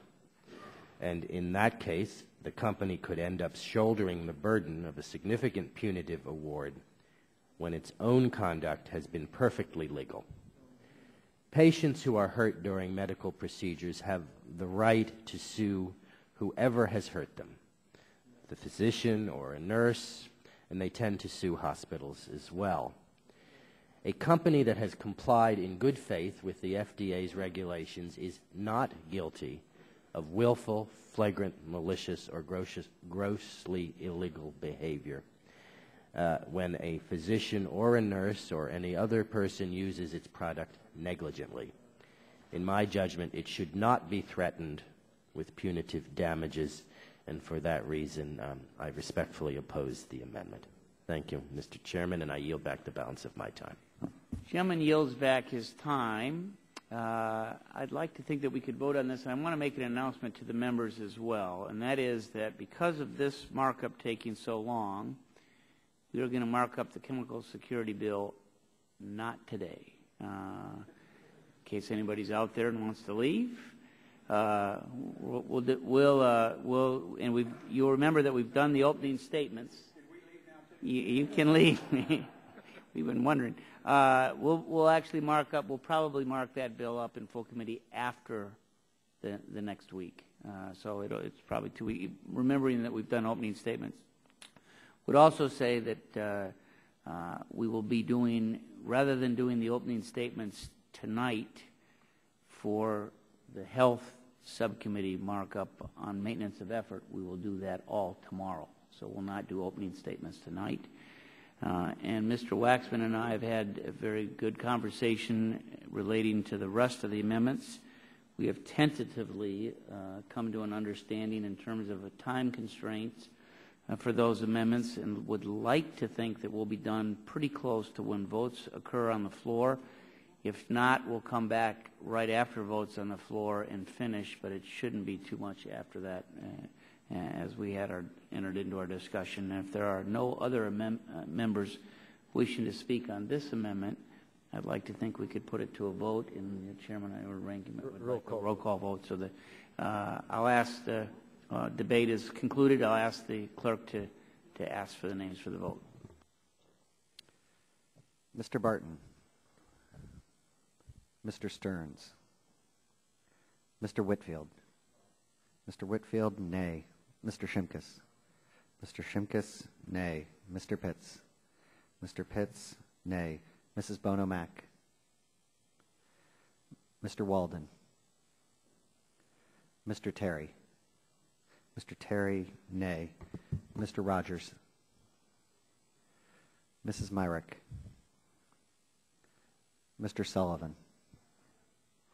Mr. Murphy. Mr. Murphy, nay. Mr. Burgess. Mr. Burgess, nay. Mrs. Blackburn. Mrs. Blackburn, nay. Mr. Bilbray. Mr. Bilbray, nay. Mr. Bass. Mr. Bass, nay. Mr. Gingrey. Mr. Gingrey, nay. Mr. Scalise. Mr. Scalise, nay. Mr. Wada. Mr. Wada, nay. Mrs. McMorris-Rogers. Mrs. McMorris-Rogers, nay. Mr. Harper. Mr. Lance. Mr. Lance, nay. Mr. Cassidy. Mr. Cassidy, nay. Mr. Guthrie. Mr. Guthrie, nay. Mr. Olson. Mr. Olson, nay. Mr. McKinley. Mr. McKinley, nay. Mr. Gardner. Mr. Gardner, nay. Mr. Pompeo. Mr. Pompeo, nay. Mr. Kinzinger. Mr. Kinzinger, nay. Mr. Griffith. Mr. Griffith, nay. Mr. Waxman. Mr. Waxman, aye. Mr. Dingle.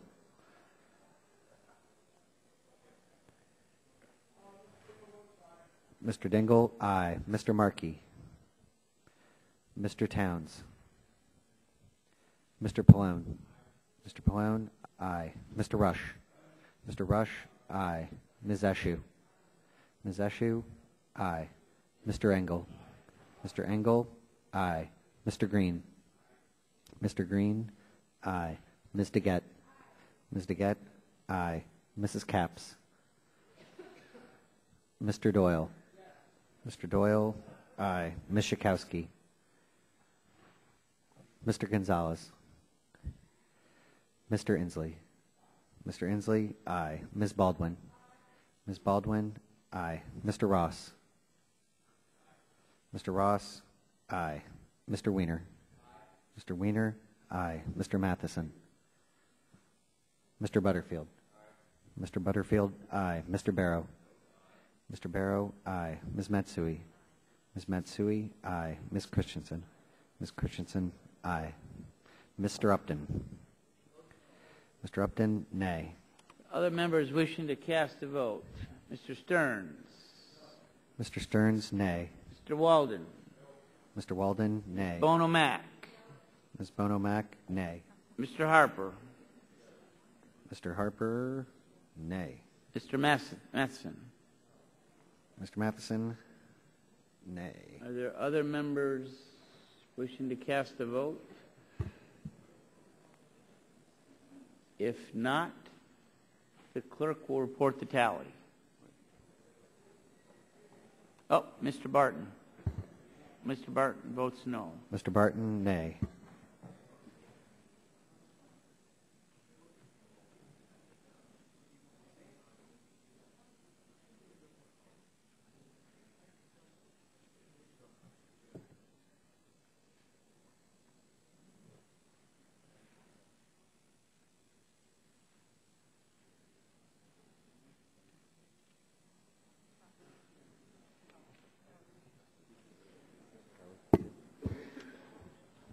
Mr. Upton?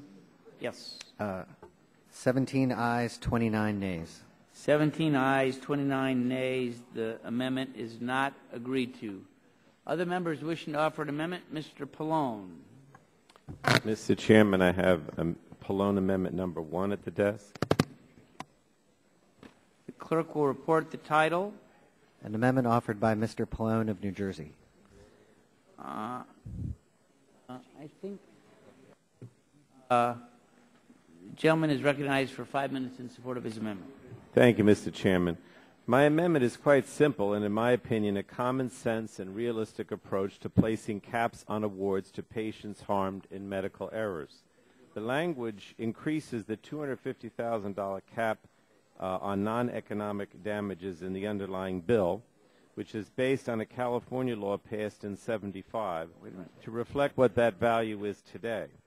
That amount is equal to about $1 million and is based on the Consumer Price Index inflation. Would the gentleman suspend for a moment? I think that the gentleman meant to bring up Pallone Amendment number 2. Mine says number 1, but let me see. The amendment that they're circulating was the one that we had for number 1. Is it irreversible injury? No, if you say it's number 1, I'd take your word for it. I mean number 2. Oh. So we'll restart the clock, and we'll ask the... This is the one that he's... Why don't we clarify it, Mr. Chairman, before we proceed? Yeah. Yeah. It's the 1 million. No, is it the 1 million? Oh, that was... I think it's... We actually had it on our side as Plone number 3. Is this the $1 million cap? Yes. Yeah, that's amendment number 3. Okay. Okay. All right. Gentleman is recognized for 5 minutes in support of his amendment. Thank you. I don't want to repeat it. I mean, basically, we're going from 250 to $1 million, and that is what would happen if you went from 1975, which was when the California law was passed at 250, and you used the consumer price inflation factor. It would be essentially $1 million today. It also includes the same inflation adjuster based on the consumer price index so that the amount of the cap can be indexed annually. Mr. Chairman, we must not forget that medical malpractice reform affects patients. Any true reform must take a balanced approach and include protections for the legal rights of patients. Medical malpractice in the U.S. has devastating consequences. It's the 6th leading cause of death in this country. In addition, a November 2010 study by the Office of the Inspector General of the Department of Health and Human Services found that approximately 1 in 7 hospital patients experience a medical error, 44% of which are preventable, and that these errors cost Medicare $4.4 billion per year. Now, H.R. 5, which, as we all know, is the same identical legislation we've considered it for the past decade, is based on the 75 California law known as MICRA, and that includes MICRA's monetary caps on non-economic damages. So let me be clear, in case there was any question. These caps are based on amounts created 36 years ago. We can't continue to consider this ridiculously low and arbitrary cap on non-economic damages. I think we all realistically know that $250,000 is unworkable and unrealistic.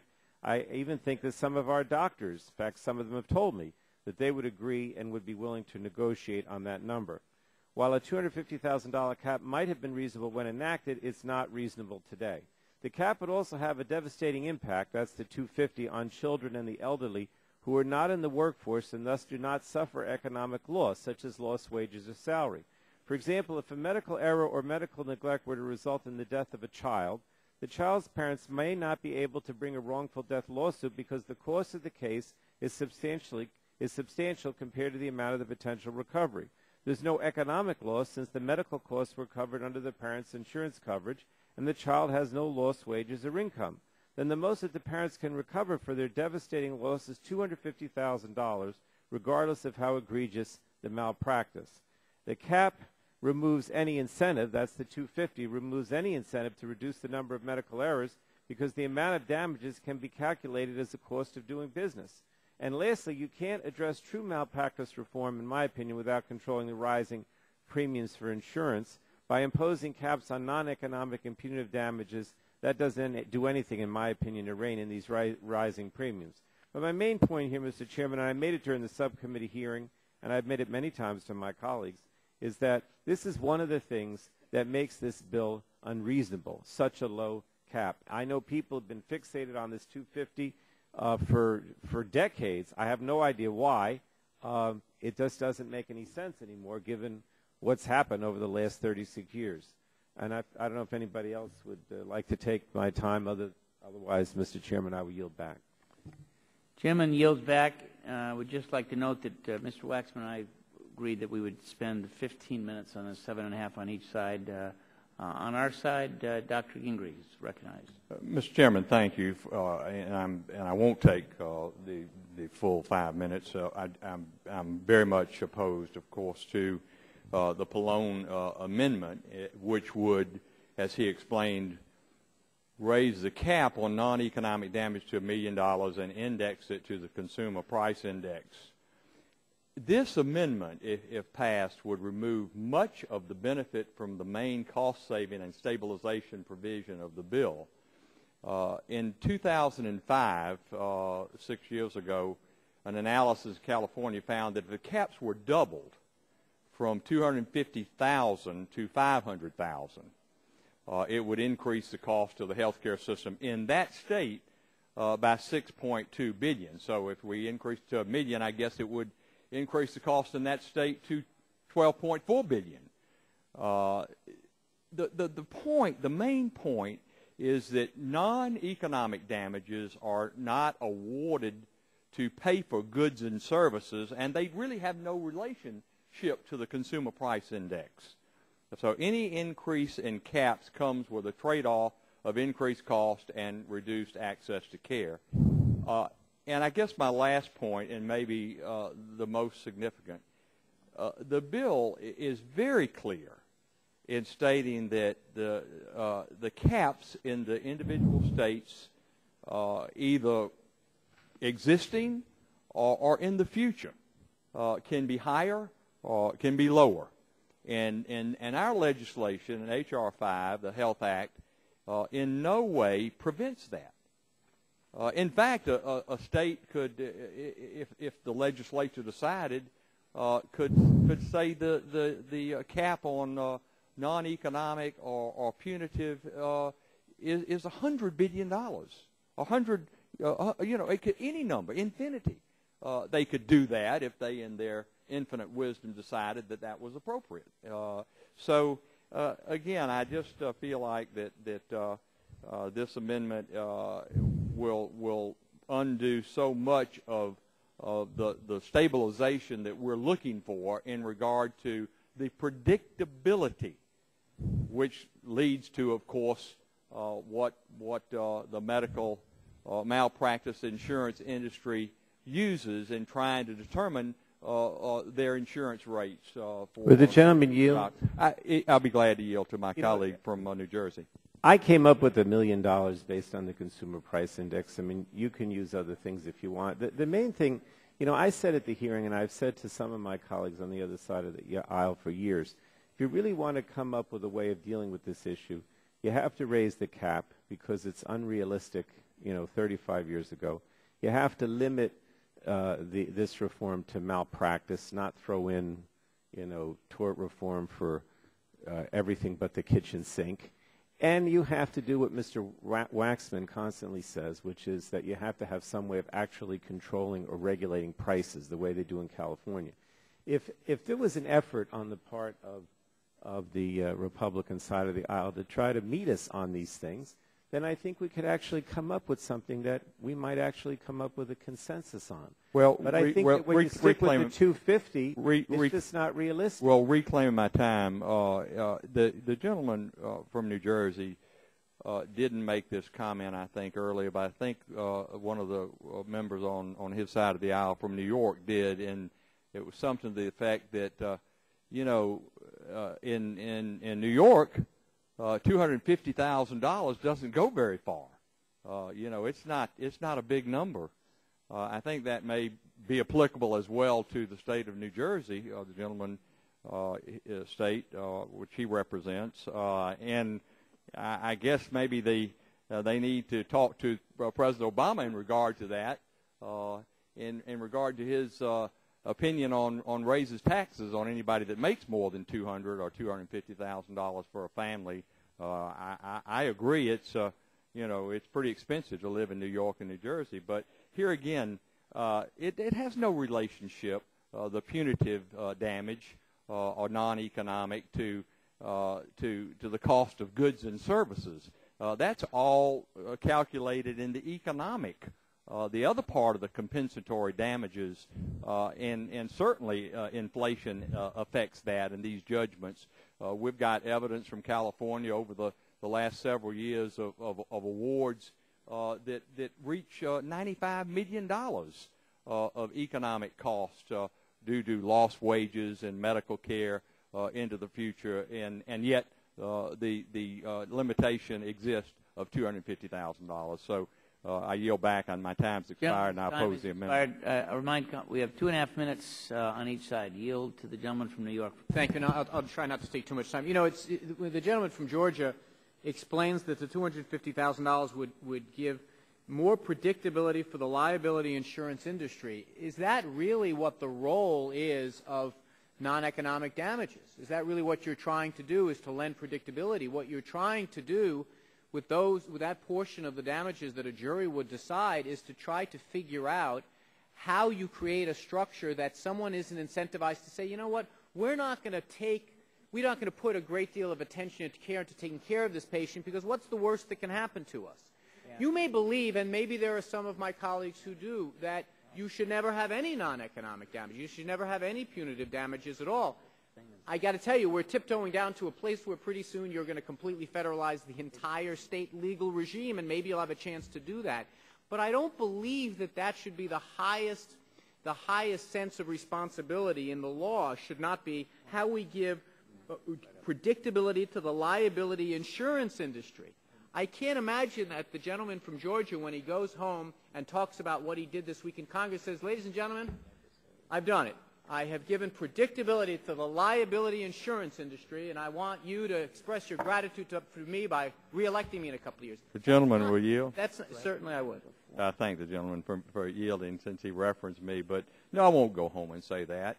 I will go home and say that in this bill, which will give predictability and bring down the cost of medical malpractice insurance, which will reduce the overall cost of health care in this country. Maybe it's only 0.2% when you figure only the cost of medical malpractice insurance, but when you add the cost of defensive medicine, you get up probably to 3 or 4% of the total cost of health care. Well, I appreciate it, and perhaps I hung too much on that one phrase that you used because it was kind of jarring, and I think what Mr. Pallone is trying to say here is that, you know what, if we're going to get into this risky business of members of Congress from hundreds of miles away from Georgia and from New York City saying, you know what, we are so superior, we're so smart that we're going to say the amount that is perfect for this purpose, not let juries, not let bench trials, not let judges do it. We're going to do it.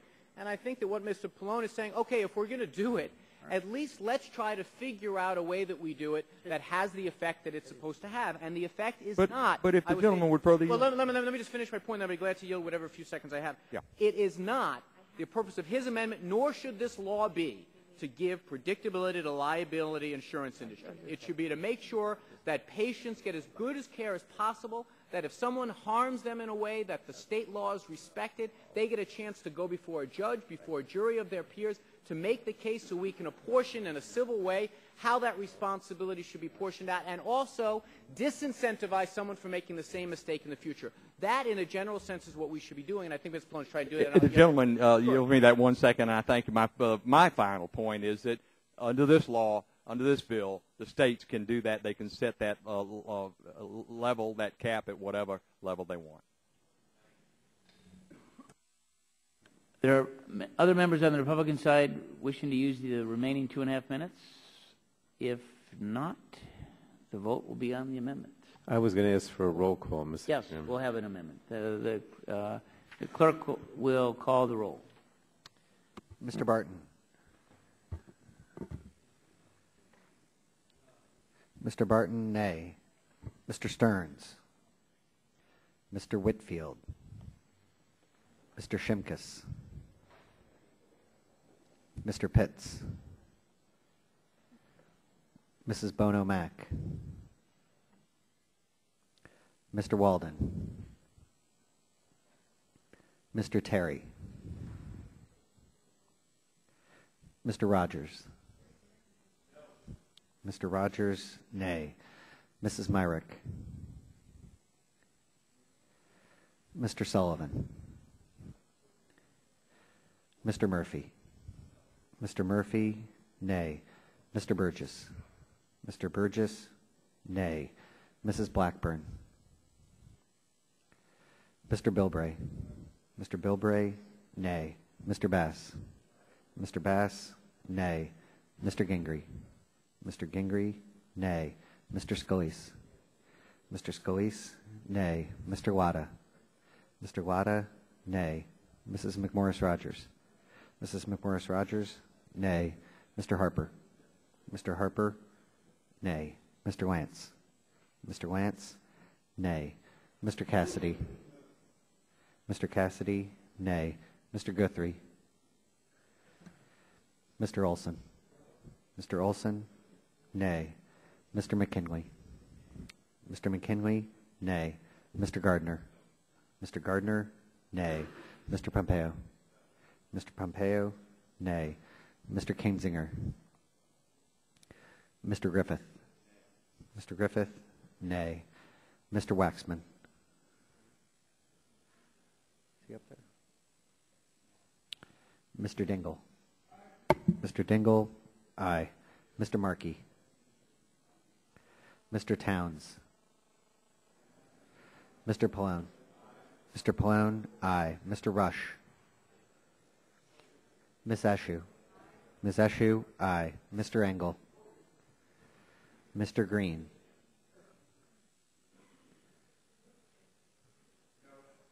Mr. Green, nay. Ms. DeGette. Mrs. Capps. Mr. Doyle. Mr. Doyle, aye. Ms. Schakowsky. Ms. Schakowsky, aye. Mr. Gonzalez. Mr. Inslee. Mr. Inslee, aye. Ms. Baldwin. Ms. Baldwin, aye. Mr. Ross. Mr. Ross, aye. Mr. Weiner. Mr. Weiner, aye. Mr. Matheson. Mr. Matheson, nay. Mr. Butterfield. Mr. Butterfield, aye. Mr. Barrow. Mr. Barrow, aye. Ms. Matsui. Ms. Matsui, aye. Ms. Christensen. Ms. Christensen, aye. Mr. Upton. No. Mr. Upton, nay. Other members wishing to vote? Mr. Pitts. Mr. Pitts, nay. Mr. Walden. Mr. Walden, nay. Ms. Blackburn. Ms. Blackburn, nay. Mr. Terry. Mr. Terry, nay. Ms. Bonomack. Ms. Bonomack, nay. Mr. Stearns. Mr. Stearns, nay. Mr. Guthrie. Mr. Guthrie, nay. Mr. Whitfield. Mr. Whitfield, nay. Mr. Waxman. Aye. Mr. Waxman, aye. Mr. Towns. Mr. Towns, aye. Mr. Engel. Mr. Engel, aye. Vote. Yes. I'm sorry, Mr. Shimkus. Mr. Shimkus, nay. Are there other members wishing to cast the vote? If not, the clerk will report the tally.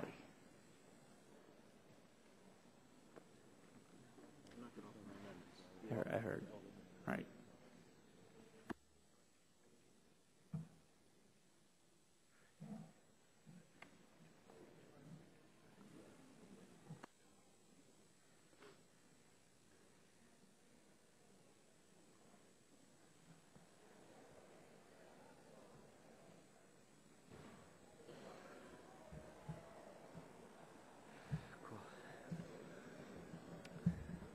Mr. Chairman? Go ahead. On that, there are 16 ayes, 30 nays. 16 ayes, 30 nays. The amendment is not agreed to. For what purpose does the gentleman from the great state of Michigan seek recognition? Mr. Chairman, I have an amendment at the clerk's desk. Gentleman has the amendment. Which amendment is it? It's the amendment I just filed. One. You've got two amendments that I know that are there. We got it. One, amendment number one? Yeah, but we know. What's the number of it? Number one. It's number one. Number one, the clerk will report the title. The amendment offered by Mr. Dingle of Michigan. And the amendment will be considered as read, and the gentleman is recognized for 5 minutes in support of his amendment. Might I ask the parliamentary inquiry of the gentleman, is this the amendment that would make drugs and devices subject to punitive damages if they're misbranded? Yes. Gentleman is recognized for 5 minutes. I thank the chair. I want to commend the staff of both the majority and the minority. The question of punitive damages has been a matter of concern to me. If the drugs are misbranded under the legislation as offered, they would not be subject to punitive damages in the event that there was a lawsuit for negligence or for malpractice. This would affect, of course, as everyone knows, mostly the manufacturers of pharmaceuticals. Having said that, the amendment makes a simple change, and it simply changes it so that where the drugs are misbranded within the meaning of the Food and Drug Act, that they are then subject to where there's a lawsuit in which the plaintiff prevails, subject to punitive damages. And I'll be happy to yield to any of my colleagues who have a question or a comment. I'm happy to yield to the chairman. If the gentleman will yield to me, I would just like to say that we are willing to accept the gentleman's amendment.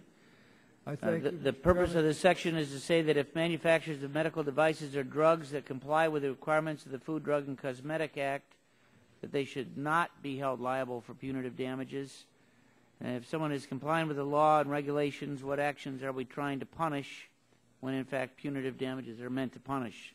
So your amendment clarifies that those that cause a medical product to be misbranded or adulterated can be held liable for punitive damages, and that certainly seems appropriate.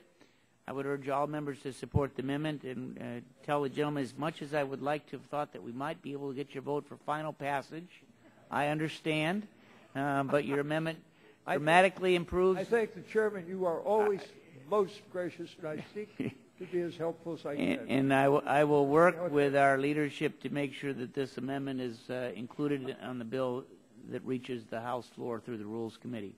Are there other amendments that wish to speak in support of the amendment? If not, all those in favor of the amendment say aye. Aye. Those opposed say no. No. The ayes have it. The ayes have it. The amendment is agreed to. Other members to wish. Other members wishing to offer an amendment. The gentleman again from Michigan has his second amendment that he'd like to offer. You are most courteous. I have an amendment at the clerk's desk. And the clerk will report. One which appears at page 9. Clerk will report the title of the amendment. An amendment offered by Mr. Dingell of Michigan. And the amendment will be considered as read, and the gentleman is recognized for 5 minutes in support of his amendment. Mr. Chairman, I thank you again. H.R. 5 provides that punitive damages may only be awarded if the plaintiff proves by an impossible heightened standard of clear and convincing evidence that the defendant acted with malicious intent to injure the plaintiff, or the defendant understood that the plaintiff was substantially certain to suffer unnecessary injury, yet deliberately failed to avoid such industry. The amendment would strike this unreasonable standard and replace it with a standard that is already understood and that is already in federal law under the Volunteer Protection Law, Public Law 105-19, a law that provides volunteers with immunity but does not protect them from punitive damages if they recklessly injure others. Requiring patients to prove that the defendant acted with malicious intent makes punitive damages, which are already rare, quite frankly, extinct. Malicious intent requires more than criminal misconduct. Punitive damages are necessary in order to deter the most flagrant abuses, such as doctors operating under the influence of alcohol or drugs, or having sexual relations with patients who are unconscious. The requirement of malicious intent would protect a doctor who was drunk if he killed a patient, because the court would likely hold that a drunken doctor was unable to form the necessary intent. For example, there's another case, and I want to make it very clear. These are very, very rare cases, but they are important because our doctors are almost without exception people of great integrity and decency and concern. But there was a dentist by the name of Dr. Lisa Getz who was wheeled into the operating room to deliver her first baby by a cesarean section. The cesarean section was successfully performed, but the obstetrician stunned the nurses by carving his initials into the belly of the mother. Now, clearly, this is the kind of thing that is the most flagrant indifference to the health of the patients. The amendment would simply ensure that punitive damages, again, which are rare, because they are not awarded in cases of simple negligence, are available only where the defendant has committed an act so atrocious and so dangerous that punishment, not just compensation to the patient, is warranted. And I'll be happy to yield to any of my colleagues who have a question or a comment. Gentleman yield back? I do. Gentleman yields back his time. Anyone on our side wishing to speak opposed to the amendment? Dr. Gingrey is recognized for 5 minutes. Mr. Chairman, thank you, and certainly I appreciate the gentleman from Michigan's amendment and his intent, but I believe that his amendment strikes language, as I understand it, in order to replace it with more ambiguous language. The amendment, referring to the bill, the amendment would strike lines 12 through 15 on page 9 that spell out punitive damages apply to a person that acted with malicious intent to injure the claimant, or that such person deliberately failed to avoid unnecessary injury, and that such person knew the claimant was substantially certain to suffer. It would replace that language with, as we read in the amendment, a person's conduct constitutes willful or criminal misconduct, gross negligence, reckless misconduct, or a conscious, flagrant indifference to the health or safety of the claimant, to the claimant. I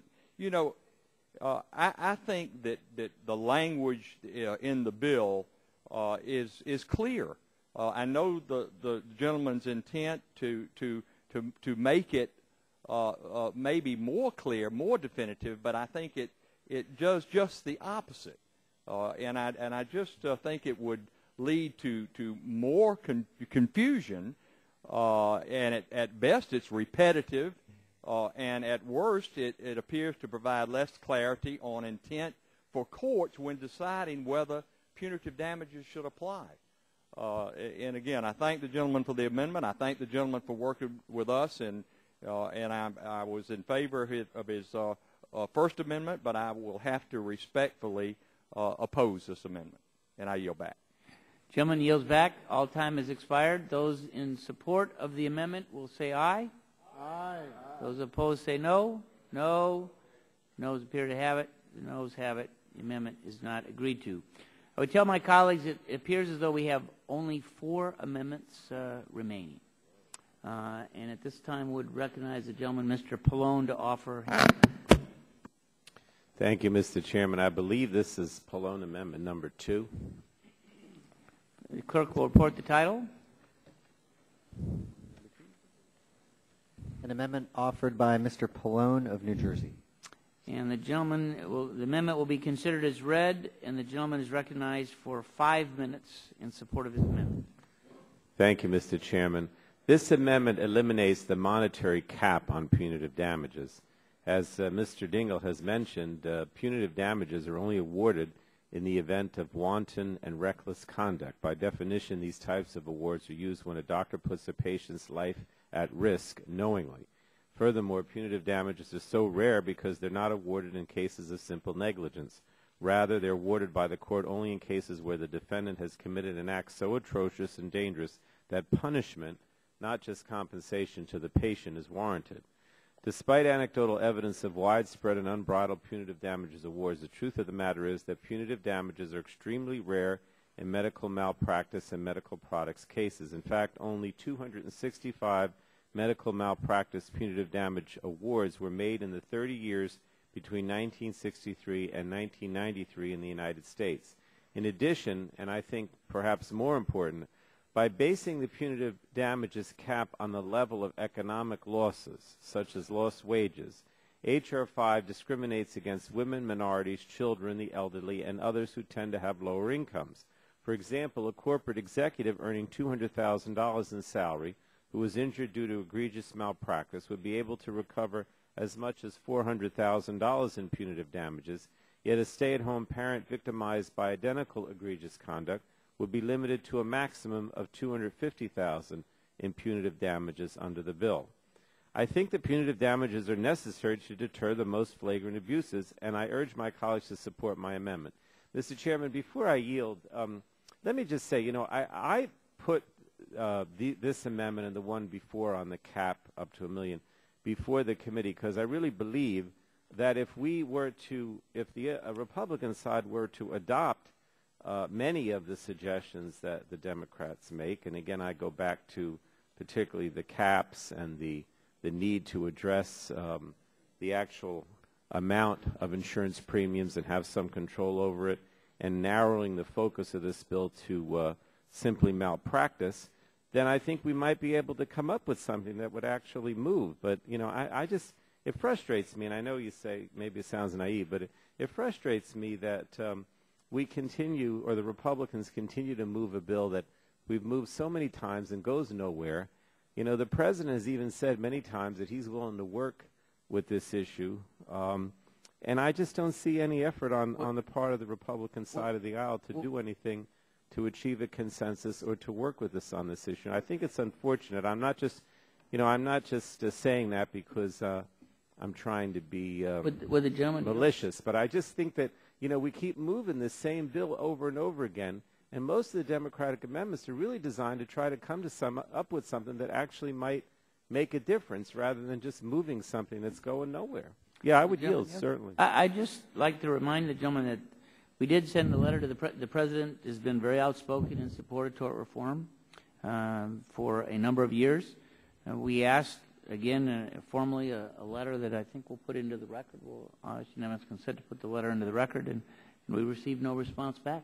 Well, I think he said many times in public statements, including, if I'm not mistaken, the State of the Union address, that he would like to work with the other side of the aisle on this and many issues. And I just don't see how moving this bill today accomplishes anything, frankly. But I've said my piece. And anybody else? Yes, the gentlewoman from the Virgin Islands.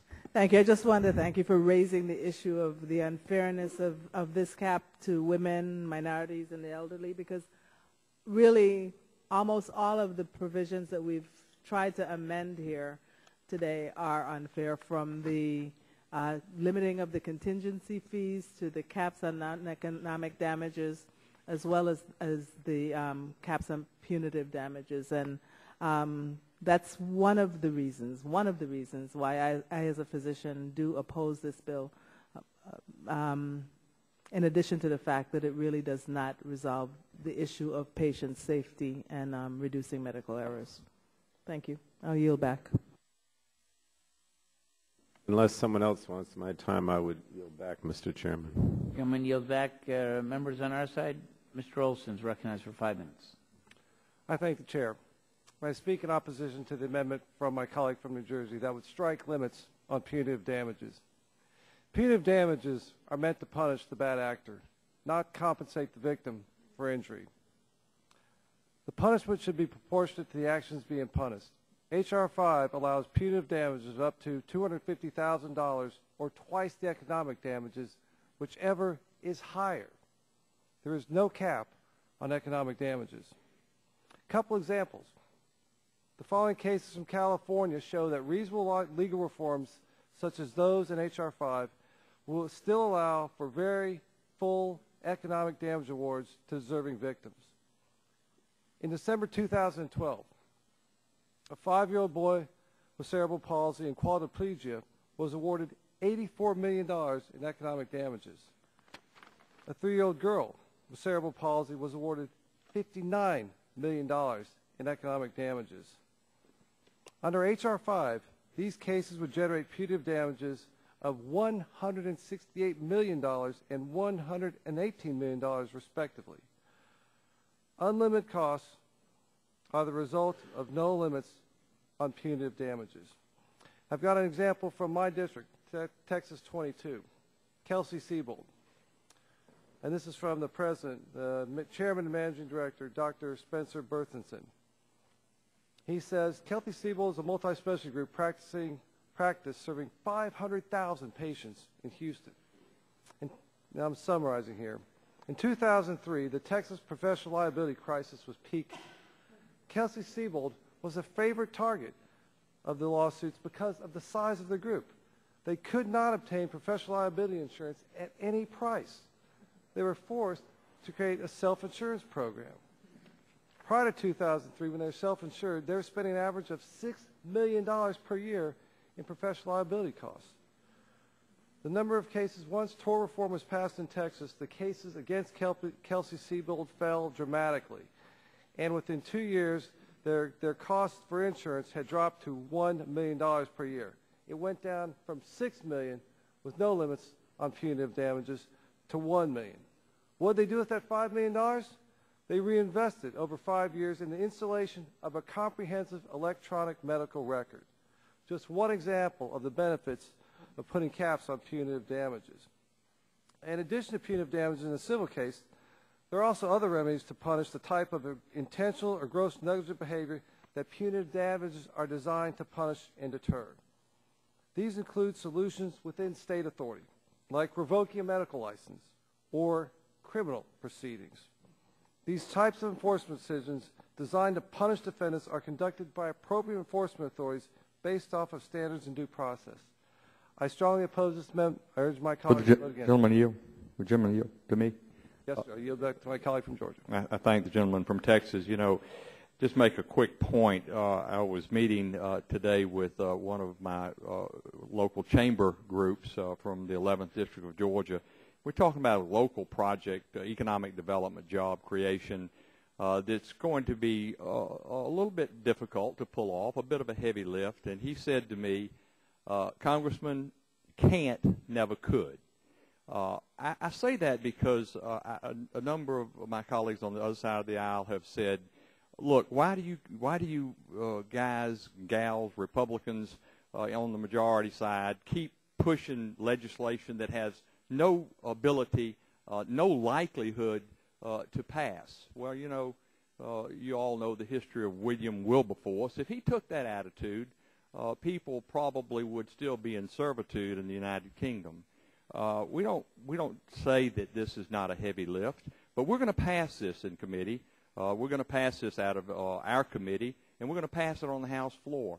And we are going to be prepared to work with the Senate to get this bill enacted into law and work with President Obama as he has pledged and committed himself to medical liability reform and understands the need and the cost savings and the increased accessibility to health care for all of our patients. And maybe we do that, we wouldn't need a 2,400-page bill, government takeover of health care to allow 10 million people to have access to health insurance, because this in itself would save at least $62 billion over 10 years. And I thank the gentleman for yielding to me. Thank you. Reclaiming time, Mr. Chairman, I'd just like to ask unanimous consent that the letter from Kelsey-Seybold be put in the record. Without objection. Are there other members wishing to use the remaining time to speak on this amendment?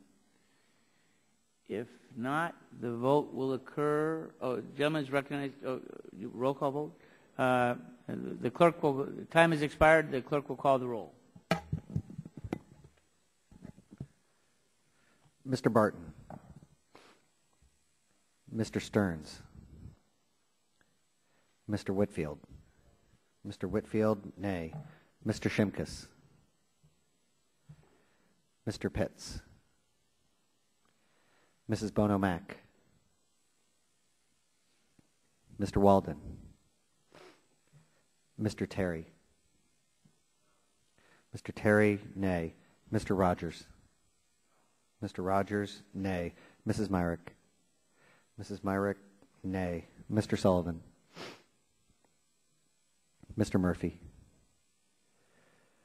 Mr. Murphy, nay. Mr. Burgess. Mr. Burgess, nay. Mrs. Blackburn. Mr. Bilbray. Mr. Bass. Mr. Bass, nay. Mr. Gingrey.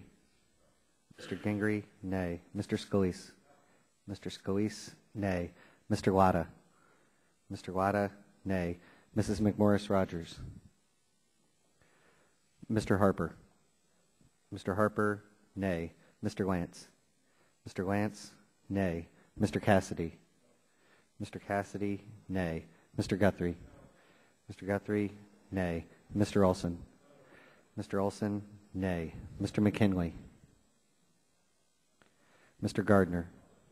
Mr. Gardner, nay. Mr. Pompeo. Mr. Kinzinger. Mr. Kinzinger, nay. Mr. Griffith.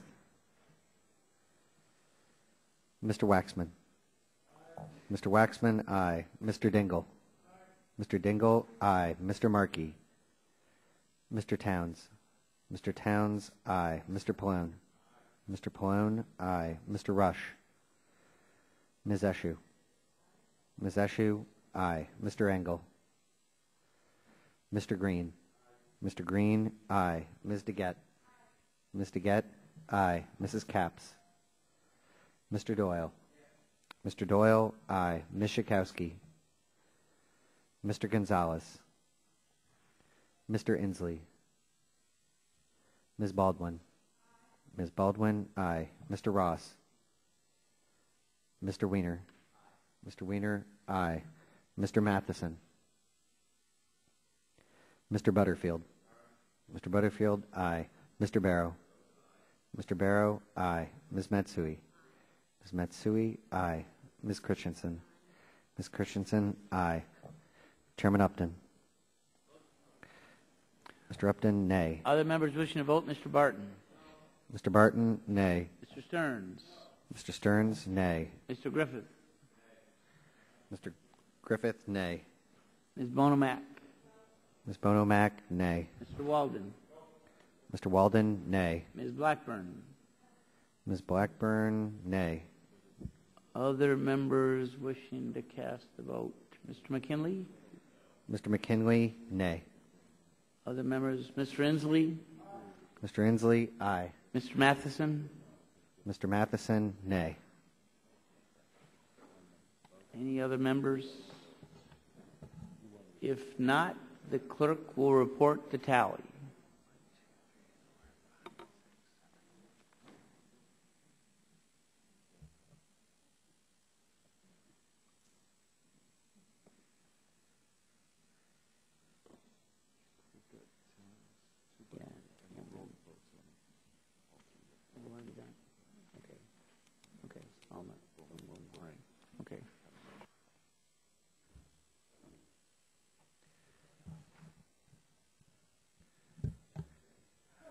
Oh, Mr. Shimkus.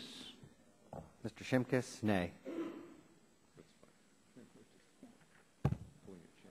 You ready?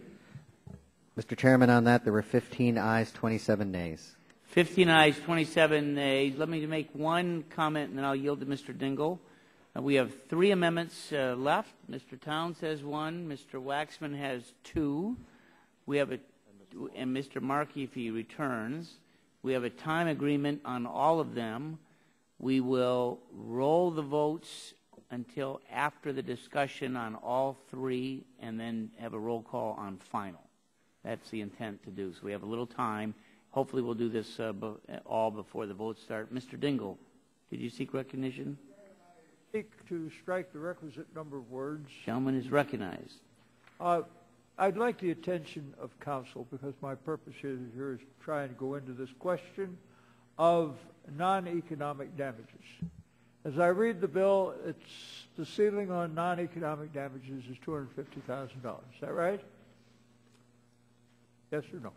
Cap is $250,000. Okay. Now, we have an infant, healthy infant, and that infant, through malpractice in the hospital, is rendered a vegetable. Let's go to the amount of damages that a court would give in most states. That child has no discernible earning capacity because of his infancy. Is that right? No, sir. He has no discernible earnings capacity. So the result is that child is not going to have any really discernible economic damages. No, sir. In a civil trial. What are the economic damages that infant will have? Sir, what will happen in a civil trial is the plaintiff's attorney will bring in an expert to testify as to the earning potential of that child throughout its life. That is a highly conjectural event because that child has no history of work or earnings. Isn't that right? No, sir. And if you, Congressman Olson, as he referenced earlier, the big verdicts were the result of that. Let's go a little further. A housewife who has been a housewife during her whole life has never been employed outside the home. Now, you and I happen to know that a housewife is perhaps the most honorable calling in our society. But unhappily, the courts have not held that her earning capacity is of particular value. So the end result is she is limited, or her heirs are limited, to $250,000 because of the cap. What is her earning capacity? Her earning capacity would be similar to what I defined earlier. You would bring in an expert to testify as to her value. You are a very wise lawyer, and you're sitting down there and advising me, and you're telling me how this housewife is going to have an earning capacity, or how the child at age, let's say, 3 months, is going to have a discernible earning capacity. What is the earning capacity of that child at age 3 months, or that housewife who has never worked out of the home? You know, I'm not give us an intelligent speculation upon what that number might happen to be. Yeah, I'm not going to get into conjecture as to how, you know, give a monetary value, but if you looked at case law, you'd see examples where that will be defined. Your capacity, you're telling me that there is an earning capacity for those two persons. I'm asking you what that is. In view of the fact that you're telling me there is an earning capacity, I'm asking you to tell me what is that earning capacity. Because in the one instance, the housewife has been reduced to essentially a public charge.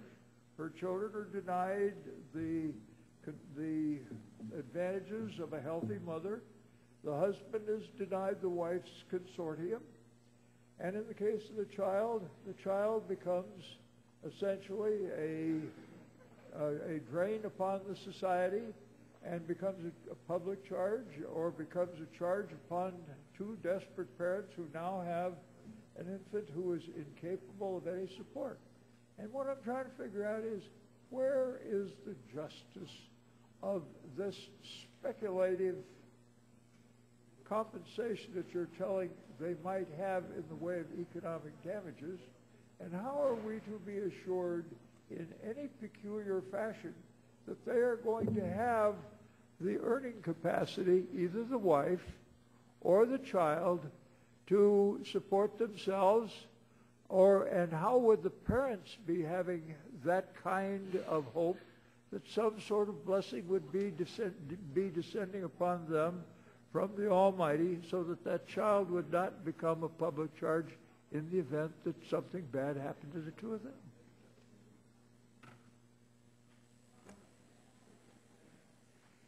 Gentlemen, you... I think we've got some splendid speculation, and I want to thank counsel for it. Would the gentleman yield to me? I'd be happy to, but I don't have any time. It's gone. Well, I ask unanimous consent the gentleman from Michigan be given 1 additional minute so he can yield, and we can then move on to the amendments. Okay, 1 additional minute. Gentleman from Georgia, would you like to? And I'll be glad to yield, gentleman from Georgia. Yeah, I thank my friend for yielding. I thank for the unanimous consent for additional minute to respond to the question of counsel. I think the counsel it was pretty clear in his response in regard to these two hypothetical cases that the distinguished gentleman, emeritus former chairman, asked and presented in regard to the housewife. Well, in court, the plaintiff's attorney will probably testify to the fact that the housewife told her family members and her husband that she planned to, now that she's done her wifely duties, to go to law school and become a plaintiff's attorney and represent cases in med mal or the child that's 4 years old, their parents were convinced. Reclaiming my time, and I say this with great respect for my good friend, this is the most conjectural and doubtful kind of expectation.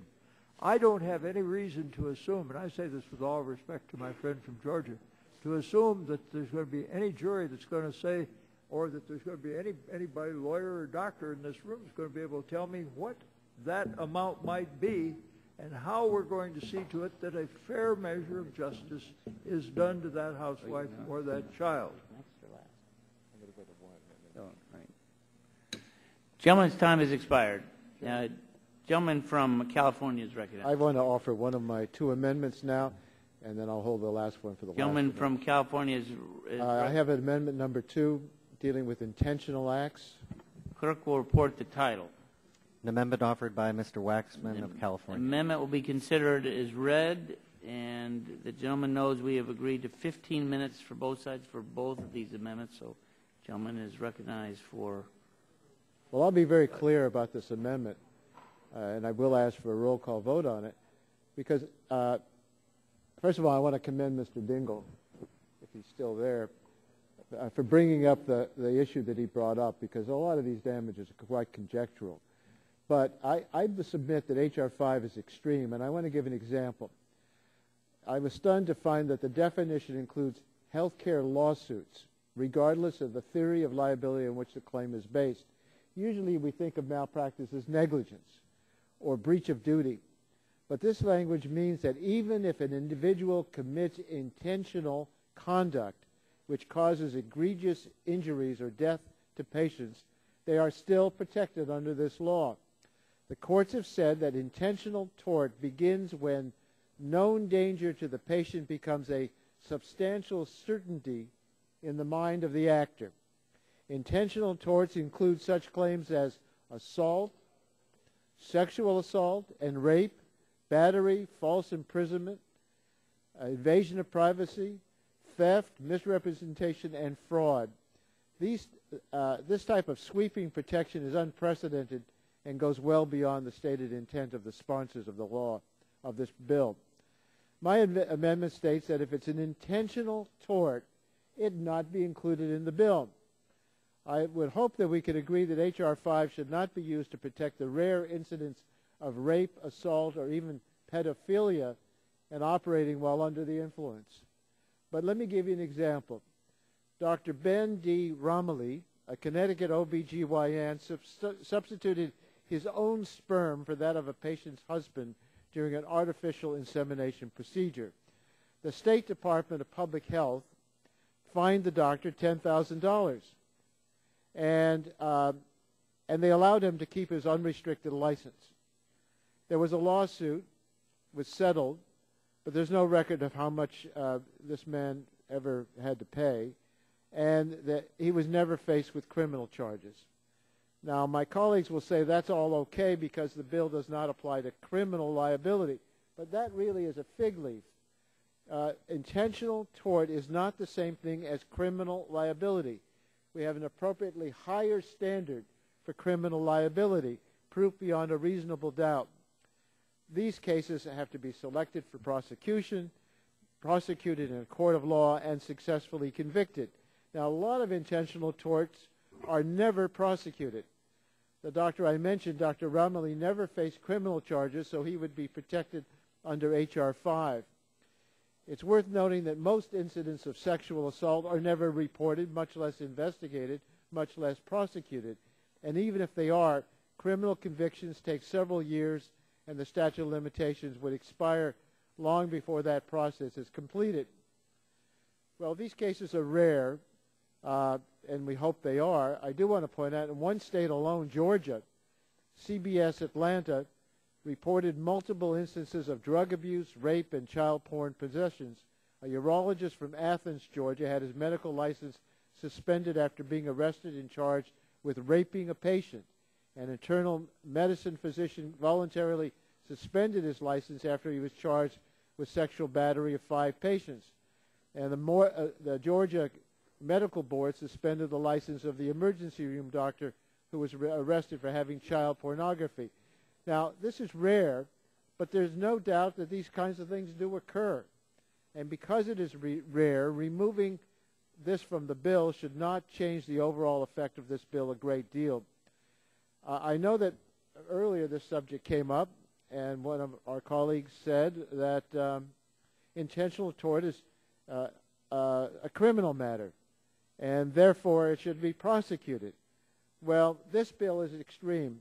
California does not say that intentional torts are covered with the liability caps. Texas doesn't do this. It makes no sense to protect individuals who intentionally put patients in danger. There should be no cap. It ought to be decided. Obviously, punitive damages are for punishment.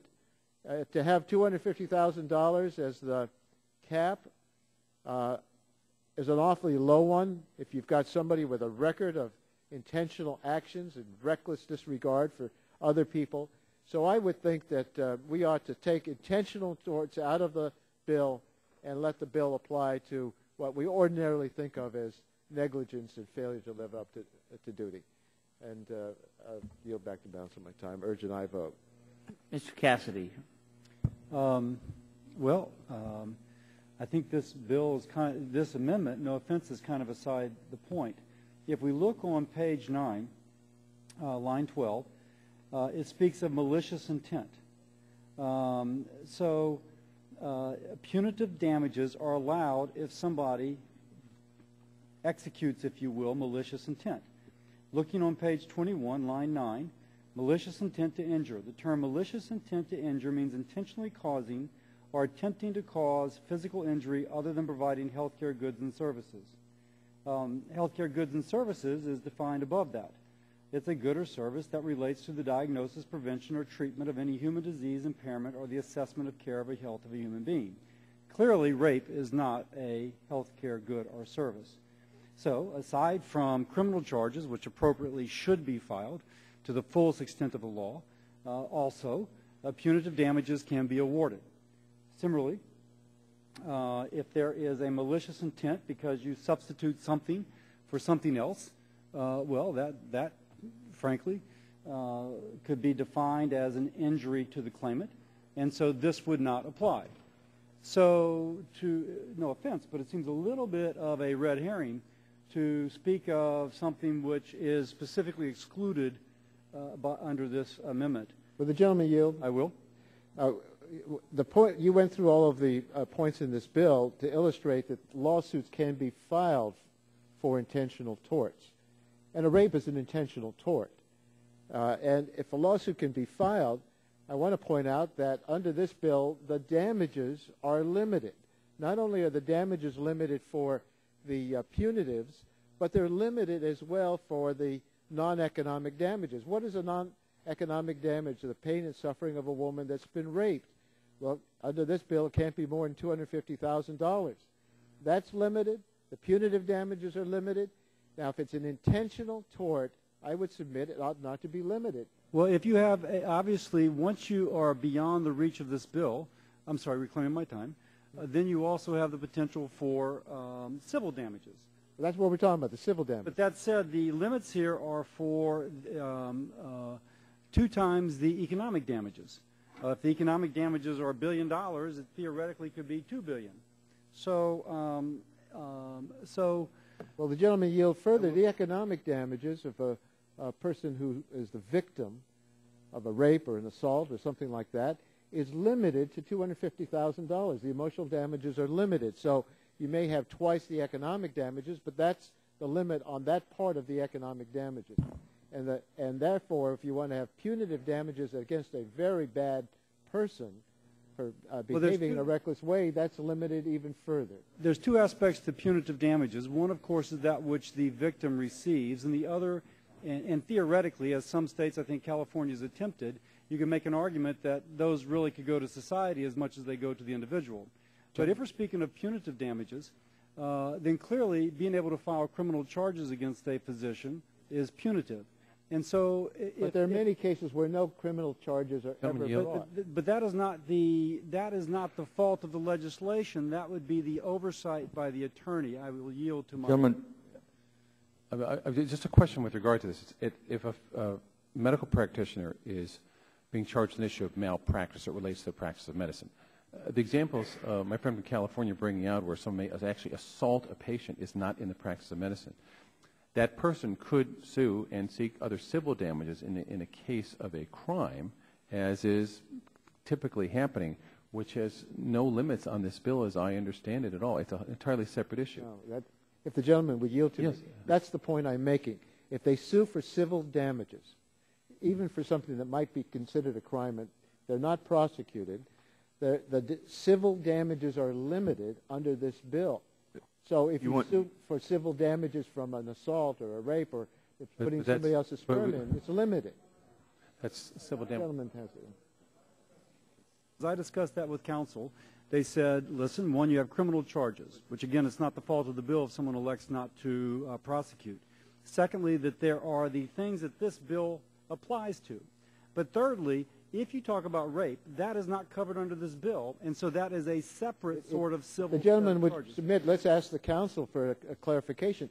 As I understand it, it would be covered by this bill. It's an intentional tort, and what I seek to do is to exclude intentional torts. But as I understand the bill, there are limits on the punitive damages as well as the economic damages if there's a lawsuit for an intentional tort under this proposal. The bill applies to health care, good, or services, and as defined in the bill on page 21, they relate to the diagnosis, prevention, or treatment of any human disease or impairment or the assessment or care of the health of human beings. Under the hypotheticals that you've drawn, rape would not qualify under that definition. What would qualify as an intentional act under this bill? As an intentional act? Yeah. So it would be, it's an intentional act that falls underneath a health care service. Well, the proposal that I have is any intentional act that would apply to any civil suit, including health care suits, that's based on a substantial certainty by the actor that this person's going to do harm to the individual. In effect, what you're saying is some of those would be civil suits that would not be affected by this bill, but that's not the way we read it. If you believe that you're reading it the same way that I'm intending it, then you ought to support this amendment because it would clarify that it's not going to be covered, an extra protection that it's not going to be covered under this legislation. I would submit that. Since I haven't been gavelled down yet, I'll reply. Yeah, it's your time. No, otherwise. That since it seems it's already the intent of the bill that those things not be covered, it seems redundant, duplicative to accept the amendment. But that said, I yield back. I wonder if the gentleman might withdraw the amendment. Maybe we can work together, perhaps, to clarify the intent before the bill goes to the floor. I wonder if the gentleman might want to withdraw the amendment, and perhaps we work together. Well, I raised an issue of a doctor who uses his own sperm. That would be covered by the bill. Isn't that right, counsel? That's a service. He's acting intentionally. That's not a health care service under the definition of this act. I can't believe that's the case. A woman goes to see a doctor. She and her husband hope to get pregnant. The husband contributes sperm, but the doctor thinks, well, he'll just put his sperm in instead. That's not a health care service. In other words, any intentional act like that is not a health care service. But that's not the way I would read this bill. The limiting factor is just that, the health care good or service. That doesn't fit under the definition. That's the limiting factor. Well, I disagree, and I think that's the reason we ought to have this proposal. I'd ask for an aye vote. I'd ask for a roll call vote. If we want to continue to discuss it, we can do it. Move to strike the requisite number of words. Well, we have a little bit of a time agreement that we've now exceeded. We've got votes on the House floor We've got soon, some other amendments as well. You can So vote let's against it if you want to. We'll suspend the debate on this. We'll ask for a recorded vote at the right time, and we'll go to the next amendment. Is that okay? It's going to be rolled. Okay. We'll roll this vote. Mr. Towns is recognized to offer an amendment. Thank you very much, Mr. Chairman. I have an amendment at the desk.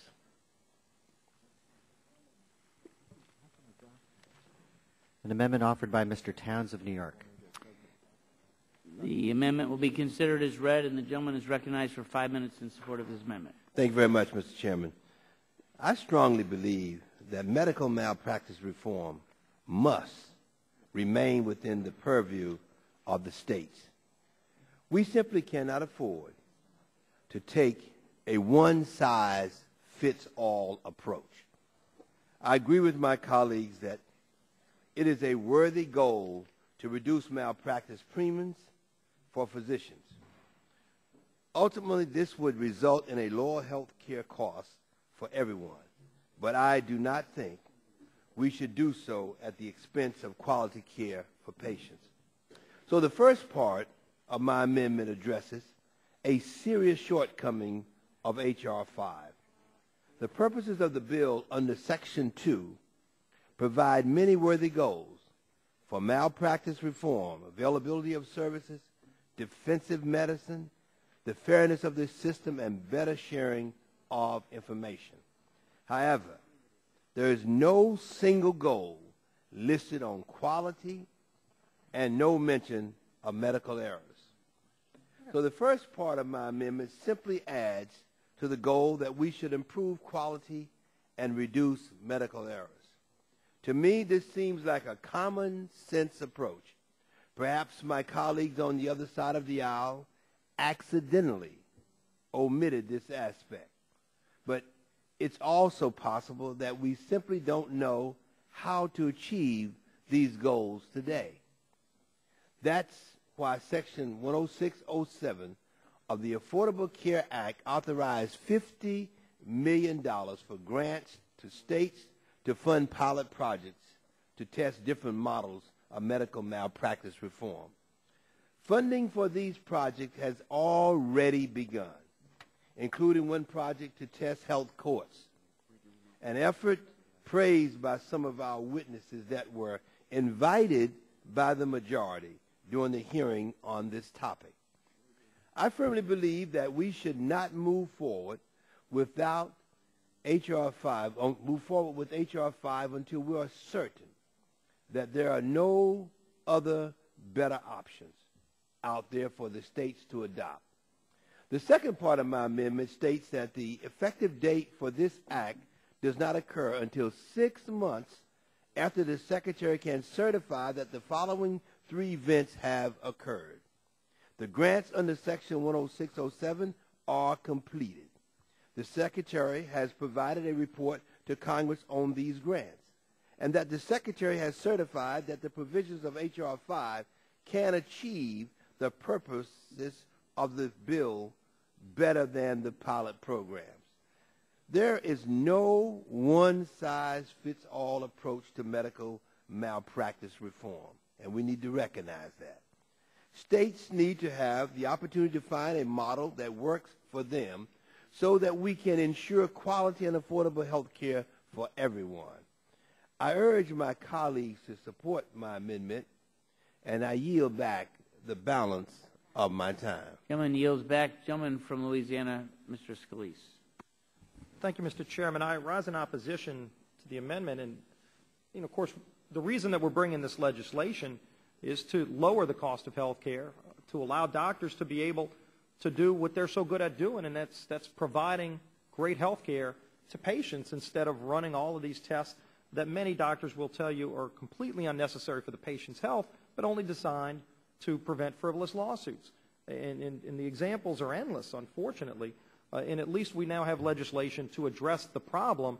Why anybody would want to delay implementation, and in fact, if you look at the amendment, it says even if it's proven, if it's certified to save money, still you have to wait another 6 months to implement it.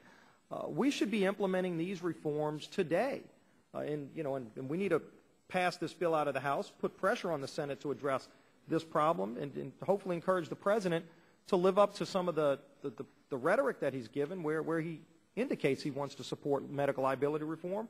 Well, here's an opportunity we're giving him with H.R. 5 to put his money where his mouth is and support proven reforms. But we surely don't want to delay these reforms another day. We've waited too long already.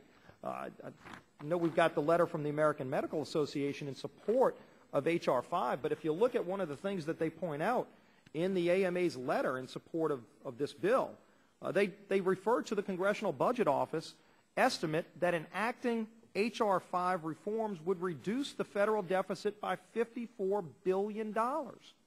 Why would we want to put off for another day an opportunity to reduce the federal deficit by $54 billion, let alone the $200 billion of savings that families will benefit from if this legislation is passed? $200 billion in reduced health care costs that families won't have to pay gives them money to go out and maybe afford to fill up their tank one more time with the skyrocketing gas prices. But in many cases, it's going to afford that family the ability to buy good quality health care that they currently don't have, that they surely won't get under Obamacare. So you've got the opportunity right here before us with H.R. 5 to truly save money for families across this country and address the skyrocketing cost of health care, and also stop doctors from having to be focused on running all of these unnecessary tests that our family members don't want to have to go through. They won't want to have to schedule more MRIs and more CAT scans that their doctor knows that they don't even need to do, but they've got to run them because they're afraid of a frivolous lawsuit. And every doctor will tell you that. That jacks up the cost of health care. It puts so many inconveniences on family members that have to go through those tests. But more importantly, it saves $200 billion for families across this country. And according to the CBO, as the AMA points out in support of our bill, reduces the deficit by $54 billion. Why we would delay that implementation for one day is... Would gentlemen yield? I'd be happy to yield. You know, we bring witnesses in here to talk to us, experts, and if I recall, one of them said, that we should wait and to see if we get additional information. And so funding for these projects has already begun, including one project to test health courts, an effort praised by some of the witnesses that came. These are experts. You know, why do we bring them in here if we're not going to take the advice or listen to what they say? Why would we waste their time? So the point of the matter is that they're suggesting that we do that. So why wouldn't we? Well, in reclaiming my time to answer the question, first of all, the Obama administration didn't even request funding in next year's budget for some of those tests that you're talking about. So I think they don't even believe that they would have any kind of impact on reducing the costs. This legislation we brought forward, and this isn't me saying it, this is the American Medical Association saying it, it's the Congressional Budget Office saying that we would achieve $54 billion in deficit reduction. That doesn't count the lower cost of health care to families.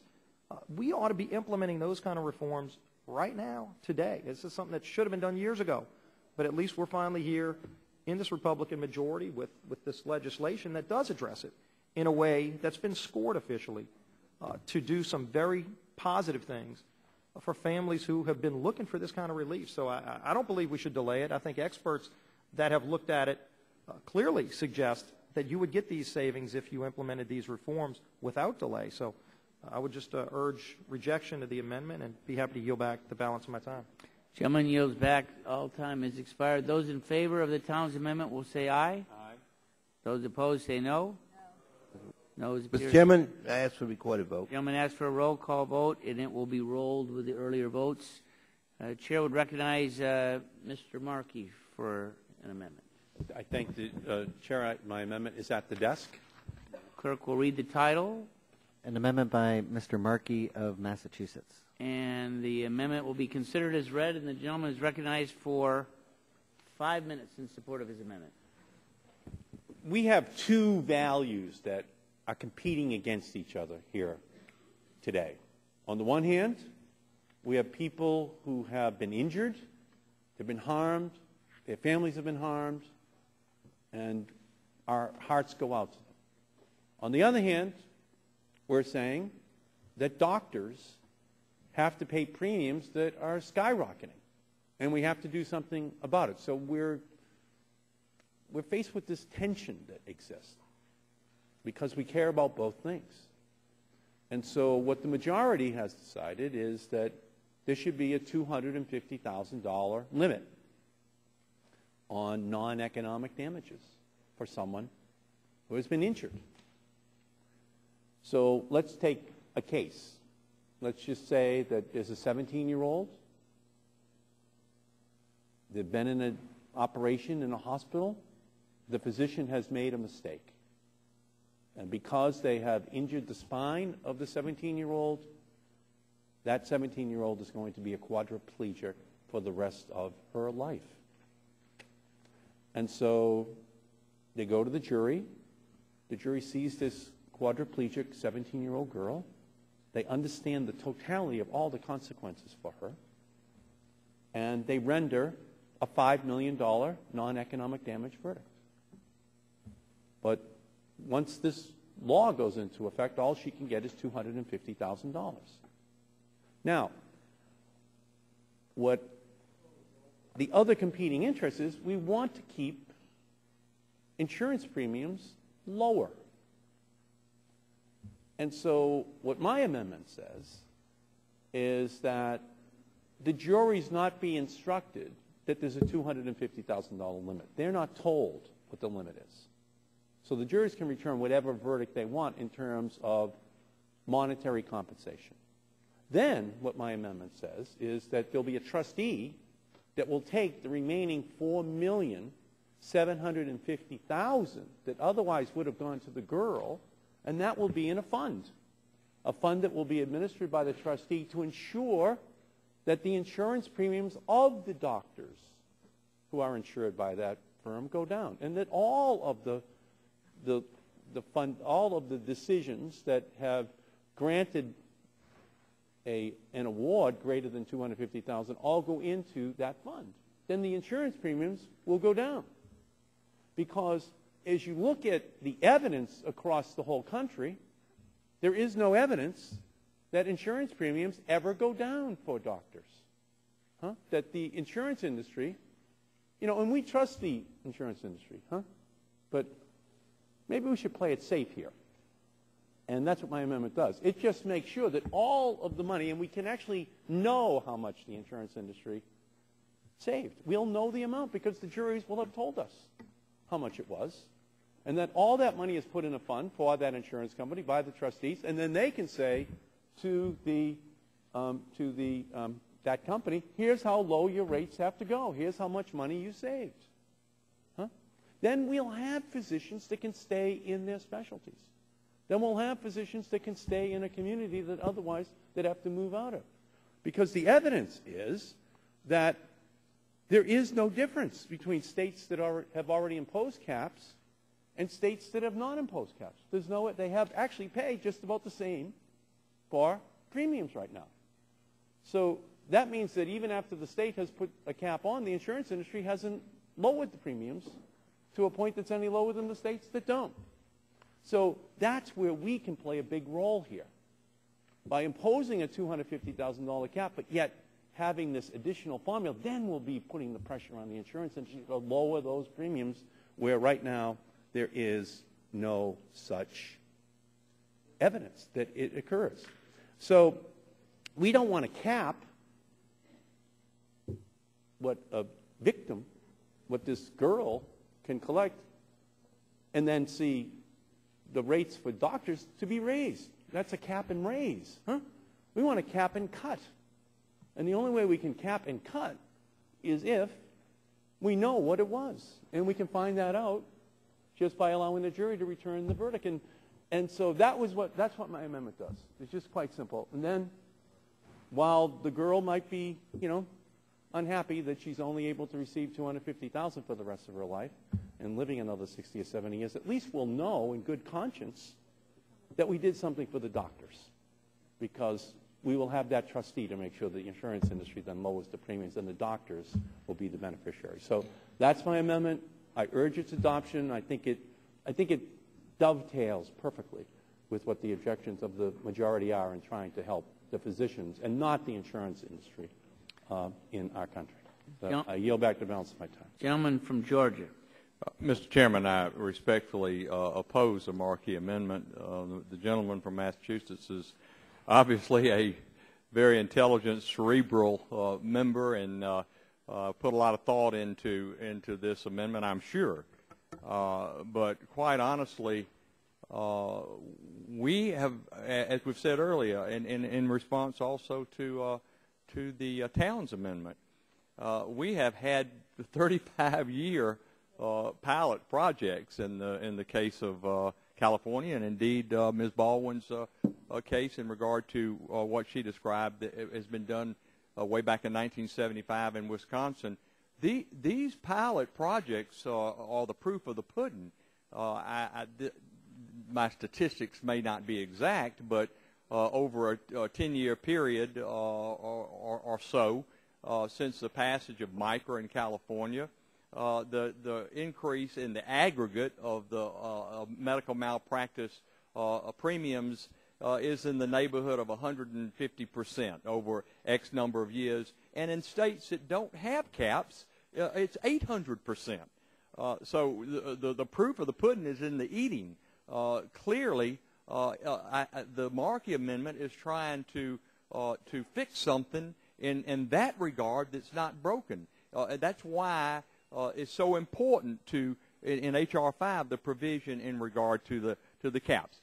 The other thing that I want to point out to my colleagues is that in this country, probably 65%, if not more, certainly more in Texas, of practicing physicians are insured by mutual companies, mutual like the Medical Association of Georgia Mutual Insurance Company, MAG Mutual, the Texas Medical Liability Trust, whereby any savings, any reduction allows these companies to lower the premium, and that's the doctors don't need to rely on some court-appointed trustee to do that. It's already happening. So again, I know the gentleman is a senior, well-respected, intelligent. I know he thought out this amendment, but I just think that we don't need that. That the provisions of H.R. 5 worked better, and the proof of the pudding is in the MICRA law. Would the gentleman yield? I'll be glad to yield to my Just so you know, the Mass Medical Association, the physicians in Massachusetts, the society has endorsed my amendment. I mean, this is where physicians, at least in my state, believe they can be sure that they get the lower premiums, and so I just want people to know that this is meant to really to side with the doctors on this against the insurance industry to make sure they get. Well, I thank the gentleman for those comments, and in reclaiming my time again, I respectfully oppose the Markey Amendment. I yield back. Will the gentleman yield? I'm sorry, I've already yielded back. Otherwise, I would, but I Gentleman's yield back. time has expired. All time has expired. Those in support of the Markey Amendment say aye. Aye. Those opposed say no. No. Noes appear to have it. The noes have it. Roll call vote is asked for. We will bring up the call up the remaining amendment. Let's just do it when we get back. Okay. Votes have been called, so we have one remaining amendment with a time agreement of 5 minutes aside. So we will complete these votes. Do you want to try to come back at 6:20? We'll come back immediately, see if we can't debate the last amendment and start the roll call votes to finish the vote. So we have three votes in the queue. We have the Waxman vote to debate, the time agreement 5 and 5 on the side, and final passage. We'll see if we can't get started at 6:20. We have one last amendment to be considered. I'd recognize the gentleman from California, Mr. Waxman, to offer an amendment. I have an amendment. Mr. Chairman, I have an amendment at the desk. Clerk will read the title of the amendment. Amendment to H.R. 5 offered by Mr. Waxman of California. The amendment will be considered as read. The staff will circulate the amendment, and the gentleman is recognized for 5 minutes in support of his amendment. Mr. Chairman, this amendment is a very straightforward one, and I don't know that we need a lengthy debate on it, but I do want to explain it. Oftentimes there's a settlement of a lawsuit, and as a condition for settling the lawsuit, one of the parties, usually a hospital, pharmaceutical, medical device corporation, demands that individuals agree to secrecy provisions which prohibit them from disclosing any public health and safety hazard uncovered during the litigation. what my amendment would do is to say that when you have a issue that affects public health and safety, this kind of agreement cannot be reached. And it would be up to the judge to look at the case and decide whether it can be a sealed record. It would apply in health care lawsuits when a protective order is requested, and then the judge can decide in his discretion if a case is covered by this bill. The kind of situation I'm looking at and thinking of is when, let's say, a manufacturer of a product knows it's going to harm people. And he says, I know you've been harmed, and we're wrong. We'll pay you X number of dollars to settle the lawsuit, but I want you to agree that this will all be sealed. And by sealing it, that would mean that others wouldn't know, and the further harm to other people cannot be prevented. So that is what this amendment is all about. But, Mr. Chairman, I'm so perplexed by the council's explanation of the bill on intentional acts that I want to go back to that issue in the remaining time that I have. The council is relying on page 21 to define a health care lawsuit. And it has to be an individual that provides services related to the diagnosis, prevention, or treatment of any disease or impairment, or the assessment or care of health of human beings. Now, the council said that if that person acts intentionally with malicious intent to injure, which is the next section on page 21, that it wouldn't be covered by this bill, although I don't know what would be covered as a... Let me ask counsel, what would be covered by malicious intent to injure in section 13 on page 21? Sir, what I said earlier is the limit on the types of cases that this bill applies to is defined by health care, good, or service, because that serves as the predicate, as the basis for health care law. So it would mean if you're providing a health care service and then you act with a malicious intent to injure, you would come under this law. If you're performing a health care, good, or service, yes, sir. Okay. Now, I would submit my amendment, which is one of the two amendments I have pending, would say that if it's an intentional act, that shouldn't be covered by this because it puts limits on the damages, both the damages for compensatory and therefore also the limits on the punitive damages. I would ask counsel if the Bethesda dentist who sexually assaulted a teenage girl after he put her under laughing gas to fill her cavities, would that be considered under this bill or not under this bill? The hypothetical that you've drawn, I believe that act, in terms of the rape or what you've put forth, is not under the bill. Not covered by the bill. Yes, sir. So therefore not covered by limits on punitives. How about a psychiatrist who persuades his patient to have sex with him in order to treat her emotional problems? Is that somebody providing a health care service?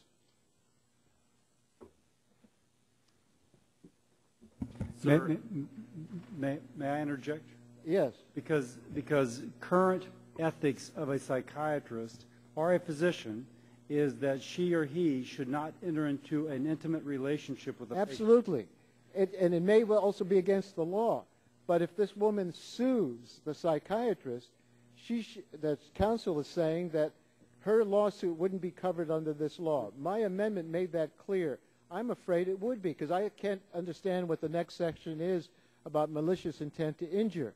Let me give another. An OBGYN who performs an authorized abortion because he doesn't think the patient should have any more children.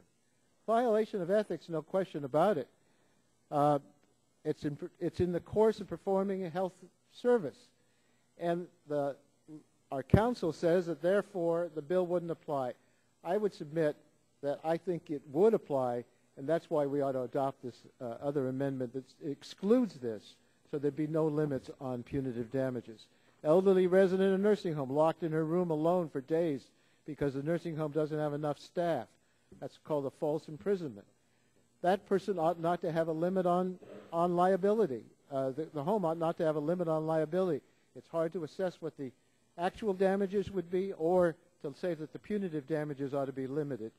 I talked about an infertility doctor who implants his own sperm into a patient who he's treating for infertility. Counsel said that that means that that person who is sued under those circumstances wouldn't be limited. It would be outside this act. I think we ought to make sure it's outside the act. I disagree with the counsel's conclusion.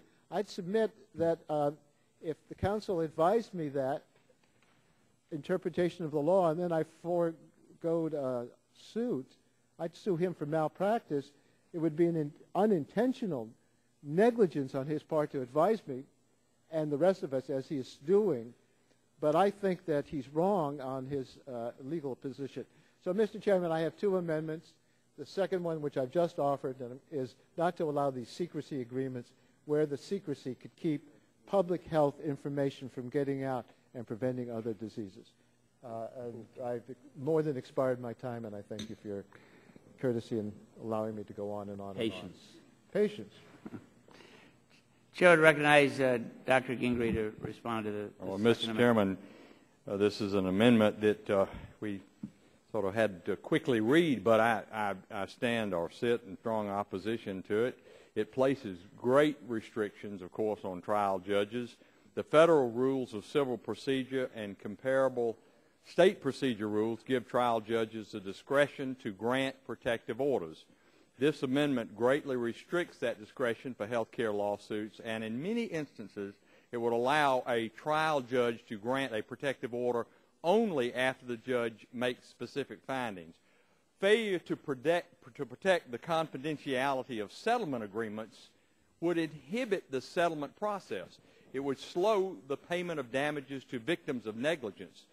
It would especially inhibit settlement of those marginal cases. And there are many of these, but colleagues, there are many of these, believe me, where a health care provider on behalf of the Judicial Conference informed the House Judiciary Committee with regards to limitations on protective orders, and I quote, requiring courts to review discovery information to make public health and safety determinations in every request for a protective order, no matter how irrelevant to public health or safety, will burden judges and further delay pretrial discovery. Beyond limiting judges' discretion, this amendment also increases the burden and the cost of litigation. If confidentiality and privacy are not protected, litigants will be forced to oppose any document request that an opposing party makes for information that may be sensitive or confidential. I oppose the adoption of this amendment, and with that, Mr. Chairman, I yield back the balance of my time. Gentleman yields back. All time has expired. All those in favor of the amendment say aye. Aye. Those opposed say no. Noes have. Roll call vote is asked for. A roll call vote will happen. Here is the order of that concludes the amendments to this bill. We have 4 amendments that roll call votes have been ordered. The order will be the first Waxman amendment relating to intentional torts. The second rolled amendment will be the Towns amendment relating to medical malpractice. The third amendment will be the Markey amendment relating to the diversion of damage awards. The last amendment being this just debated amendment, the Waxman amendment on protective orders, at which point we will then go to final passage. So we have 5 recorded votes that are asked for. The first amendment, again, being the Waxman amendment on intentional torts, and the clerk will call the roll. Mr. Barton. No. Mr. Barton, nay. Mr. Stearns. Mr. Whitfield. Mr. Shimkus. Mr. Shimkus, nay. Mr. Pitts. Mr. Pitts, nay. Mrs. Bono-Mack. Mrs. Bono-Mack, nay. Mr. Walden. Mr. Walden, nay. Mr. Terry. Mr. Terry, nay. Mr. Rogers. Mrs. Myrick. No. Mrs. Myrick, nay. Mr. Sullivan. Mr. Murphy. Mr. Murphy, nay. Mr. Burgess. Mrs. Blackburn. Mrs. Blackburn, nay. Mr. Bilbray. Mr. Bass. Mr. Bass, nay. Mr. Gingrey. Mr. Gingrey, nay. Mr. Scalise. Mr. Scalise, nay. Mr. Wada. Mr. Wada, nay. Mrs. McMorris Rogers. Mrs. McMorris-Rogers, nay. Mr. Harper? Mr. Harper, nay. Mr. Lance? Mr. Lance, nay. Mr. Cassidy? Mr. Cassidy, nay. Mr. Guthrie? Mr. Guthrie, nay. Mr. Olson? Mr. Olson, nay. Mr. McKinley? Mr. McKinley, nay. Mr. Gardner? Mr. Gardner, nay. Mr. Pompeo? Mr. Pompeo, nay. Mr. Kinzinger? Mr. Kinzinger, nay. Mr. Griffith? Mr. Griffith, aye. Mr. Waxman? Mr. Waxman, aye. Mr. Dingle? Mr. Dingle, aye. Mr. Markey? Mr. Markey, aye. Mr. Towns? Mr. Pallone? Mr. Pallone, aye. Mr. Rush? Ms. Eshoo? Mr. Engel? Mr. Engel, aye. Mr. Green? Mr. Green, aye. Ms. DeGette? Ms. DeGette, aye. Ms. Capps? Mr. Doyle? Ms. Schakowsky? Ms. Schakowsky, aye. Mr. Gonzalez? Mr. Inslee? Mr. Inslee, aye. Ms. Baldwin? Ms. Baldwin, aye. Mr. Ross? Mr. Ross, aye. Mr. Weiner? Mr. Weiner, aye. Mr. Matheson? Mr. Matheson, nay. Mr. Butterfield? Mr. Butterfield, aye. Mr. Barrow? Mr. Barrow, aye. Ms. Matsui? Ms. Christensen?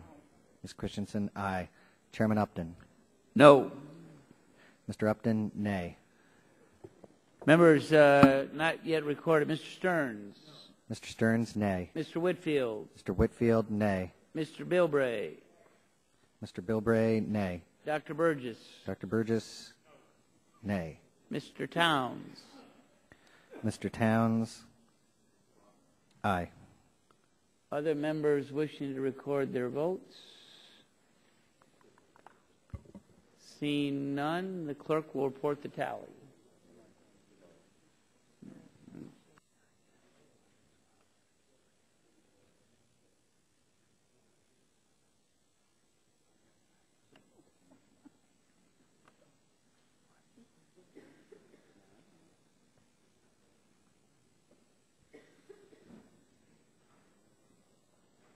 Ms. Capps. Ms. Capps.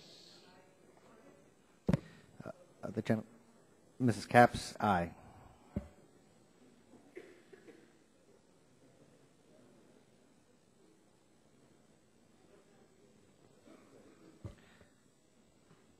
Mr. Upton?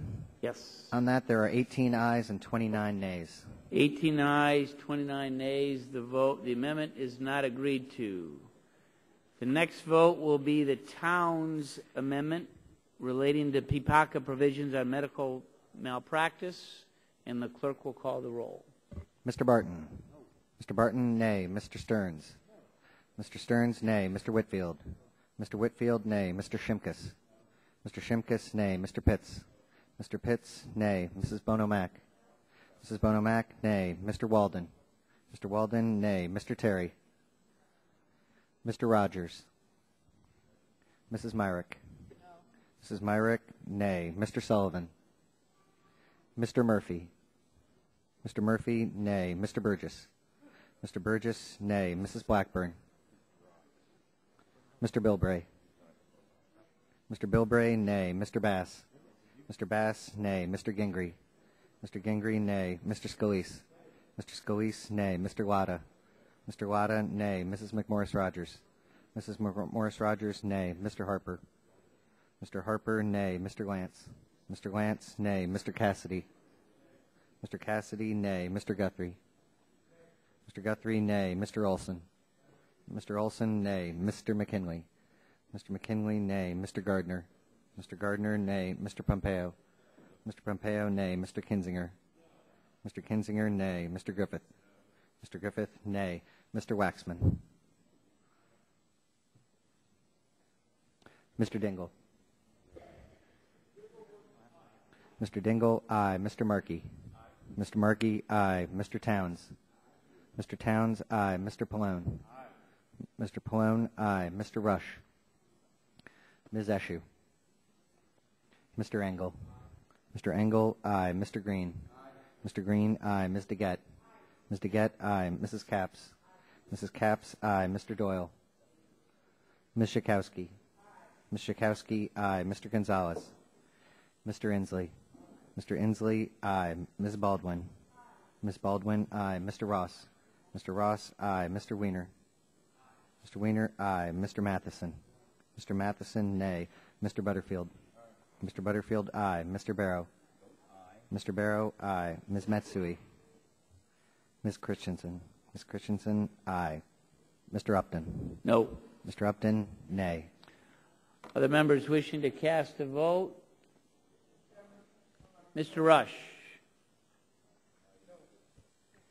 Mr. Rush Mr. votes Rush, aye. aye. Mr. Waxman votes aye. Mr. Waxman, aye. Mr. Terry. Mr. Terry, nay. Mr. Sullivan. Mr. Sullivan, nay. Mrs. Blackburn. She is not recorded. Mrs. Blackburn. Oh, you're not recorded. I'm sorry. Nay. Votes no. Mrs. Blackburn, nay. Other members wishing to cast a vote? Seeing no more, the clerk will report the tally.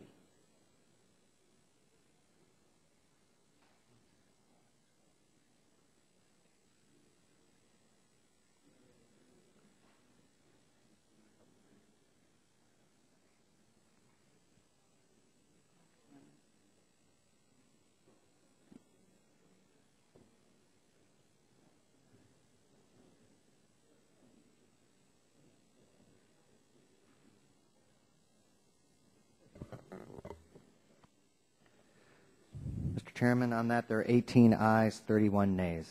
18 ayes, 31 nays. The amendment is not agreed to. The next vote will be the Markey Amendment relating to diversion of damage awards, and the clerk will call the roll. Mr. Barton. Mr. Barton, nay. Mr. Stearns. Mr. Stearns, nay. Mr. Whitfield. Mr. Whitfield, nay. Mr. Shimkus. Mr. Shimkus, nay. Mr. Pitts. Mr. Pitts, nay. Mrs. Bonomack. Mrs. Bonomack, nay. Mr. Walden. Mr. Walden, nay. Mr. Terry. Mr. Terry, nay. Mr. Rogers. Mrs. Myrick. No. Mrs. Myrick, nay. Mr. Sullivan. Mr. Sullivan, nay. Mr. Murphy. Mr. Murphy, nay. Mr. Burgess. Mr. Burgess, nay. Mrs. Blackburn. Mrs. Blackburn, nay. Mr. Bilbray. Mr. Bilbray, nay. Mr. Bass. Mr. Bass, nay. Mr. Gingrey. Mr. Gingrey, nay. Mr. Scalise. Mr. Scalise, nay. Mr. Latta. Mr. Latta, nay. Mrs. McMorris Rogers. Mrs. McMorris Rogers, nay. Mr. Harper. Mr. Harper, nay. Mr. Lance. Mr. Lance, nay. Mr. Cassidy. Mr. Cassidy, nay. Mr. Guthrie. Mr. Guthrie, nay. Mr. Olson. Mr. Olson, nay. Mr. McKinley. Mr. McKinley, nay. Mr. Gardner. Mr. Gardner, nay. Mr. Pompeo. Mr. Pompeo, nay. Mr. Kinzinger. Mr. Kinzinger, nay. Mr. Griffith. Mr. Griffith, nay. Mr. Waxman. Aye. Mr. Waxman, aye. Mr. Dingle. Mr. Dingle, aye. Mr. Markey. Mr. Markey, aye. Mr. Towns. Mr. Towns, aye. Mr. Pallone. Mr. Pallone, aye. Mr. Rush. Mr. Rush, aye. Mrs. Eshu. Mr. Engel. Mr. Engel, aye. Mr. Green. Mr. Green, aye. Ms. DeGette. Ms. DeGette, aye. Mrs. Capps. Mrs. Capps, aye. Mr. Doyle. Ms. Schakowsky. Ms. Schakowsky, aye. Mr. Gonzalez. Mr. Inslee. Mr. Inslee, aye. Ms. Baldwin. Ms. Baldwin, aye. Mr. Ross. Mr. Ross, aye. Mr. Weiner. Mr. Weiner, aye. Mr. Matheson. Mr. Matheson, nay. Mr. Butterfield. Mr. Butterfield, aye. Mr. Barrow. Mr. Barrow, aye. Ms. Matsui. Ms. Christensen. Ms. Christensen, aye. Mr. Upton. Votes no. Other members wishing to cast a vote? Seeing none, the clerk will report the tally.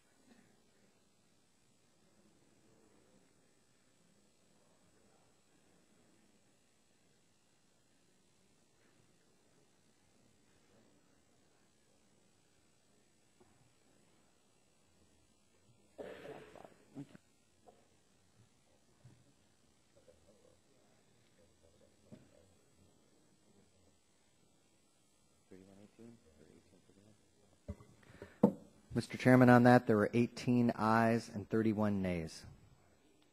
18 ayes, 31 nays. The amendment is not agreed to. Now, the last amendment is the Waxman amendment regarding protective orders, and the clerk will call the roll. Mr. Barton. What is this? Mr. Barton, nay. Mr. Stearns. Mr. Stearns, nay. Mr. Whitfield. Mr. Whitfield, nay. Mr. Shimkus. Mr. Shimkus, nay. Mr. Pitts. Mr. Pitts, nay. Mrs. Bono-Mack. Mrs. Bono-Mack, nay. Mr. Walden. Mr. Walden, nay. Mr. Terry. No. Mr. Terry, nay. Mr. Rogers. Mrs. Myrick. Mrs. Myrick. Mrs. Myrick, nay. Mr. Sullivan. Mr. Sullivan, aye. Mr. Murphy. Mr. Murphy, nay. Mr. Burgess. Mr. Burgess, nay. Mrs. Blackburn. Mrs. Blackburn, nay. Mr. Bilbray. Mr. Bilbray, nay. Mr. Bass. Mr. Bass, nay. Mr. Gingrey. Mr. Gingrey, nay. Mr. Scalise. Mr. Scalise, nay. Mr. Latta. Mr. Latta, nay. Mrs. McMorris-Rogers. Mrs. McMorris-Rogers, nay. Mr. Harper. Mr. Harper, nay. Mr. Lance. Mr. Lance, nay. Nay. Mr. Cassidy.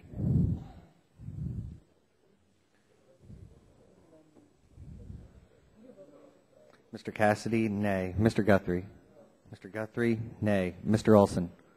Mr. Olson, nay. Mr. McKinley. Mr. McKinley, nay. Mr. Gardner. Mr. Gardner, nay. Mr. Pompeo. Mr. Pompeo, nay. Mr. Kinzinger. Mr. Kinzinger, nay. Mr. Griffith. Mr. Griffith, nay. Mr. Waxman. Mr. Waxman, aye. Mr. Dingle. Mr. Dingle, aye. Mr. Markey. Mr. Markey, aye. Mr. Towns. Mr. Towns, aye. Mr. Pallone. Mr. Pallone, aye. Mr. Rush. Mr. Rush, aye. Ms. Eshoo. Mr. Engel. Mr. Engel, aye. Mr. Green. Mr. Green, aye. Ms. DeGette. Ms. DeGette, aye. Mrs. Capps. Mrs. Capps, aye. Mr. Doyle. Ms. Schakowsky. Ms. Schakowsky, aye. Mr. Gonzalez. Mr. Inslee. Mr. Inslee, aye. Ms. Baldwin. Ms. Baldwin, aye. Mr. Ross. Mr. Ross, aye. Mr. Wiener. Mr. Wiener, aye. Mr. Matheson. Mr. Matheson, nay. Mr. Butterfield. Mr. Butterfield, aye. Mr. Barrow. Mr. Barrow, aye. Ms. Matsui. Ms. Christensen. Ms. Christensen, aye. Mr. Upton. Votes no. How is Mr. Sullivan recorded? The gentleman is recorded aye. Mr. Sullivan, off aye, on nay. Mr. Rogers. Mr. Rogers is not recorded. Mr. Rogers, nay. Are there other members wishing to cast a vote on this last amendment? If not, the clerk will report the tally.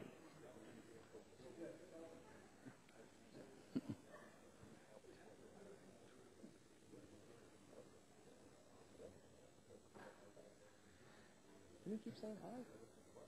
Did I misrecord it? Yeah. Wow. You got it right.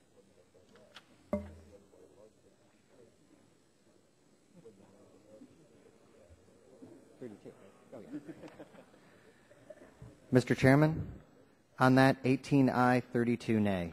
18 aye, 32 nay. The amendment is not agreed to. At this point, the question now occurs on favorably reporting the bill, and the clerk will call the roll. Mr. Barton. Mr. Barton, aye. Mr. Stearns.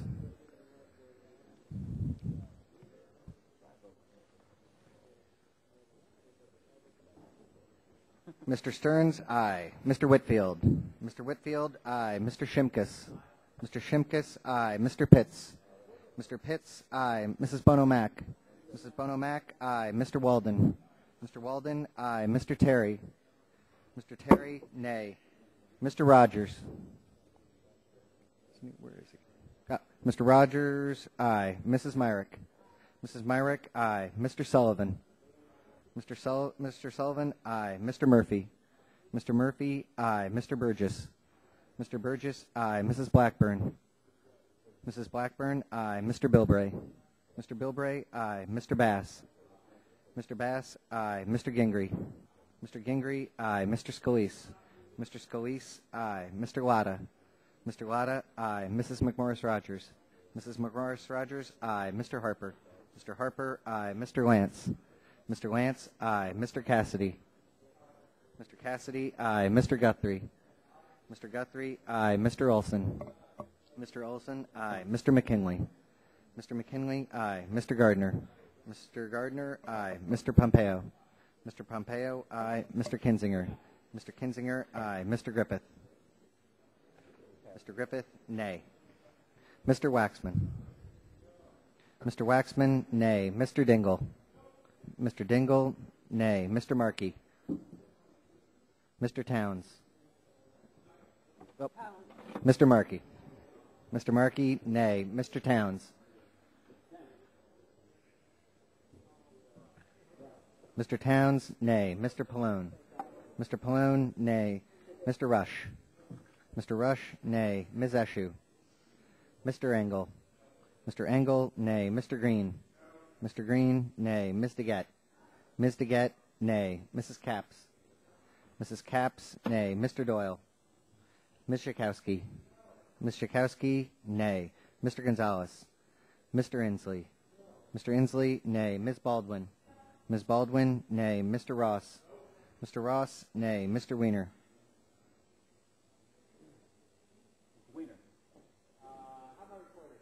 Gentleman is not recorded.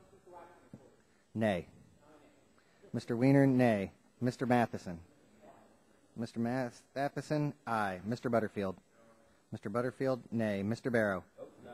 Mr. Barrow, nay. Ms. Matsui. Ms. Christensen. No. Ms. Christensen, no. Mr. Upton. Mr. Upton, aye. Are there other members wishing to cast a vote? Seeing none, the clerk will report the tally. I've got my request on. Okay.